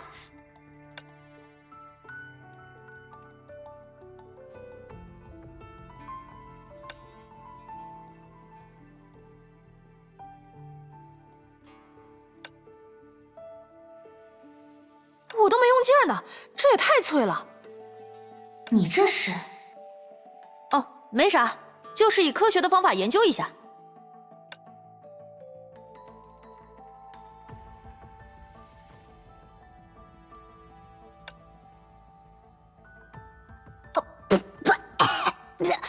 他真是咸死我了。毕竟，除了会发光，月岩和本真世界的岩岩并没有任何区别。啥？这还真是大号的岩呐！毕竟我自己也附身在其中一块上面，当然能了解到它的主要化学成分。但一块不断有碎片剥落的松散岩岩，显然不会是稳定的天体。所以，既然你们也认为我们的上方有着某种奇异的存在，那么接下来，我想请你们朝着沙铁国都的边境出发，并在行进途中观察月亮的变化情况。我懂，山原始为荣嘛。等咱们到了足够远的地方，月亮自会露出它的真身，没错吧？考虑到世界炮体量不大这点，我相信不会花太多时间。不过啊，你这石头博士是不是有点不厚道？刚才你说到化学成分，那岂不是说从一开始你就知道这东西是盐氯化钠吗？当然，但如果没有刚才的讨论过程，我想我们反而无法像现在这样迅速达成一致。毕竟，除了这块石头能给我带来的知识，我可就真的一无所有了。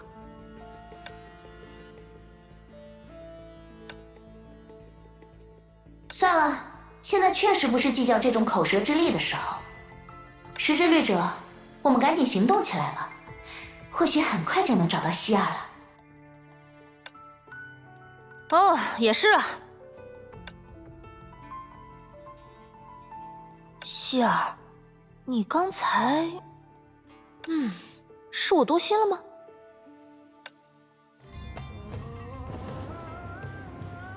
喂，你跑这么快干嘛？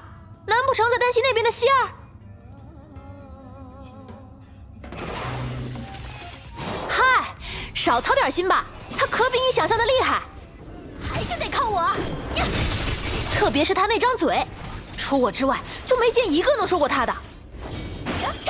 你说爆！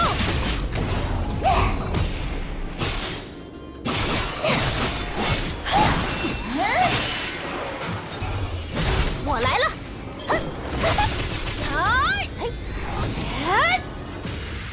太虚之握！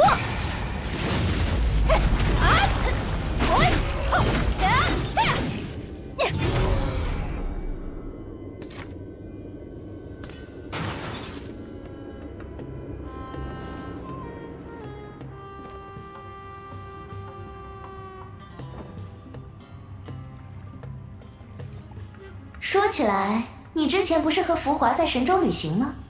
怎么这边只见你一个人？这又是哪儿来的谣言？本人无所牵绊，逍遥如风，又不是3岁小孩，当然是想去哪儿去哪儿，爱干啥干啥。行吧。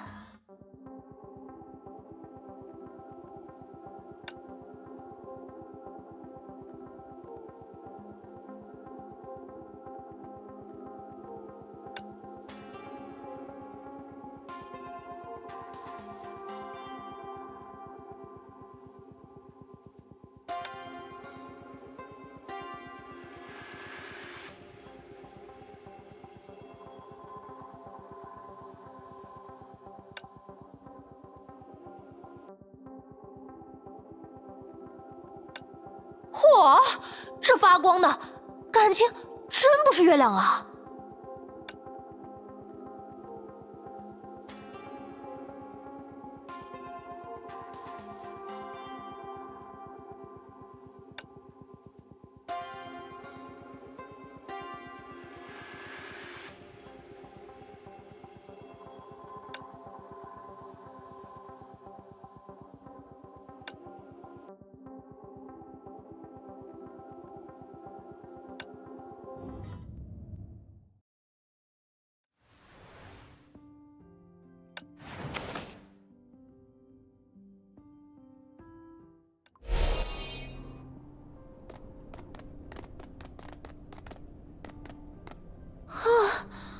我们这是到了吗？这里就是岩雪圣城的边境村啦。但这里给人的感觉好奇怪，明明是岩雪圣城的一部分，可为什么到处都是黑黑的东西？这大概就是雨兔让我们过来的原因吧。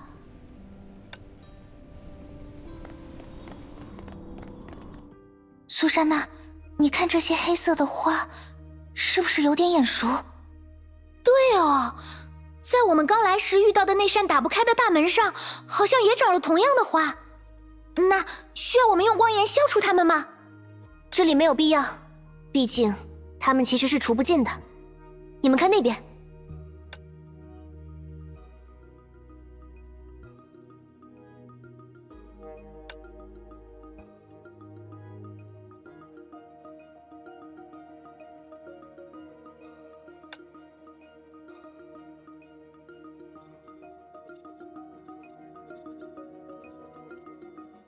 我记得你说过，这些黑花是岩雪国度边境的独有现象。当时，它们也的确只出现在大门上。可照现在的情况发展下去，也许过不了多久，它就不再独属于边境了。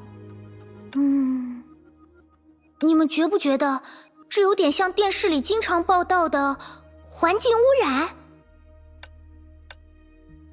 的确。如果死后世界与生者世界有所纠缠，那么他们此刻纠缠的程度，或许远比我们假设的更深。也就是说，世界泡之间的交集，也会因此而不断扩大。如果我们最初的假设没有本质性的错误，作为世界泡的边缘，边境村就是最有可能与死后世界发生接触的地方。说不定这会儿它就处在交集之中呢。他又回来了。刚刚是谁？谁在讲话？刚刚应该没人讲话，难道是村里人？这个边境村已经被废弃好久了，不可能会有其他人呀。所以，这是死后世界的余音。别怕，我们这么多人呢。走，往前面看看去。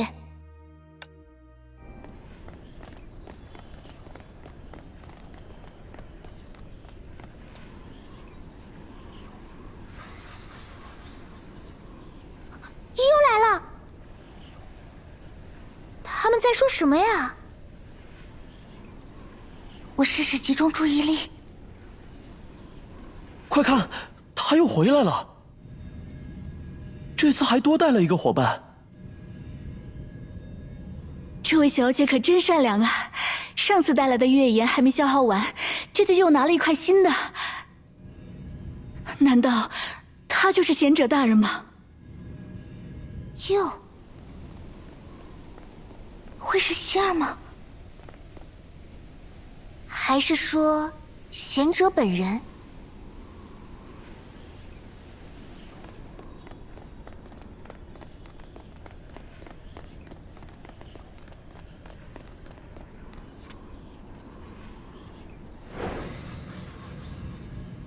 我们这儿有叫电话的东西吗？你这就不懂了吧？电话是他们给贪食月光之兽起的名字。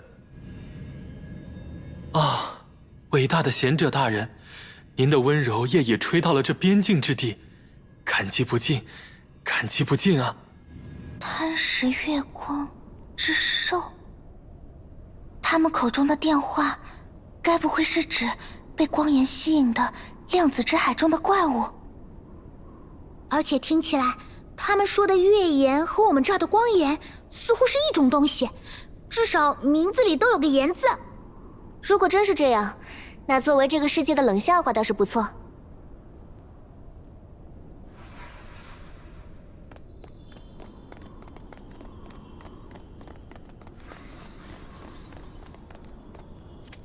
声音到这里就消失了，怎么回事？是死后世界的人离开了吗？可能，不过这种讲故事讲到一半就断了的感觉真不好。小时候妈妈为了让我早点睡觉，也喜欢这样。不过在妈妈离开房间后，我通常会闭上眼睛，在睡着前默默想象后面的故事。妈妈的睡前故事吗？根据故事的前半部分推出属于自己的后半部分，这可是很了不得的推理能力哦。编故事怎么能和推理相提并论啦？不过如果大家需要，我还可以继续编下去。当然需要了，你就大胆试试吧。好呀，让我想想，就比如为了能长久地守护月亮，以及那被月光辉照着的民众，贤者大人与他的伙伴决定驯服名为电话的怪物。他们跨越生与死的边界，在许多天之后，终于抵达了电话的老巢。而月岩就是能与电话建立联系、交流情感的法宝。那贤者他们接下来要做的，就该是和电话进行一番深入交流了。没错。那个，我好像知道这是怎么一回事了。哎，真的吗？直到刚才，我们都下意识地认为那些对话是属于过去的余音，但苏莎娜提醒了我，故事或许并没有结束，只不过是看故事的人没有继续念下去罢了。哎，难道说他们遭遇了什么意外？不，他的意思应该是，那位他人口中的贤者，无论真身是谁，此刻还正在行动。或许正是因为一些我们还不了解的变化，让我们得以听到他们的声音。不过照这样想，刚刚的声音就不再是属于过去的余音，而是来自另一个世界的回声。考虑到回声和纠缠的特性，下一次对话多半得等上一段时间才会出现。但这种时间间隔本身也是重要的信息，可以帮助我们理解世界的真实结构。看来大家现在最需要做的，就只有耐心等待这一件事了。似乎是这样。在此期间，我也会利用自己的能力捕捉一切可疑的声响。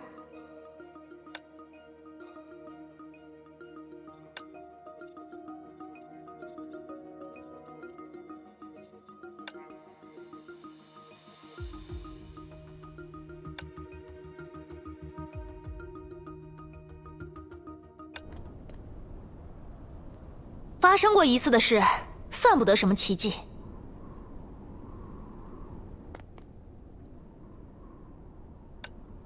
是石之律者，他怎么在那边？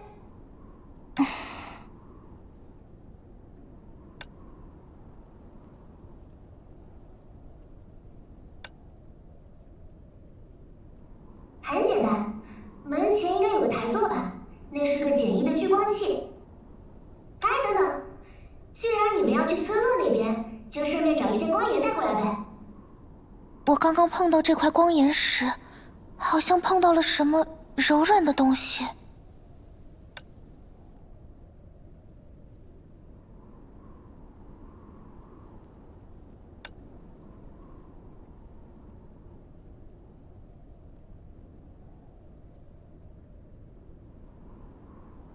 无论如何，他们一定在想办法与我们建立联系。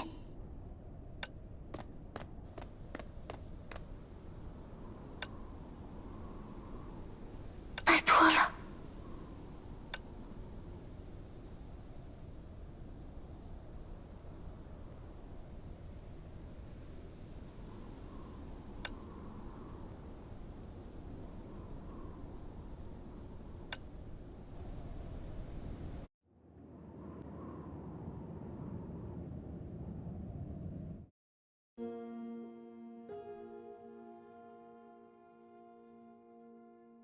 看来石之律者的猜测没错，另一位希尔还有石与绮罗，他们多半就在那个白塔所属的生者世界，那里也的确与死后世界紧密相连。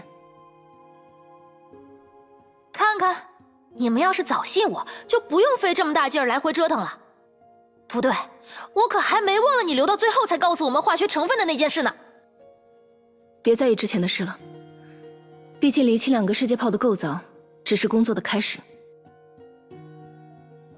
你们的首要任务仍是尽快与另一位希尔同步信息，并和他一起找寻返回本真世界的方法。当然，这也能帮到石与绮罗和我。问题是，我们究竟要怎么才能前往头顶的白塔？总不能坐火箭吧？不如我再抓几团鬼火问问。虽然他们记忆不全，但只要抓的数量够多，总能拼出点有用的信息。目前也只能先这样行动起来了。是啊。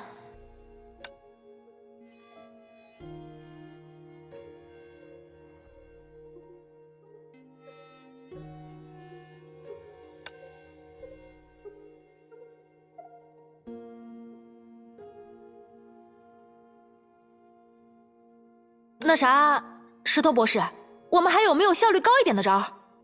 这取决于你们提供给我的信息。毕竟此刻的我，就如同你们接触的那些鬼魂，本身没有任何动手能力。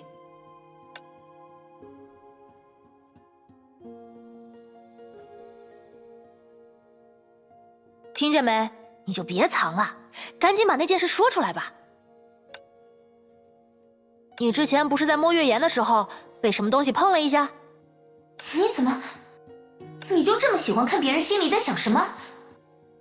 我可是好心，你有话就直说呗。诡异的事，大家见的还少吗？要是你继续在那就是希尔和那就是错觉中纠结，只怕天上的大白塔都要掉下来喽。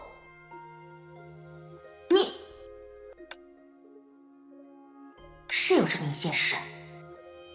刚来这里没多久的时候，我帮了鬼火们一个小忙。为了延续他们的存在，我把月岩嵌进了他们指定的台座。可就在我准备收手的瞬间，似乎有另一只手附上了我的手背。直觉告诉我，那就是希尔。可当我喊出他的名字后，那种奇妙的触感却瞬间消失了。希尔，发生这件事的时候，你在哪儿？应该也是在沙铁国度的边境地带。对了，我记得鬼火们还说过，那里是最先交融的地方。如果那是错觉，可就过于巧合了。作为2个世界炮叠加融合的产物，最先交融的地方，必然同时囊括了2个世界的边境。如果说白塔塔尖是其中最耀眼的原点，那么在水平方向上相互叠加的边境，就是一条最难察觉的基线。而无论身处原点还是基线，只要位于临界面上，就都有可能建立起某种特殊的联系。这种联系多半无法稳定，但确实不难存在。顺着这个思路，如果我们能重新进入当时发生过联系的地方，说不定就能再一次联系到希儿。不过这件事……哇，石头博士，你还挺会说的嘛，一下就给咱们指明了前路。希儿，你还记得路吧？我当然记得。那不如这就出发。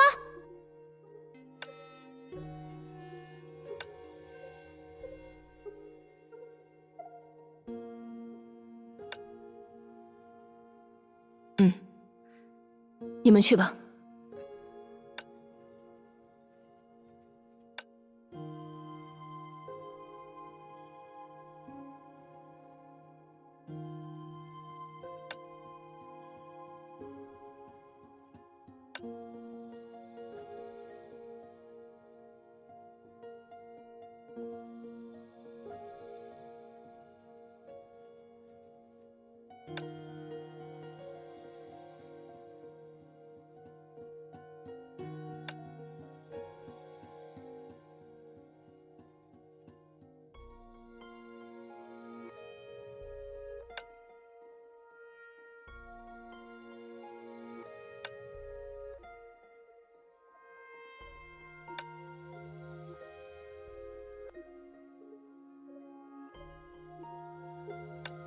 总觉得咱俩今天走了好多路呀。你很累，累了就找个地方歇会儿吧。那倒也没有，就是感慨一下罢了。哼，倒是有点不像你啊。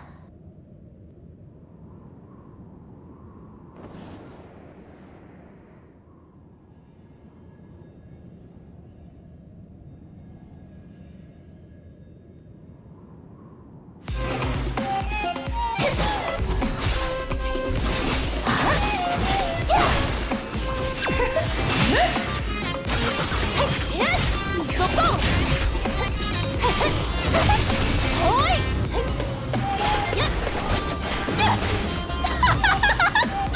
我将扭转万象！逃不掉了，不堪一击。我们走吧。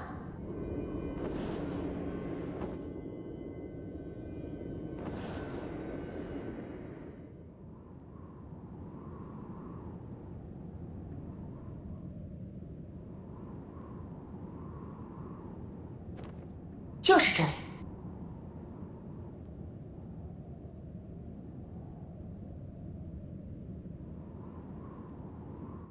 这附近的鬼火跟你很熟吗？他们好像还挺关心你的。怎么可能？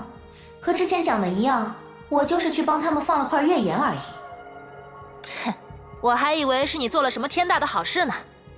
不过话说回来，他们这得了点帮助，就恨不得把对方当作贤者一样侍奉的信念，也太可笑了。可我怎么记得之前好像有人乐在其中？哎，那是两回事，好吧？哎呀，罢了罢了，我懒得跟你扯，反正今天打架也打累了。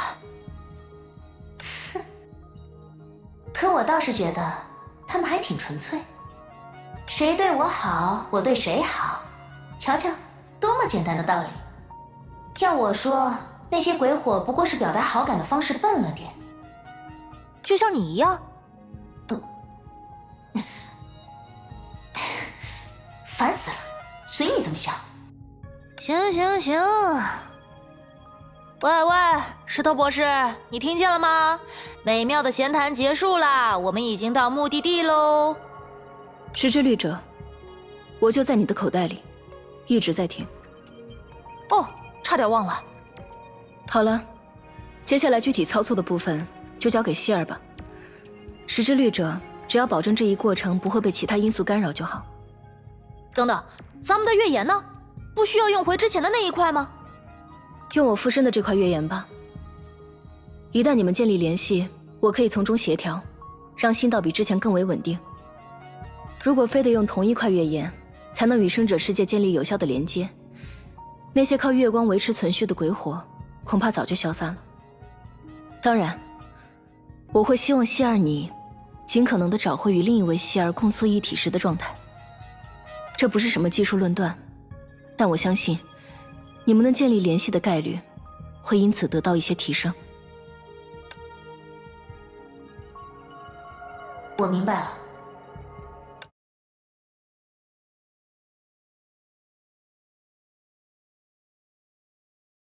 怎么，是石头博士说的还不够清楚吗？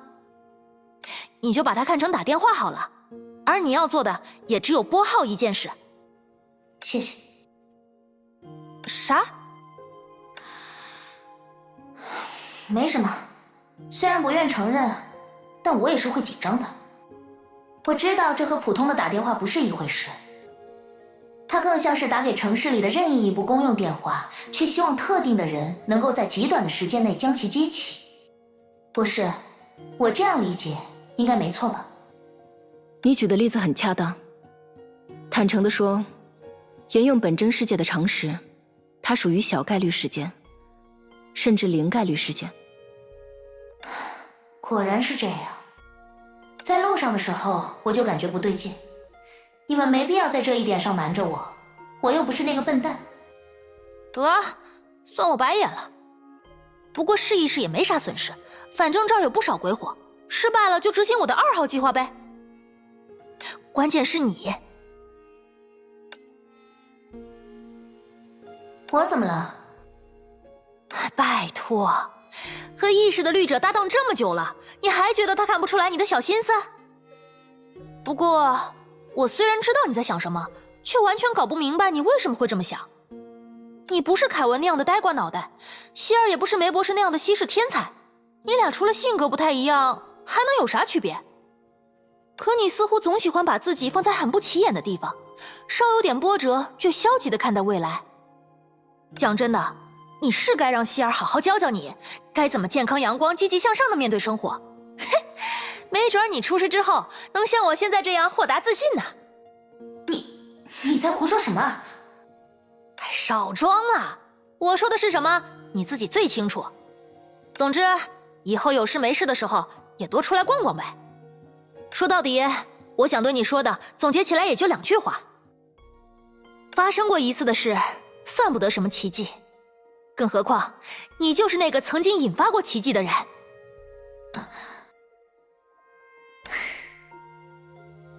石之律者，干嘛？你能吃辣吗？哟，您这是转风向啦？谁知道呢？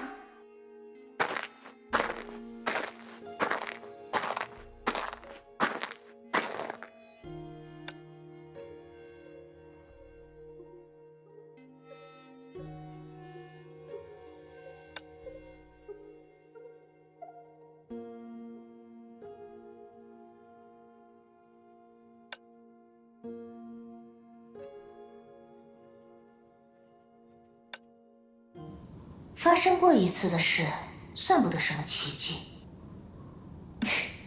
难得听他说了些在理的。是啊，奇迹原本应该连一次都不会发生，而既然它的确发生了，